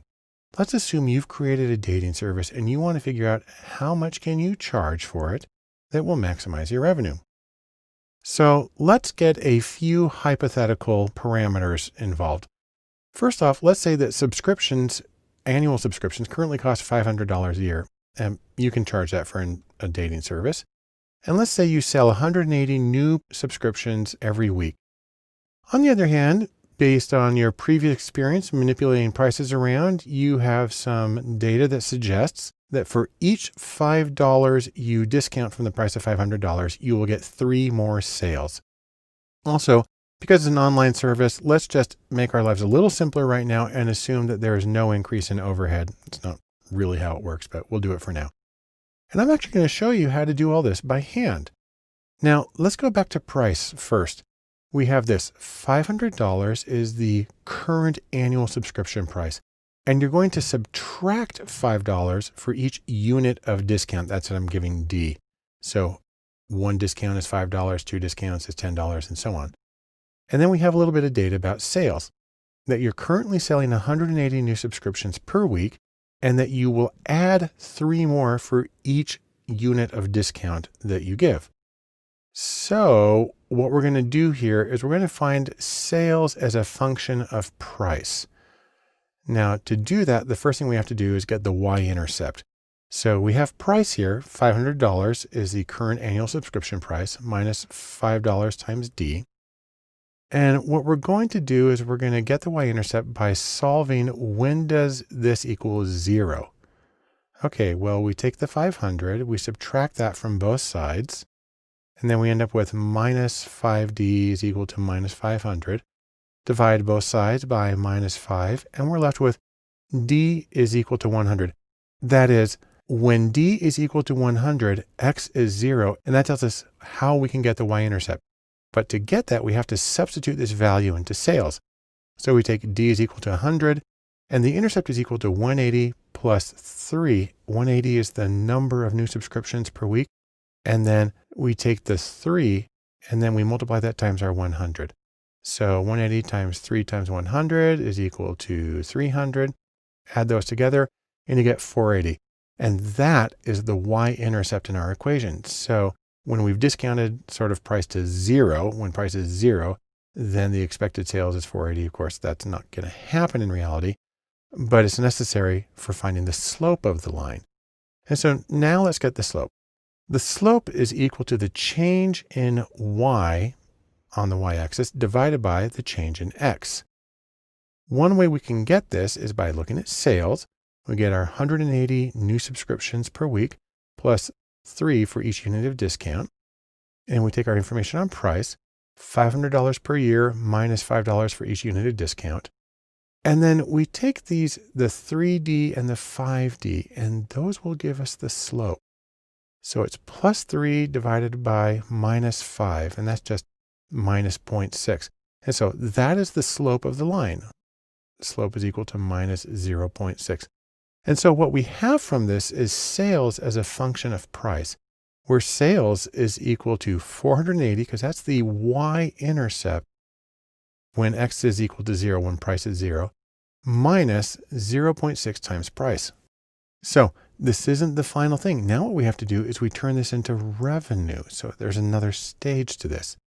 Now revenue is equal to sales times the price. You know, how many things did you sell and how much did it cost? Well, we can substitute in some information here. If we take sales and we put it in as a function of price, because we just calculated that a moment ago, we get this, and then we do a little bit of multiplication, and then we get that revenue is equal to 480 times the price minus 0.6 times the square of the price. Okay, that's a lot of stuff going on there. What we're going to do now is we're going to get the derivative. That's the calculus that we talked about. Well, the derivative of 480 in the price, where price is sort of the x, the derivative is simply 480.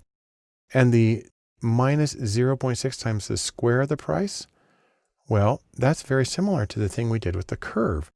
And what we end up with is 0.6 times 2 is equal to 1.2 times the price. This is the derivative of the original equation. We can solve that for 0 now. And just in case you're wondering, why do we solve it for 0? Because that is going to give us the place when y is at a maximum.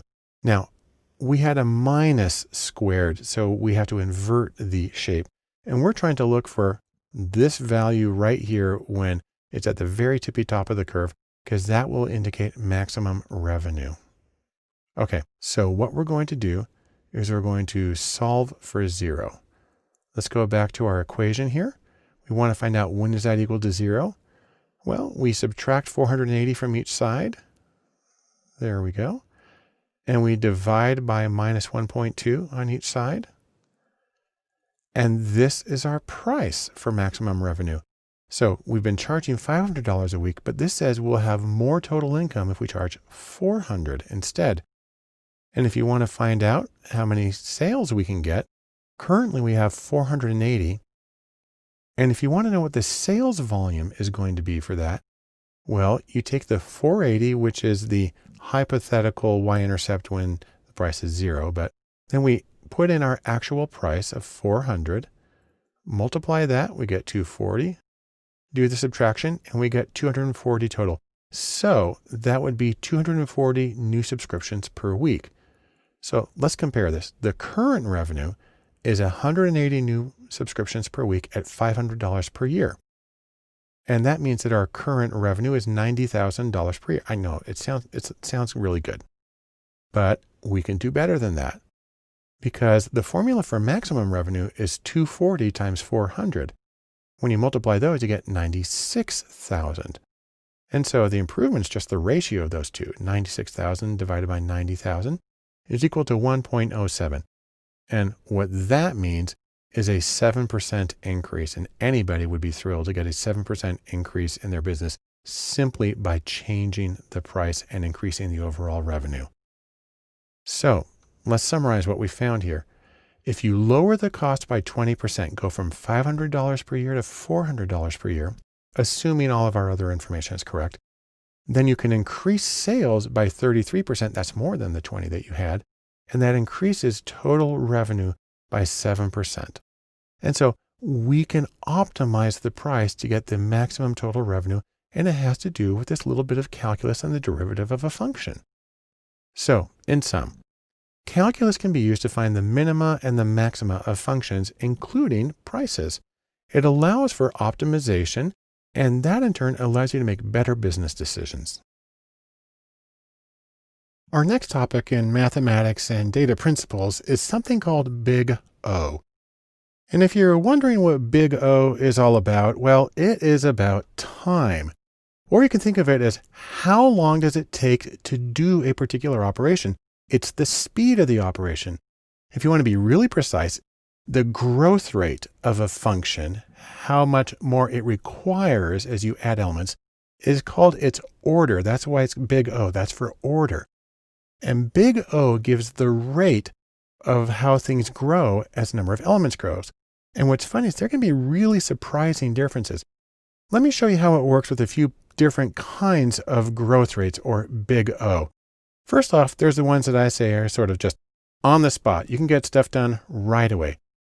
The simplest one is O1, and that is a constant order. And that's something that takes the same amount of time no matter what.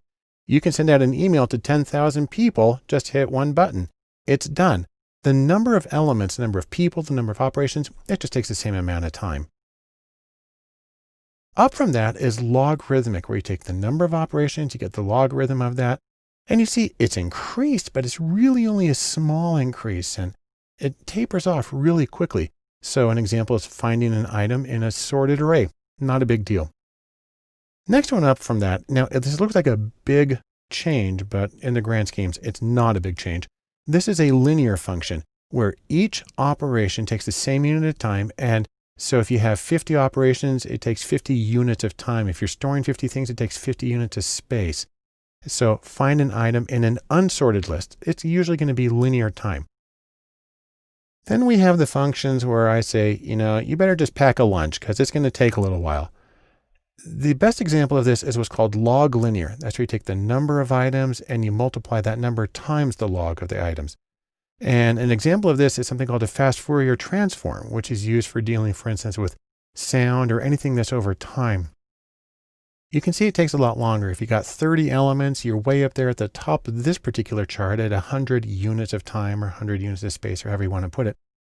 And it looks like a lot, but really that's nothing compared to the next set where I say, you're just going to be camping out. You might as well go home. That includes something like the quadratic. You square the number of elements. And see how that just kind of shoots straight up. That's quadratic growth. And so multiplying two n-digit numbers. So if you're multiplying two numbers that each have 10 digits, it's going to take you that long. It's going to take a long time. Even more extreme is this one. This is the exponential 2 raised to the power of the number of items you have. You'll see, by the way, the red line here doesn't even go to the top. That's because the graphing software that I'm using doesn't draw it when it goes above my upper limit there. So it kind of cuts it off. But this is a really demanding kind of thing. It's, for instance, finding an exact solution to what's called the traveling salesman problem using dynamic programming. That's an example of exponential rate of growth. And then one more I want to mention, which is sort of catastrophic, is factorial. You take the number of elements and you raise that to the exclamation point factorial. And you see that one cuts off really soon because it basically goes straight up. You have any number of elements of any size, it's going to be hugely demanding.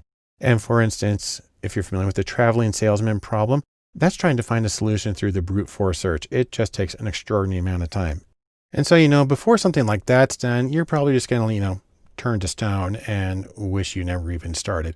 The other thing to know about this is not only do some things take longer than others, some of these methods, some functions are more variable than others.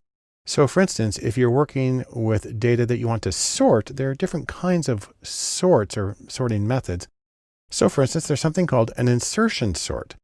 And what you find is that on its best day, it's linear. It's O of n. That's not bad. On the other hand, the average is quadratic, and that's a huge difference between the two. Selection sorts, on the other hand, the best is quadratic and the average is quadratic. It's always consistent. So it's kind of funny. It takes a long time, but at least you know how long it's going to take versus the variability of something like an insertion sort. So in sum, let me say a few things about Big O. Number one, you need to know that certain functions or procedures vary in speed. And the same thing applies to making demands on a computer's memory or storage space or whatever. They vary in their demands. Also, some of them are inconsistent. Some of them are really efficient sometimes and really slow or really difficult the others. Probably the most important thing here is to be aware of the demands of what you're doing, that you can't, for instance, just run through every single possible solution or your company will be dead before you get an answer. So be mindful of that so you can use your time well and get the insight you need in the time that you need it. A really important element of the mathematics and data science and one of its foundational principles is probability. Now, one of the things that probability comes in intuitively for a lot of people is something like rolling dice or looking at sports outcomes. And really the fundamental question, what are the odds of something? That gets at the heart of probability. Now, let's take a look at some of the basic principles. We got our friend Albert Einstein here to explain things. The principles of probability work this way. Probabilities range from 0 to 1. That's like 0% to 100% chance. When you put P, that stands for probability, and then in parentheses, here A, that means the probability of whatever in parentheses. So PA means the probability of A, and then P of B is the probability of B. When you take all of the probabilities together, you get what's called the probability space, and that's why we have S. And it all adds up to 1 because you've now covered 100% of the possibilities. Also, you can talk about the complement. The tilde here is used to say probability of not A is equal to 1 minus the probability of A, because those have to add up. So let's take a look at something also about conditional probabilities, which is really important in statistics. A conditional probability is the probability of something if something else is true. You write it this way, the probability of, and that vertical line is called a pipe, and it's read as assuming that or given that. So you can read this as probability of A given B is the probability of A occurring if B is true. And so you can say, for instance, what's the probability if something's orange? What's the probability that's a carrot given in this picture? Now, the place where this comes in really important for a lot of people is the probabilities of type 1 and type 2 errors in hypothesis testing, which we'll mention at some other point. But I do want to say a few things about arithmetic with probabilities because it doesn't always work the way that people think it will. Let's start by talking about adding probabilities. Let's say you have two events A and B. And let's say you want to find the probability of either one of those events. So that's like adding the probabilities of the two events. Well, it's kind of easy. You take the probability of event A and you add the probability of event B. However, you may have to subtract something. You may have to subtract this little piece because maybe there is some overlap between the two of them. On the other hand, if A and B are disjoint, which means they never occur together, then that's equal to 0. And then you can, subtract 0, which is you get back to the original probabilities. But let's take a really easy example of this. I've created my super simple sample space. I have 10 shapes. I got 5 squares on the top, 5 circles on the bottom. I've got a couple of red shapes on the right side. Let's say we want to find the probability of a square or a red shape. So we are adding the probabilities, but we have to adjust for the overlap between the two. Well, here's our squares on top. 5 out of the 10 are squares. And over here on the right, we have 2 red shapes, 2 out of 10. So let's go back to our formula here and let's change a little bit. Change the A and the B to S and R for square and red. Now we can start this way. Let's get the probability that something is a square. Well, we go back to our probability space. You see we have 5 squares out of 10 shapes total. So we do 5 over 10, that reduces to 0.5. Okay, next up, the probability of something red in our sample space. Well, we have 10 shapes total. 2 of them on the far right are red. So that's 2 over 10. And you do the division, you get 0.2. Now the trick is the overlap between these two categories. Do we have anything that is both square and red? Because we don't want to count that twice. So we have to subtract it. So let's go back to our sample space. And we're looking for something that is square. There's the squares on top, and there's the things that are red on the side. And you see they overlap. And this is our little overlapping red square. So there's one shape that meets both of those, 1 out of 10. So we come back here, we do 1 out of 10. That reduces to 0.1. And then we just do the addition and subtraction here. 0.5 plus 0.2 minus 0.1 gets us 0.6. And so what that means is there's a 60% chance of an object being square or red. And you can look at it right here. We got 6 shapes outlined now. And so that's the visual interpretation that lines up with the mathematical one we just did. Now let's talk about multiplication for probabilities. Now the idea here is you want to get what are called joint probabilities, or the probability of 2 things occurring together simultaneously. And what you need to do here is you need to multiply the probabilities. And we can say probability of A and B because we're asking about A and B occurring together, a joint occurrence. And it's equal to the probability of A times the probability of B. That's easy. But you do have to expand it just a little bit because you again have the problem of things overlapping a little bit. And so you actually need to expand it to a conditional probability. The probability of B given A. Again, that's the vertical pipe there. On the other hand, if A and B are independent, if they never co-occur, or B is no more likely to occur if A happens, then it just reduces to the probability of B and you get your slightly simpler equation. But let's go and take a look at our sample space right here. So we've got our 10 shapes, 5 of each kind, and then 2 that are red. And we're going to look at originally the probability of something being square or red. Now we're going to look at the probability of it being square and red. Now I know we can eyeball this one really easy, but let's run through the math. The first thing we need to do is get the ones that are square. There's those 5 on the top, and the ones that are red, and there's those 2 on the right. In terms of the ones that are both square and red, yeah, obviously there's just this one red square at the top right. But let's do the numbers here. We change our formula to be S and R for square and red. We get the probability of square. Again, that's those 5 out of 10. So we do 5 out of 10, reduces to 0.5. And then we need the probability of red given that it's a square. So we only need to look at the squares here. There's the squares, 5 of them, and 1 of them is red. So that's 1 over 5. That reduces to 0.2. You multiply those two numbers, 0.5 times 0.2, and what you get is 0.1, or a 10% chance, or 10% of our total sample space is red squares. And you come back and you look at it, you say, yeah, there's 1 out of 10. So that just confirms what we were able to do intuitively. So that's our short presentation on probabilities. And in sum, what do we get out of that? Number one, probability, it's not always intuitive. And also the idea that conditional values can help in a lot of situations, but they may not work the way you expect them to. And really, the arithmetic of probability can surprise people. So pay attention when you're working with it so you can get a more accurate conclusion in your own calculations. Welcome to Statistics and Data Science. I'm Barton Poulsen, and what we're going to be doing in this course is talking about some of the ways that you can use statistics to see the unseen, to infer what's there even when most of it's hidden. Now, this shouldn't be a surprise if you remember the data science Venn diagram that we talked about a while ago. We have math up here in the top right corner, but if you were to go to the original description of this Venn diagram, its full name was Math and Stats. And let me just mention something in case it's not completely obvious about why statistics matters to data science.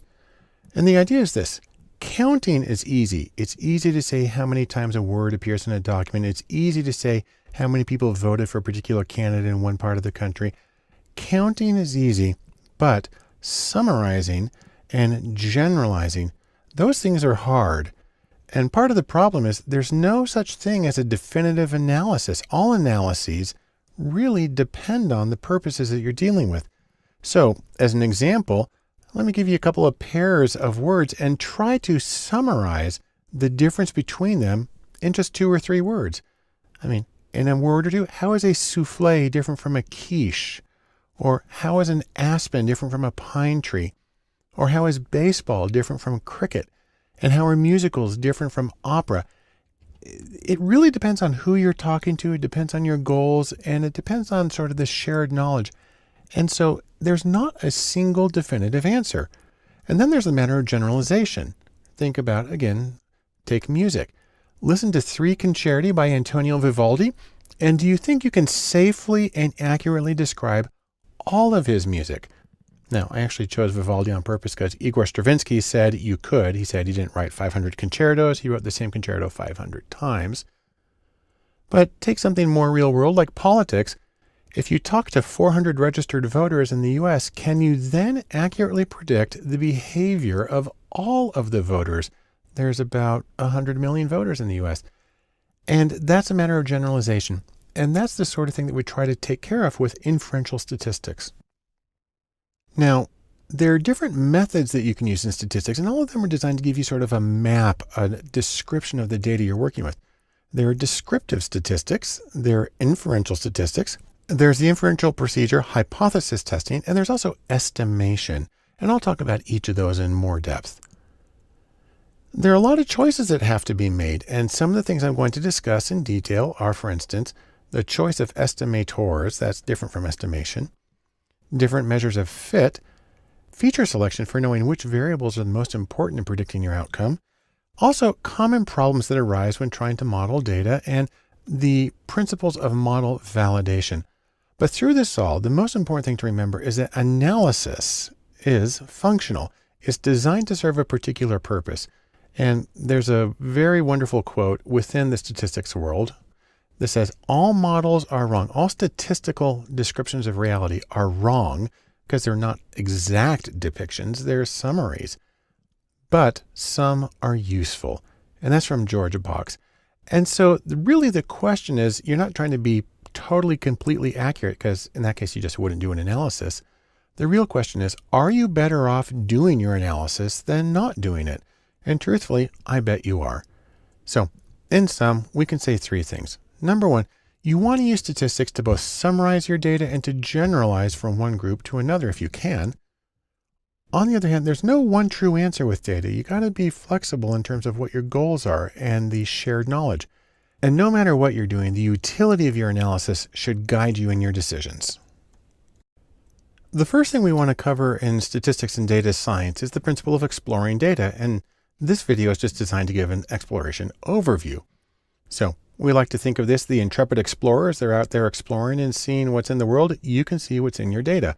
More specifically, you want to see what your data set is like. You want to see if your assumptions are met so you can do a valid analysis with your chosen procedure. And really, something that may seem very weird is you want to listen to your data. If something's not working out, If it's not going the way you want, then you need to pay a little more attention, and exploratory data analysis is going to help you do that.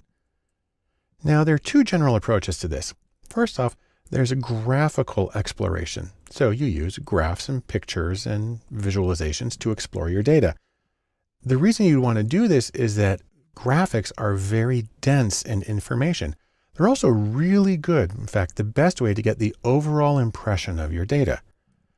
Second to that, there is a numerical exploration. I make it very clear, this is the second step. Do the visualization first, then do the numerical part. Now, you want to do this because it can give greater precision, and this is also an opportunity to try variations on the data. You can actually do some transformations, move things around a little bit, and try different methods and see how that affects the results and see how it looks. So let's go first to the graphical part. There are very quick and simple plots that you can do. Those include things like bar charts and histograms and scatter plots. Very easy to make and very quick way of getting an understanding of the variables in your data set. In terms of numerical analysis, again, after the graphical methods, you can do things like transform the data, that is, take like the logarithm of your numbers. You can do empirical estimates of population parameters, and you can use robust methods, and I'll talk about all of those in more length in later videos. But for right now, I can sum it up this way. The purpose of exploration is to help you get to know your data. And also, you want to explore your data thoroughly before you start modeling it, before you build statistical models. And all the way through, you want to make sure you listen carefully so that you can find hidden or unassumed details and leads in your data. As we move in our discussion of statistics and exploring data, the single most important thing we can do is exploratory graphics. In the words of the late great Yankees catcher Yogi Berra, you can see a lot by just looking. That applies to data as much as it applies to baseball. Now, there's a few reasons you want to start with graphics. Number one is to actually get a feel for the data. I mean, what's it distributed like? What's the shape? Are there strange things going on? Also, it allows you to check the assumptions and see how well your data match the requirements of the analytical procedures you hope to use. You can check for anomalies like outliers and unusual distributions and errors. And also you can get suggestions. If something unusual is happening in the data, that might be a clue that you need to pursue a different angle or do a deeper analysis. Now, we want to do graphics first for a couple of reasons. Number one is they're very information dense, and fundamentally humans are visual. It's our single highest bandwidth way of getting information. It's also the best way to check for shape and gaps and outliers. There are a few ways you can do this if you want to. The first is with programs that rely on code. So you can use the statistical programming language R, the general purpose programming language Python. You can actually do a huge amount in JavaScript, especially in D3.js, or you can use apps that are specifically designed for exploratory analysis. That includes Tableau, both the desktop and the public versions, Qlik, and even Excel is a good way to do this. And then finally, if you really want to know, you can do this by hand. John Tukey, who's the father of exploratory data analysis, wrote his seminal book, a wonderful book, where it's all hand graphs, and actually it's a wonderful way to do it. But let's start the process for doing these graphics. We start with one variable, that is univariate distributions. And so you're going to get something like this. The fundamental chart is the bar chart. This is when you're dealing with categories and you're simply counting how many cases there are in each category. The nice thing about bar charts is they're really easy to read. Put them in descending order and maybe have them vertical, maybe have them horizontal. Horizontal can be nice to make the labels a little easier to read. This is about psychological profiles of the United States. This is real data, and that we have the most states in the friendly and conventional, a smaller number in temperamental and uninhibited, and the least common of the United States is relaxed and creative. Next, you can do a box plot, or sometimes called a box and whiskers plot. This is when you have a quantitative variable, something that's measured, and you can say how far apart scores are. A box plot shows quartile values. It also shows outliers. So for instance, this is Google searches for modern dance, and that's Utah at 5 standard deviations above the national average. That's where I'm from, and I'm glad to see that there. Also, it's a nice way to show many variables side by side if they're on approximately similar scales.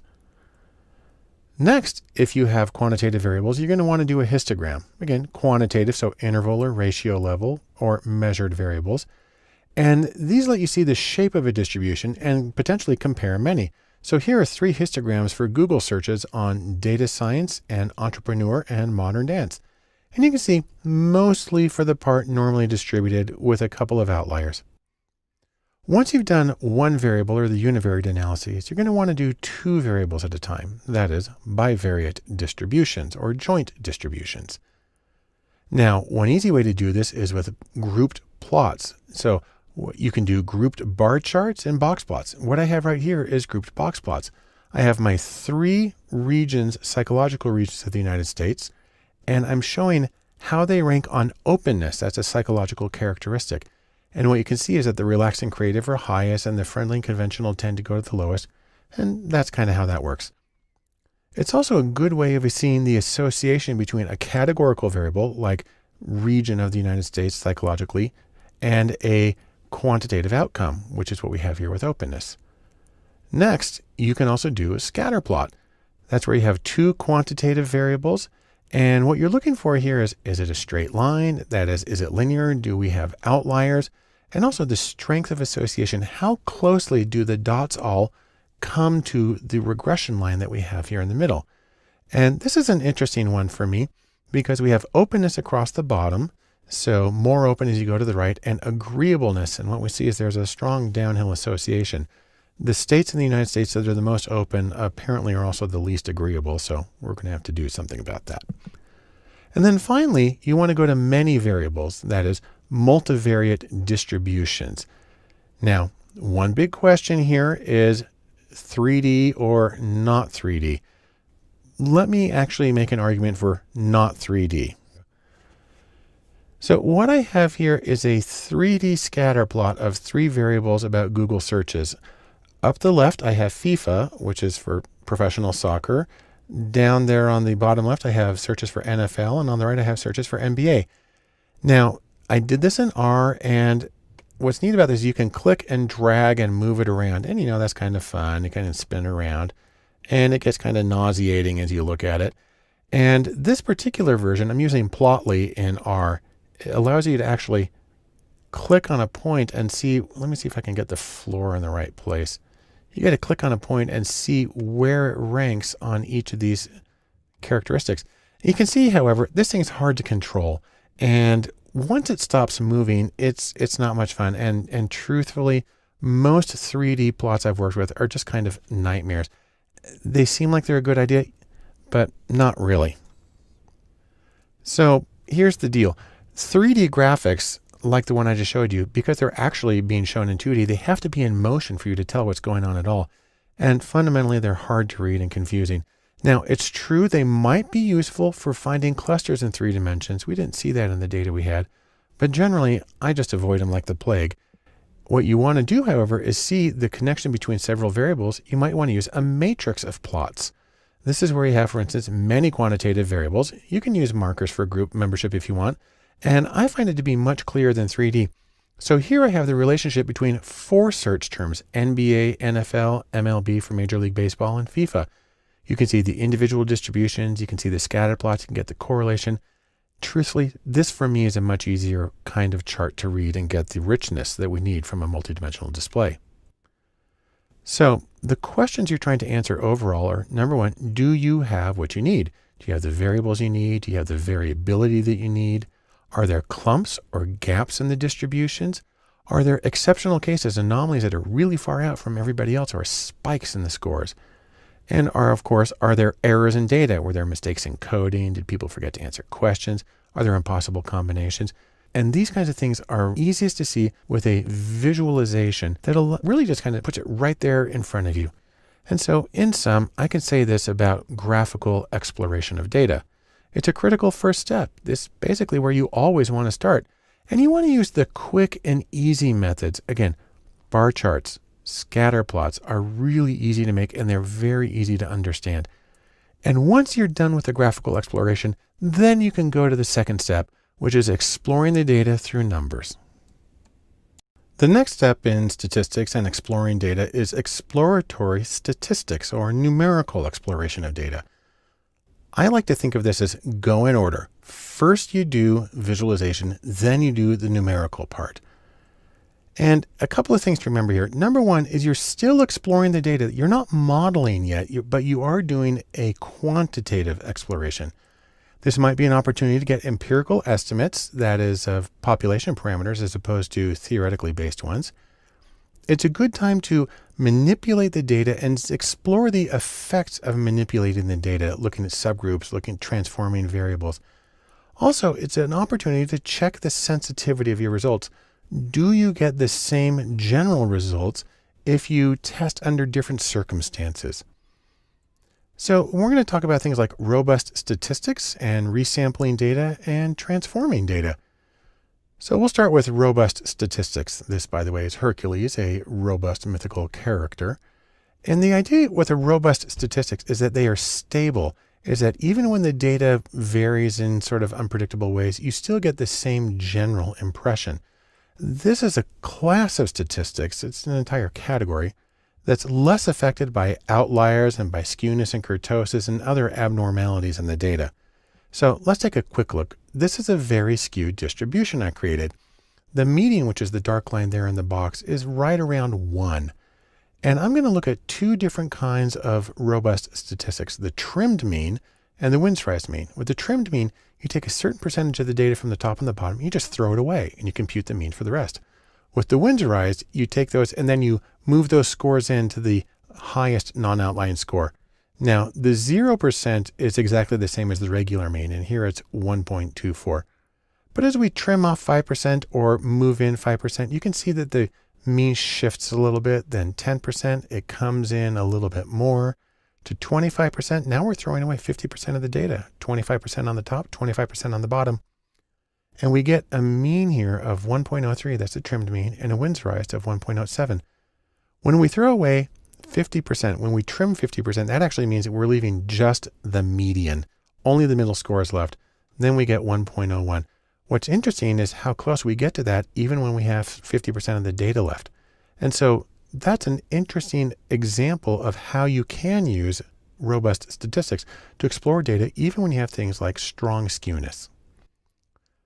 Next is the principle of resampling. And that's like pulling marbles repeatedly out of a jar, counting the colors, putting them back in and trying again. That's an empirical estimate of sampling variability. So sometimes you get 20% red marbles, sometimes you get 30, sometimes you get 22, and so on. There are several versions of this. They go by the names the jackknife and the bootstrap and the permutation. And the basic principle of resampling is also key to the process of cross-validation. I'll have more to say about validation later. And then finally, there's transforming variables. Here's our caterpillars in the process of transforming into butterflies. But the idea here is you take a sort of difficult data set and then you do what's called a smooth function. There's no jumps in it, and something that preserves the order and it allows you to work on the full data set. So you can fix skewed data, and in a scatter plot, you might have a curved line. You can fix that. And probably the best way to look at this is with something called Tukey's ladder of powers. I mentioned before John Tukey, the father of exploratory data analysis. He talked a lot about transformations. This is his ladder starting at the bottom with the -1 over x squared up to the top with his x cubed. And here's how it works. This distribution over here is a symmetrical, normally distributed variable. And as you start to move in one direction, and you apply the transformation, you take the square root, you see how it moves the distribution over to one end. Then the logarithm, and you get to the end, you get this -1 over the square of the score. And that pushes it way, way, way over. If you go the other direction, for instance, you square the scores, it pushes it down in the one direction, you cube it, and then you see how it can move it around in ways that allow you can actually undo the skewness to get back to a more centrally distributed distribution. And so these are some of the approaches that you can use in the numerical exploration of data. In sum, let's say this. Statistical or numerical exploration allows you to get multiple perspectives on your data. It also allows you to check the stability, see how it works with outliers and skewness and mixed distributions and so on. And perhaps most importantly, it sets the stage for the statistical modeling of your data. As a final step of statistics and exploring data, I'm going to talk about something that's not usually considered exploring, but is basic descriptive statistics. I like to think of it this way. You've got some data and you are trying to tell a story. More specifically, you're trying to tell your data's story. And with descriptive statistics, you can think of it as trying to use a little data to stand in for a lot of data, using a few numbers to stand in for a large collection of numbers. And this is consistent with the advice that we get from good old Henry David Thoreau, who told us, simplify, simplify. If you can tell your story with more carefully chosen and more informative data, go for it. So there's a few different procedures for doing this. Number one, you want to describe the center of your distribution of data. That's if you're going to pick a single number, use that. Two, if you can give a second number, give something about the spread or the dispersion or the variability. And three, it's also nice to be able to describe the shape of the distribution. Let me say more about each of these in turn. First, let's talk about center. We have the center of our rings here. Now, there are a few very common measures of center or location or central tendency of a distribution. There's the mode, and there's the median, and there's the mean. Now, there are many, many others, but those are the ones that are going to get you most of the way. Let's talk about the mode first. Now, I'm going to create a little data set here on a scale from 1 to 11, and I'm going to put individual scores. There is a 1 and another 1 and another 1 and another 1. Then we have a 2, 2. Then we have a score way over at 9 and another score over at 11. So we have 8 scores, and this is the distribution. This is actually a histogram of the data set. The mode is the most commonly occurring score or the most frequent score. Well, if you look at how tall each of these go, we've got more ones than anything else. And so 1 is the mode because it occurs 4 times and nothing else comes close to that. The median is a little different. The median is looking for the score that is at the center if you split it into 2 equal groups. We have 8 scores, so we want to get one group of 4, that's down here. And then the other group of 4 is this really big one because it ranges way out. And the median is going to be the place on the number line that splits those into 2 groups. That's going to be right here at 1.5. Now the mean's a little more complicated, even though people understand means in general. It's the first one we have here that actually has a formula where m for the mean is equal to the sum of x, that's our scores on the variable, divided by n, the number of scores. You can also write it out with Greek notation if you want, like this, where that's sigma, a capital sigma is the summation sign, sum of x divided by n. And with our little data set, that works out to this: 1 plus 1 plus 1 plus 1 plus 2 plus 2 plus 9 plus 11. Add those all up and divide by 8, because that's how many scores there are. Well, that reduces to 28 divided by 8, which is equal to 3.5. If you go back to our little chart here, 3.5 is right over here. You'll notice there aren't any scores really exactly right there. That's because the mean tends to get very distorted by outliers. It follows the extreme scores. But a really nice, I say it's more than just a visual analogy, is that if this number line were a seesaw, then the mean is exactly where the balance point or the fulcrum would be for these to be equal. People understand that. If somebody weighs more, they got to sit in closer to balance somebody who weighs less, who has to sit further out. And that's how the mean works. Now, let me give a little bit of the pros and cons of each of these. For the mode's really easy to do. You just count how common it is. On the other hand, it may not be close to what appears to be the center of the data. The median, it splits the data into 2 same-sized groups, the same number of scores in each. And that's pretty easy to deal with, but unfortunately, it's hard to use that information in many statistics after that. And then finally, the mean. Of these 3, it's the least intuitive, it's the most effective by outliers and skewness, and that may really strike against it, but it is, however, the most useful statistically, and so it's the one that gets used the most often. Next, there's the issue of spread. Spread your tail feathers. And we have a few measures here that are very common also. There's the range, there are percentiles and interquartile range, and there's the variance and the standard deviation. I'll talk about each of those. First, the range. The range is simply the maximum score minus the minimum score. And in our case, that's just 11 minus 1, which is equal to 10. So we have a range of 10. And I can show you that here on our chart. It's just that line there at the bottom from the 11 down to the 1. That's a range of 10. The interquartile range, which actually is usually referred to simply as the IQR, is the distance between Q3, which is the third quartile score, and Q1, which is the first quartile score. If you're not familiar with quartiles, it's the same as the 75th percentile score and the 25th percentile score. Really what it is you're going to throw away some of the data. So let's go to our distribution here. First thing we're going to do is we're going to throw away the two highest scores. There they are. They're grayed out now. And then we're going to throw away two of the lowest scores. They're out there. And then we're going to get the range for the remaining ones. Now, this is complicated by the fact that I've got this big gap in between 2 and 9. And different methods of calculating quartiles do something with that gap. So if you use a spreadsheet, it's actually going to do an interpolation process, and it'll give you a value of 3.75, I believe, and then down to 1 for the first quartile. So not so intuitive with this graph, but that is how it works usually. If you want to write it out, you can do it like this. The interquartile range is equal to Q3 minus Q1. And in our particular case, that's 3.75 minus 1. And that, of course, is equal to just 2.75. And there you have it. Now, our final measure of spread or variability or dispersion is two related measures, the variance and the standard deviation. These are a little harder to explain and a little harder to show. But the variance, which is at least the easiest formula, is this. The variance is equal to, that's the sum, the capital sigma is the sum of x minus m. That's how far each individual score is from the mean. And then you take that deviation there and you square it, you add up all the deviations, and then you divide by the number. So the variance is the average squared deviation from the mean. I'll try to show you that graphically. So here's our data set, and there's our mean right there at 3.5.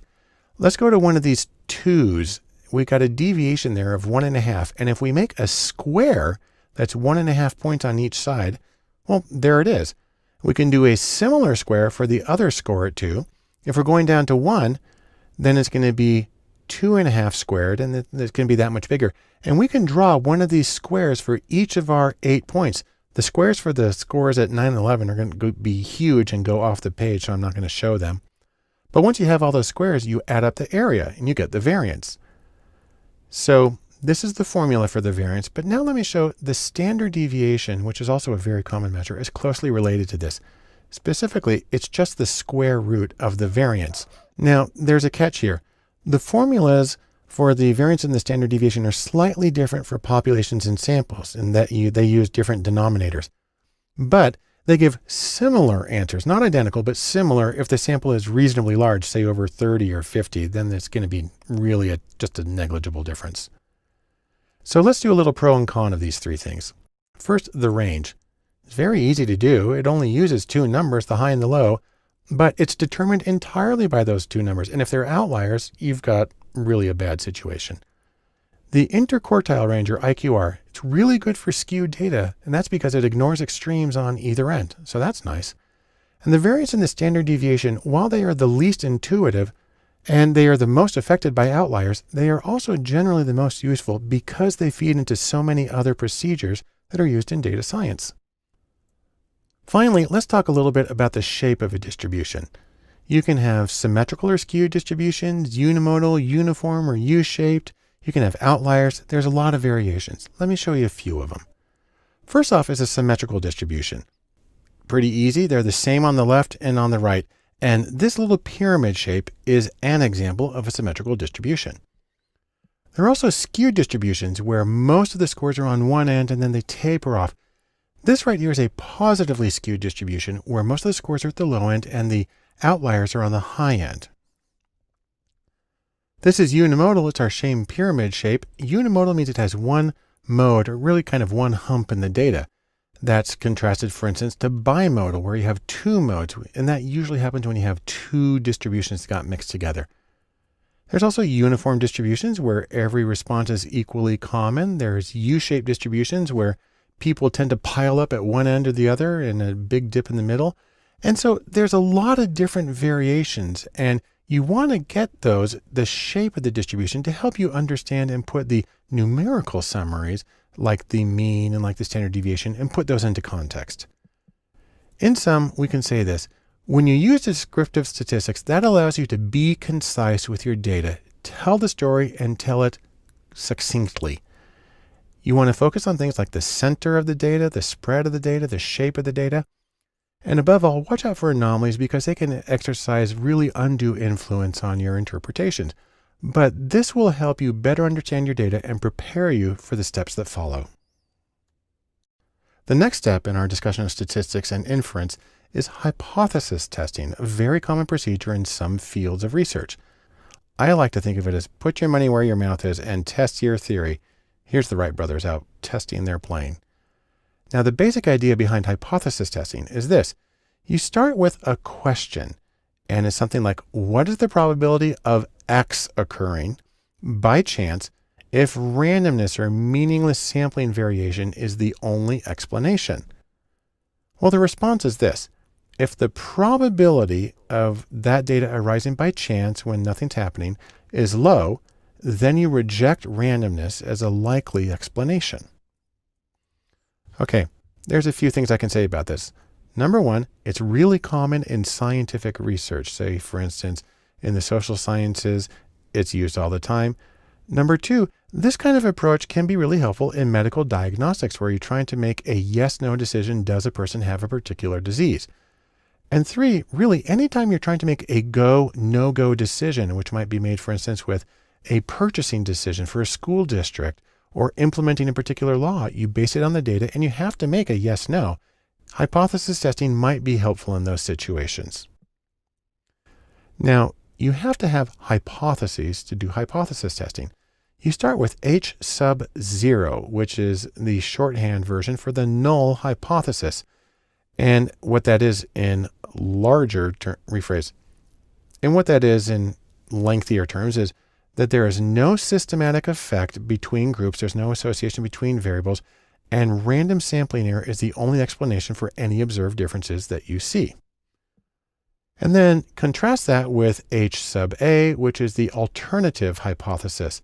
And this really just says that there's a systematic effect, that there is in fact a correlation between variables, that there is in fact a difference between two groups, that this variable does in fact predict the other one. Let's take a look at the simplest version of this, statistically speaking. Now, what I have here is a null distribution. This is a bell curve. It's actually the standard normal distribution, which shows z-scores and relative frequency. And what you do with this is you mark off what are called regions of rejection. And so I've actually shaded off the highest 2.5% of the distribution and the lowest 2.5%. What's funny about this is even though I draw it to plus and minus 3 and it looks like it hits 0, it's actually infinite and asymptotic. But that's the highest and lowest 2.5%. Collectively, that leaves 95% in the middle. Now, the idea is then you gather your data, you calculate a score for your data, and you see where it falls in this distribution.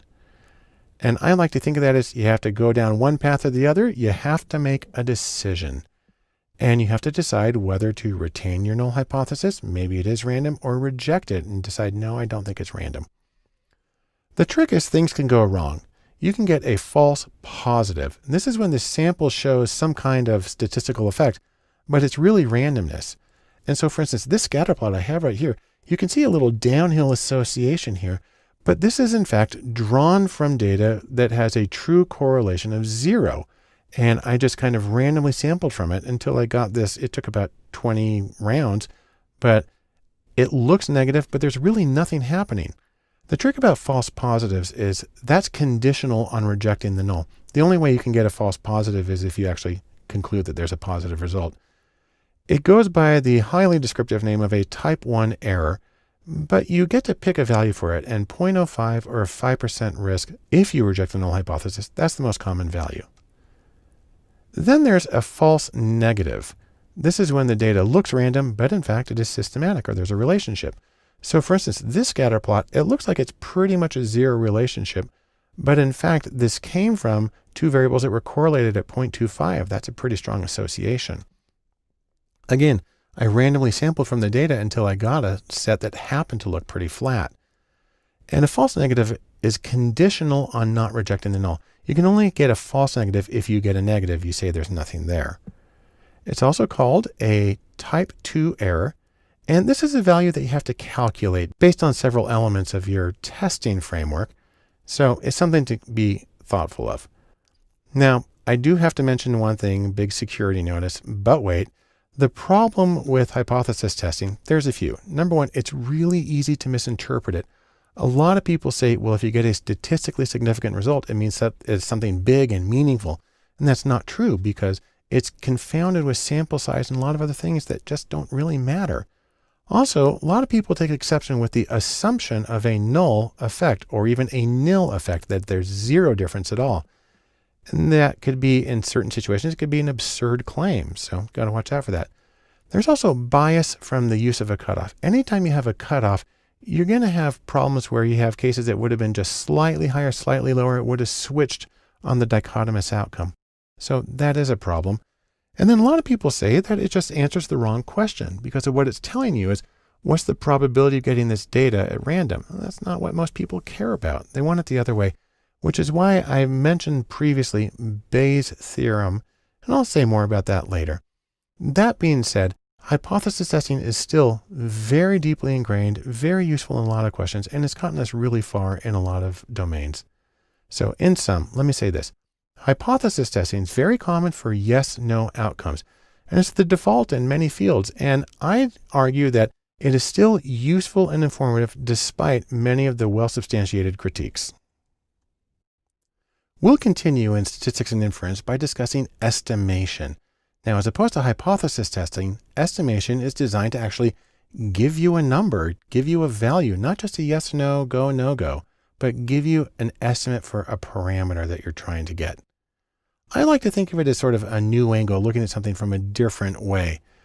The most common approach to this is confidence intervals. Now, the important thing to remember is this is still an inferential procedure. You're still using sample data and trying to make conclusions about a larger group or population.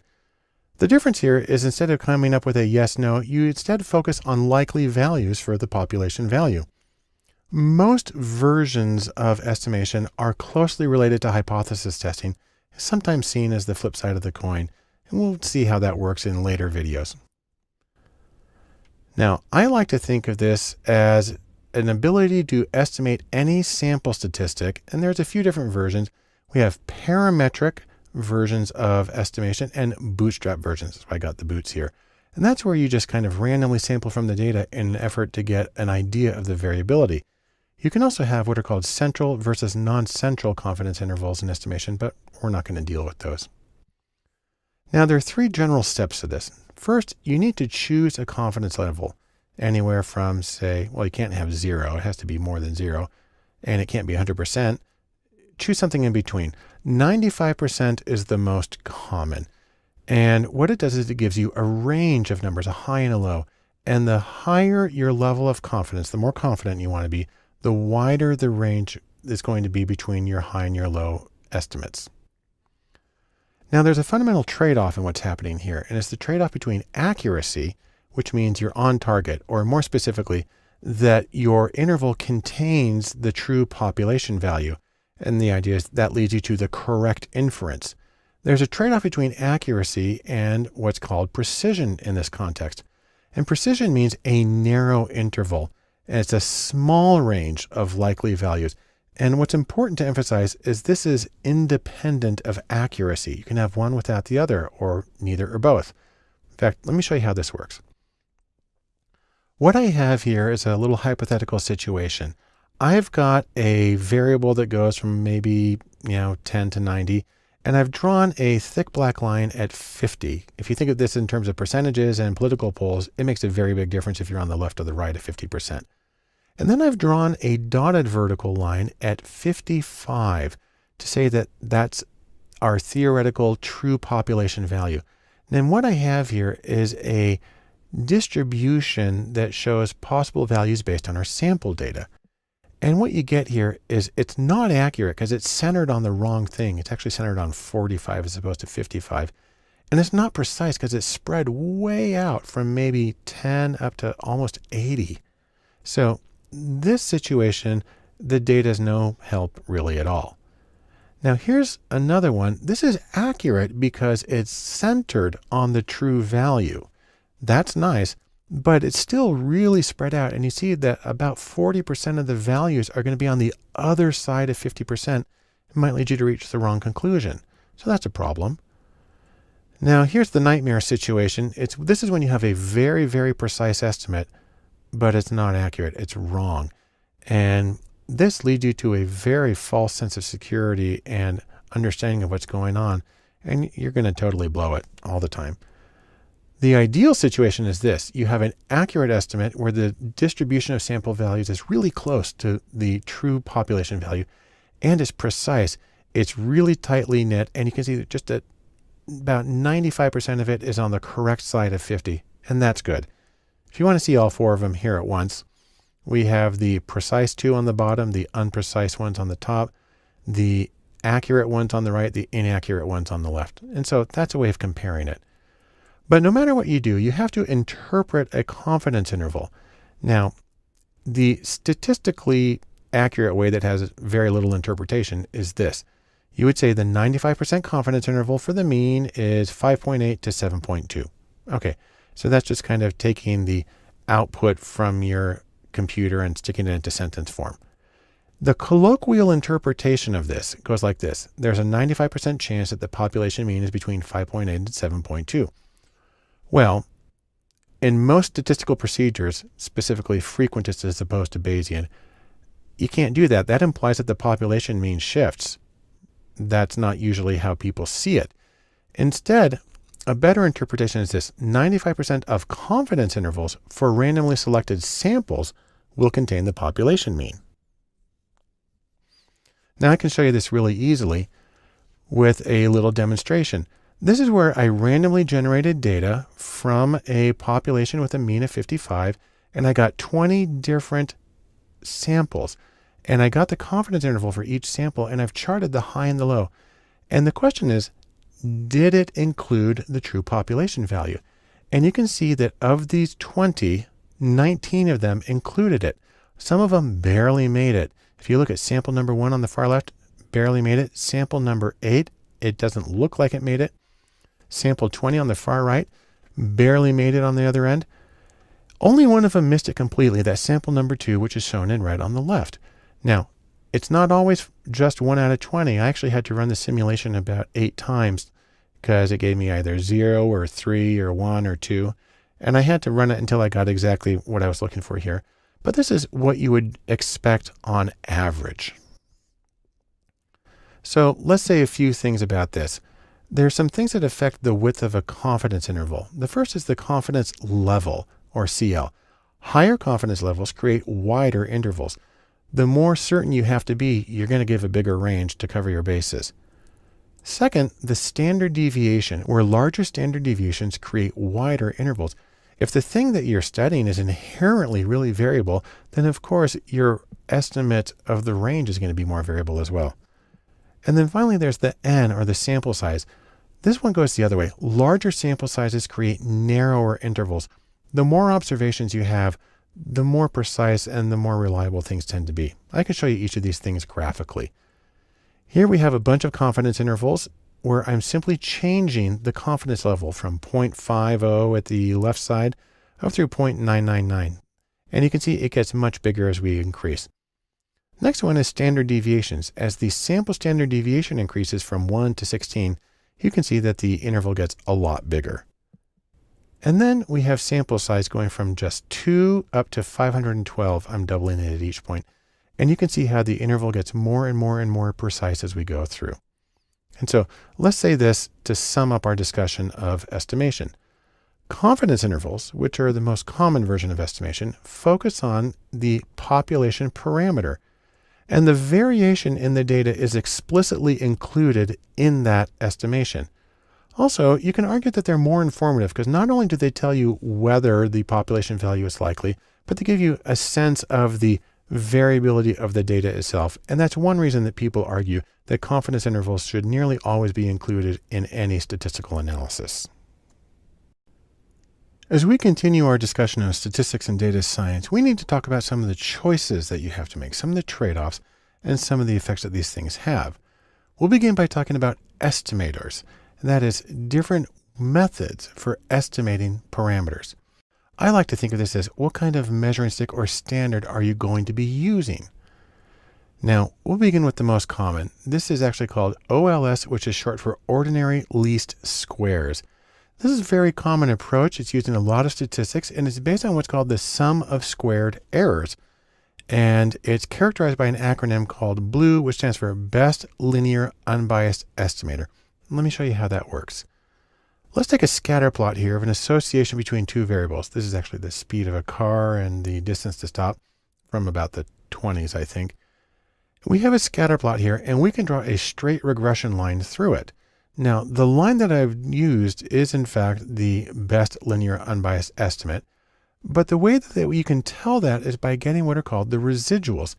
If you take each data point and draw a perfectly vertical line up or down to the regression line, because the regression line predicts what the value would be for that value on the x-axis, those are the residuals. Each of those individual vertical lines is a residual. You square those and you add them up, and this regression line, the gray angled line here, will have the smallest sum of squared residuals of any possible straight line that you can run through it. Now, another approach is ML, which stands for maximum likelihood. And this is when you choose parameters that make the observed data most likely. It sounds kind of weird, but I can demonstrate it.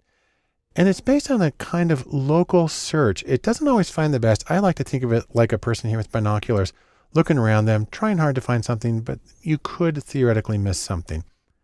Let me give a very simple example of how this works. Let's assume that we're trying to find parameters that maximize the likelihood of this dotted vertical line here at 55. And I've got three possibilities. I've got my red distribution, which is off to the left, the blue, which is a little more center, and the green, which is far to the right. And these are all identical, except they have different means. And by changing the means, you see that the one that is highest where the dotted line is the blue one. And so if only thing we're doing is changing the mean and we're looking at these three distributions, then the blue one is the one that has the maximum likelihood for this particular parameter. On the other hand, we could give them all the same mean right around 50 and vary their standard deviations instead. And so they spread out different amounts. In this case, the red distribution is highest at the dotted vertical line, and so it has the maximum value. Or if you want to, you can vary both the mean and the standard deviation simultaneously. And here the green gets a slight advantage. Now, this is really a caricature of the process because obviously you would just want to center it right there on the 55 and be done with it. The question is when you have many variables in your data set, then it's a very complex process of choosing values that can maximize the association between all of them.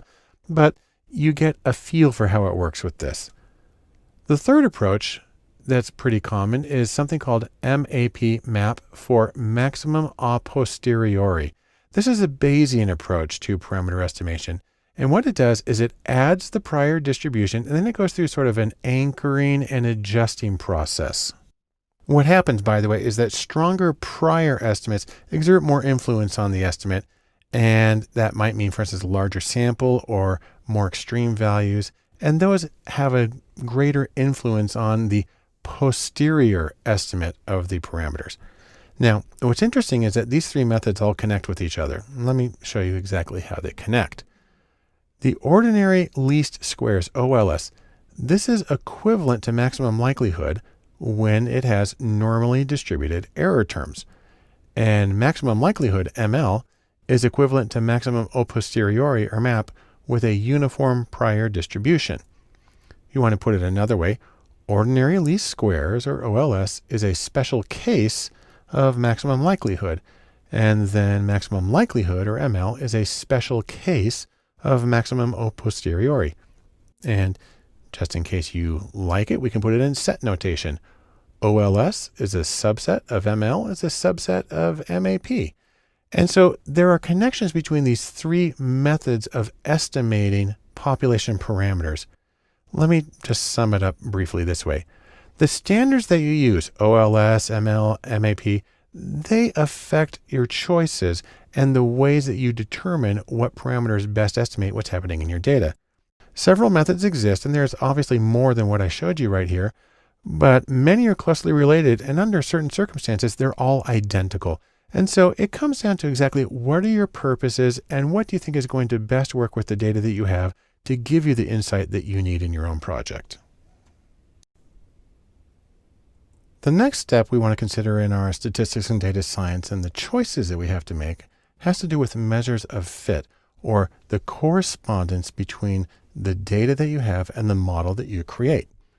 Now, it turns out there's a lot of different ways to measure this, and one big question is how close is close enough? Or how can you see the difference between the model and reality? Well, there's a few really common approaches to this. The first one is what's called R-squared. It's got a longer name. That's the coefficient of determination. There's a variation, adjusted R-squared, which takes into consideration the number of variables. Then there's minus 2LL, which is based on the likelihood ratio, and a couple of variations, the Akaike Information Criterion, or AIC, and the Bayesian Information Criterion, or BIC. And then there's also chi-squared. Now that's actually a Greek C there. It looks like an X, but it's a C, and that's chi-squared. And so let's talk about each of these in turn. First off is R-squared. This is the squared multiple correlation, or the coefficient of determination. And what it does is it compares the variance of Y. So if you have an outcome variable, it looks at the total variance of that and compares it to the residuals on Y after you've made your prediction. The scores on R-squared range from 0 to 1, and higher is better. The next is minus 2 log likelihood. That's the likelihood ratio, or as I just said it, the minus 2 log likelihood. And what this does is it compares the fit of nested models. We have a subset, then a larger set, then a larger set overall. This approach is used a lot in logistic regression when you have a binary outcome. And in general, smaller values are considered better fit. Now, as I mentioned, there's some variations of this. I like to think of variations of chocolate. The minus 2 log likelihood, there's the Akaike Information Criterion, the AIC, and the Bayesian Information Criterion, BIC. And what both of these do is they adjust for the number of predictors. Because obviously, if you have a huge number of predictors, you're going to get a really good fit, but you're probably going to have what's called overfitting, where your model is tailored too specifically to the data you currently have and doesn't generalize well. These both attempt to reduce the effect of overfitting. And then there's chi-squared again. It's actually a lowercase Greek c, looks like an X.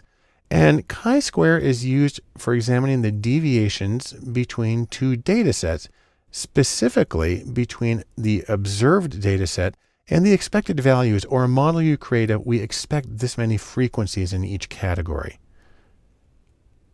Now, I'll just mention, like going to the store, there's a lot of other choices, but these are some of the most common standards, particularly the R-squared.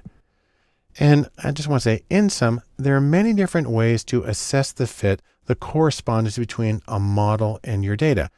And the choices affect the model, especially are you going to penalize for throwing in too many variables relative to your number of cases?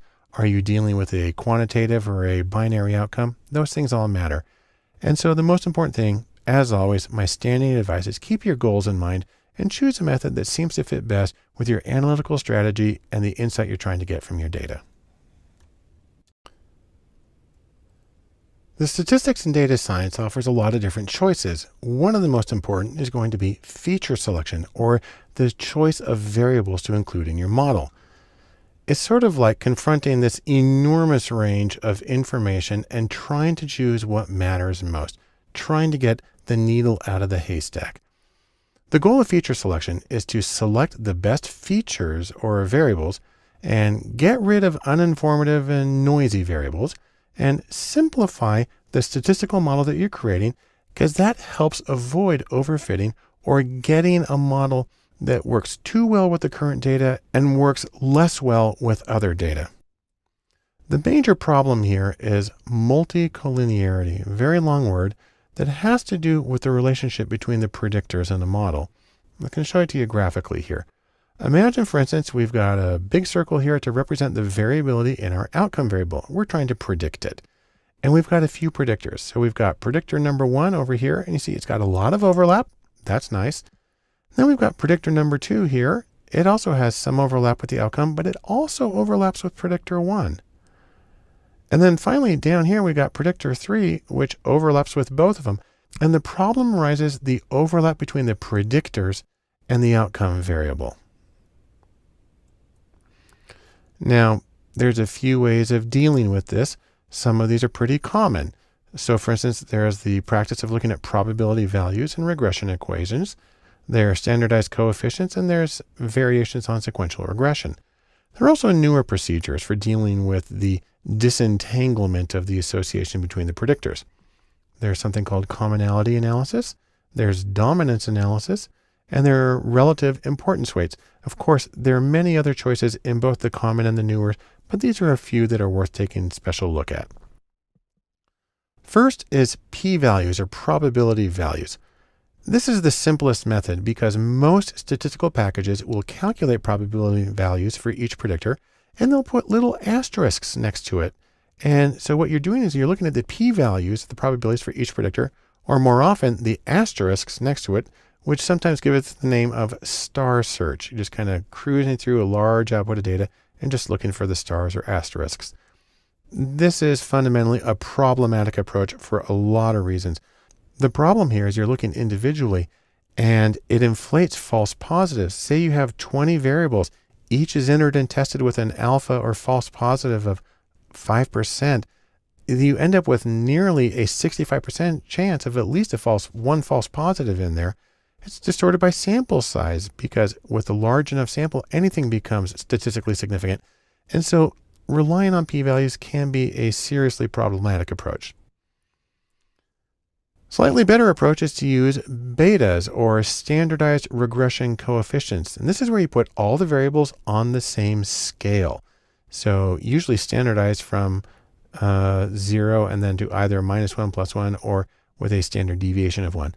The trick is, though, they're still in the same context of each other, and you can't really separate them because those coefficients are only valid when you take that group of predictors as a whole. So one way to try to get around that is to do what they call stepwise procedures, where you look at the variables in sequence. There are several versions of sequential regression that allow you to do that. You can put the variables into groups or blocks and enter them in blocks and look at how the equation changes overall. You can examine the change in fit at each step. The problem with a stepwise procedure like this is it dramatically increases the risk of overfitting, which again is a bad thing if you want to generalize your data. And so to deal with this, there's a whole collection of newer methods. A few of them include commonality analysis, which provides separate estimates for the unique and shared contributions of each variable. Well, that's a neat statistical trick, but the problem is it just moves the problem of disentanglement to the analyst, so you're really not better off than you were as far as I can tell. There's dominance analysis, which compares every possible subset of predictors. Again, sounds really good, but you have the problem known as the combinatorial explosion. If you have 50 variables that you could use, and there are some that have millions of variables, with 50 variables, you have over 1 quadrillion possible combinations. You're not going to finish that in your lifetime. And it's also really hard to get things like standard errors and perform inferential statistics with this kind of model. And then there's also something that's even more recent than these others called relative importance weights. And what this does is it creates a set of predictors that are orthogonal or uncorrelated with each other, basing them off of the originals. And then it predicts the scores, and then it can predict the outcome without the multicollinear because these new predictors are uncorrelated. It then rescales the coefficients back to the original variables. That's the back transform. And then from that, it assigns relative importance or a percentage of explanatory power to each predictor variable. Now, despite this very different approach, it tends to have results that resemble dominance analysis. It's actually really easy to do. Their websites, you just plug in your information and it does it for you. And so that's yet another way of dealing with the problem of multicollinearity and trying to disentangle the contribution of different variables. In sum, let's say this. What you're trying to do here is choose the most useful variables to include into your model. Make it simpler, be parsimonious. Also, reduce the noise and distractions in your data. And in doing so, you're going to always have to confront the ever-present problem of multicollinearity or the association between the predictors in your model with several different ways of dealing with that. As we continue our discussion of statistics and the choices that are made, one important consideration is model validation.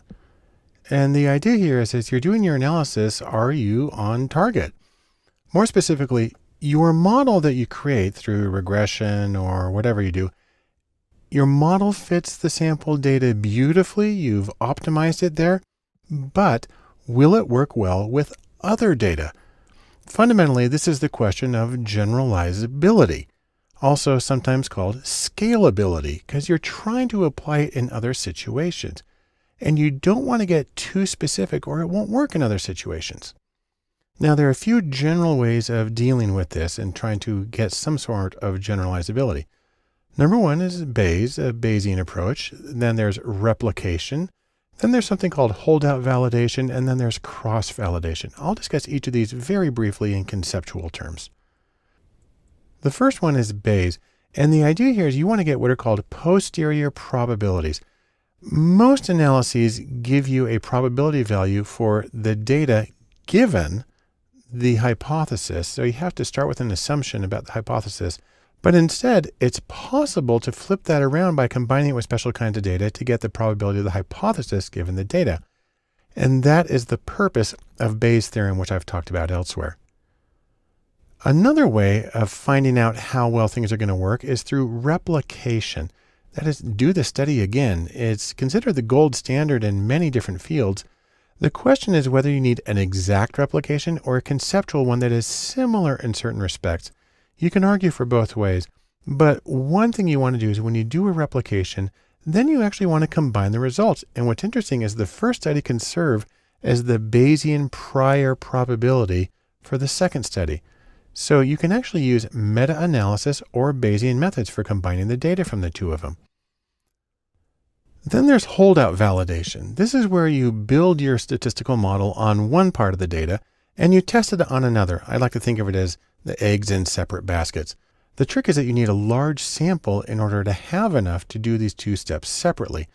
On the other hand, it's also used very often in data science competitions as a way of having a sort of gold standard for assessing the validity of a model. Finally, I'll just mention one more, and that's cross-validation. This is when you use the same data for both training and for testing or validating. There are several different versions of it, and the idea is you're not using all the data at once, but you're kind of cycling through and weaving the results together. There's leave one out, where you leave out one case at a time, also called LOO, L-O-O. There's leave P out, where you leave out a certain number at each point. There's K-fold, where you split the data into, say, for instance, 10 groups, and you leave out one and you develop it on the other 9, and then you cycle through. And there's repeated random subsampling, where you use a random process at each point. Any of those can be used to develop the model on one part of the data and test it on another, and then cycle through to see how well it holds up under different circumstances. And so, in sum, I can say this about validation. You want to make your analysis count by testing how well your model holds up from the data you developed it on to other situations, because that's really what you're trying to accomplish. This allows you to check the validity of your analysis and your reasoning, and it allows you to build confidence in the utility of your results. To finish up our discussion of statistics and data science and the choices that are involved, I want to mention something that really isn't a choice, but more an attitude. It's DIY for do it yourself. The idea here is, really, you just need to get started. Remember, data is democratic. It's there for everyone. Everybody has data. Everybody works with data, either explicitly or implicitly. So data is democratic. So is data science. And really, my overall message is you can do it. A lot of people think you have to be at this totally cutting edge virtual reality sort of thing. And it's true. There's a lot of active development going on in data science. There's always new stuff. The trick, however, is the software that you can use to implement those things often lags. It'll show up first in programs like R and Python, but as far as it showing up in a point-and-click program, that could be years. What's funny, though, is often these cutting-edge developments don't really make much of a difference in the results of the interpretation. They may in certain edge cases, but Usually not a huge difference. And so I'm just going to say, analysts beware. You don't necessarily have to do it. It's pretty easy to do them wrong. And so you don't have to wait for the cutting edge. Now, that being said, I do want you to pay attention to what you're doing. A couple of things I've said repeatedly is know your goal. Why are you doing this study? Why are you analyzing the data? What are you hoping to get out of it? Try to match your methods to your goal. Be goal directed. Focus on the usability. Will you get something out of this that people can actually do something with? And then, as I've mentioned several times with the Bayesian thing, don't get confused with probabilities. Remember that priors and posteriors are different things, just so you can interpret things accurately. Now, I want to mention something that's really important to me personally, and that is beware the trolls. You will encounter critics, people who are very vocal and who can be harsh and grumpy and really just intimidating. And they can really make you feel like you shouldn't do stuff because you're going to do it wrong.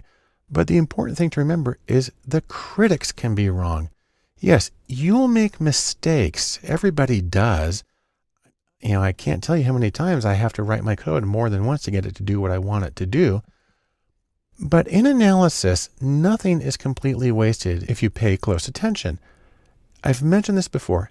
Everything signifies, or in other words, everything has meaning. The trick is that the meaning might not be what you expected it to be. So you're going to have to listen carefully. And I just want to reemphasize, all data has value, so make sure you're listening carefully. In sum, let's say this, no analysis is perfect.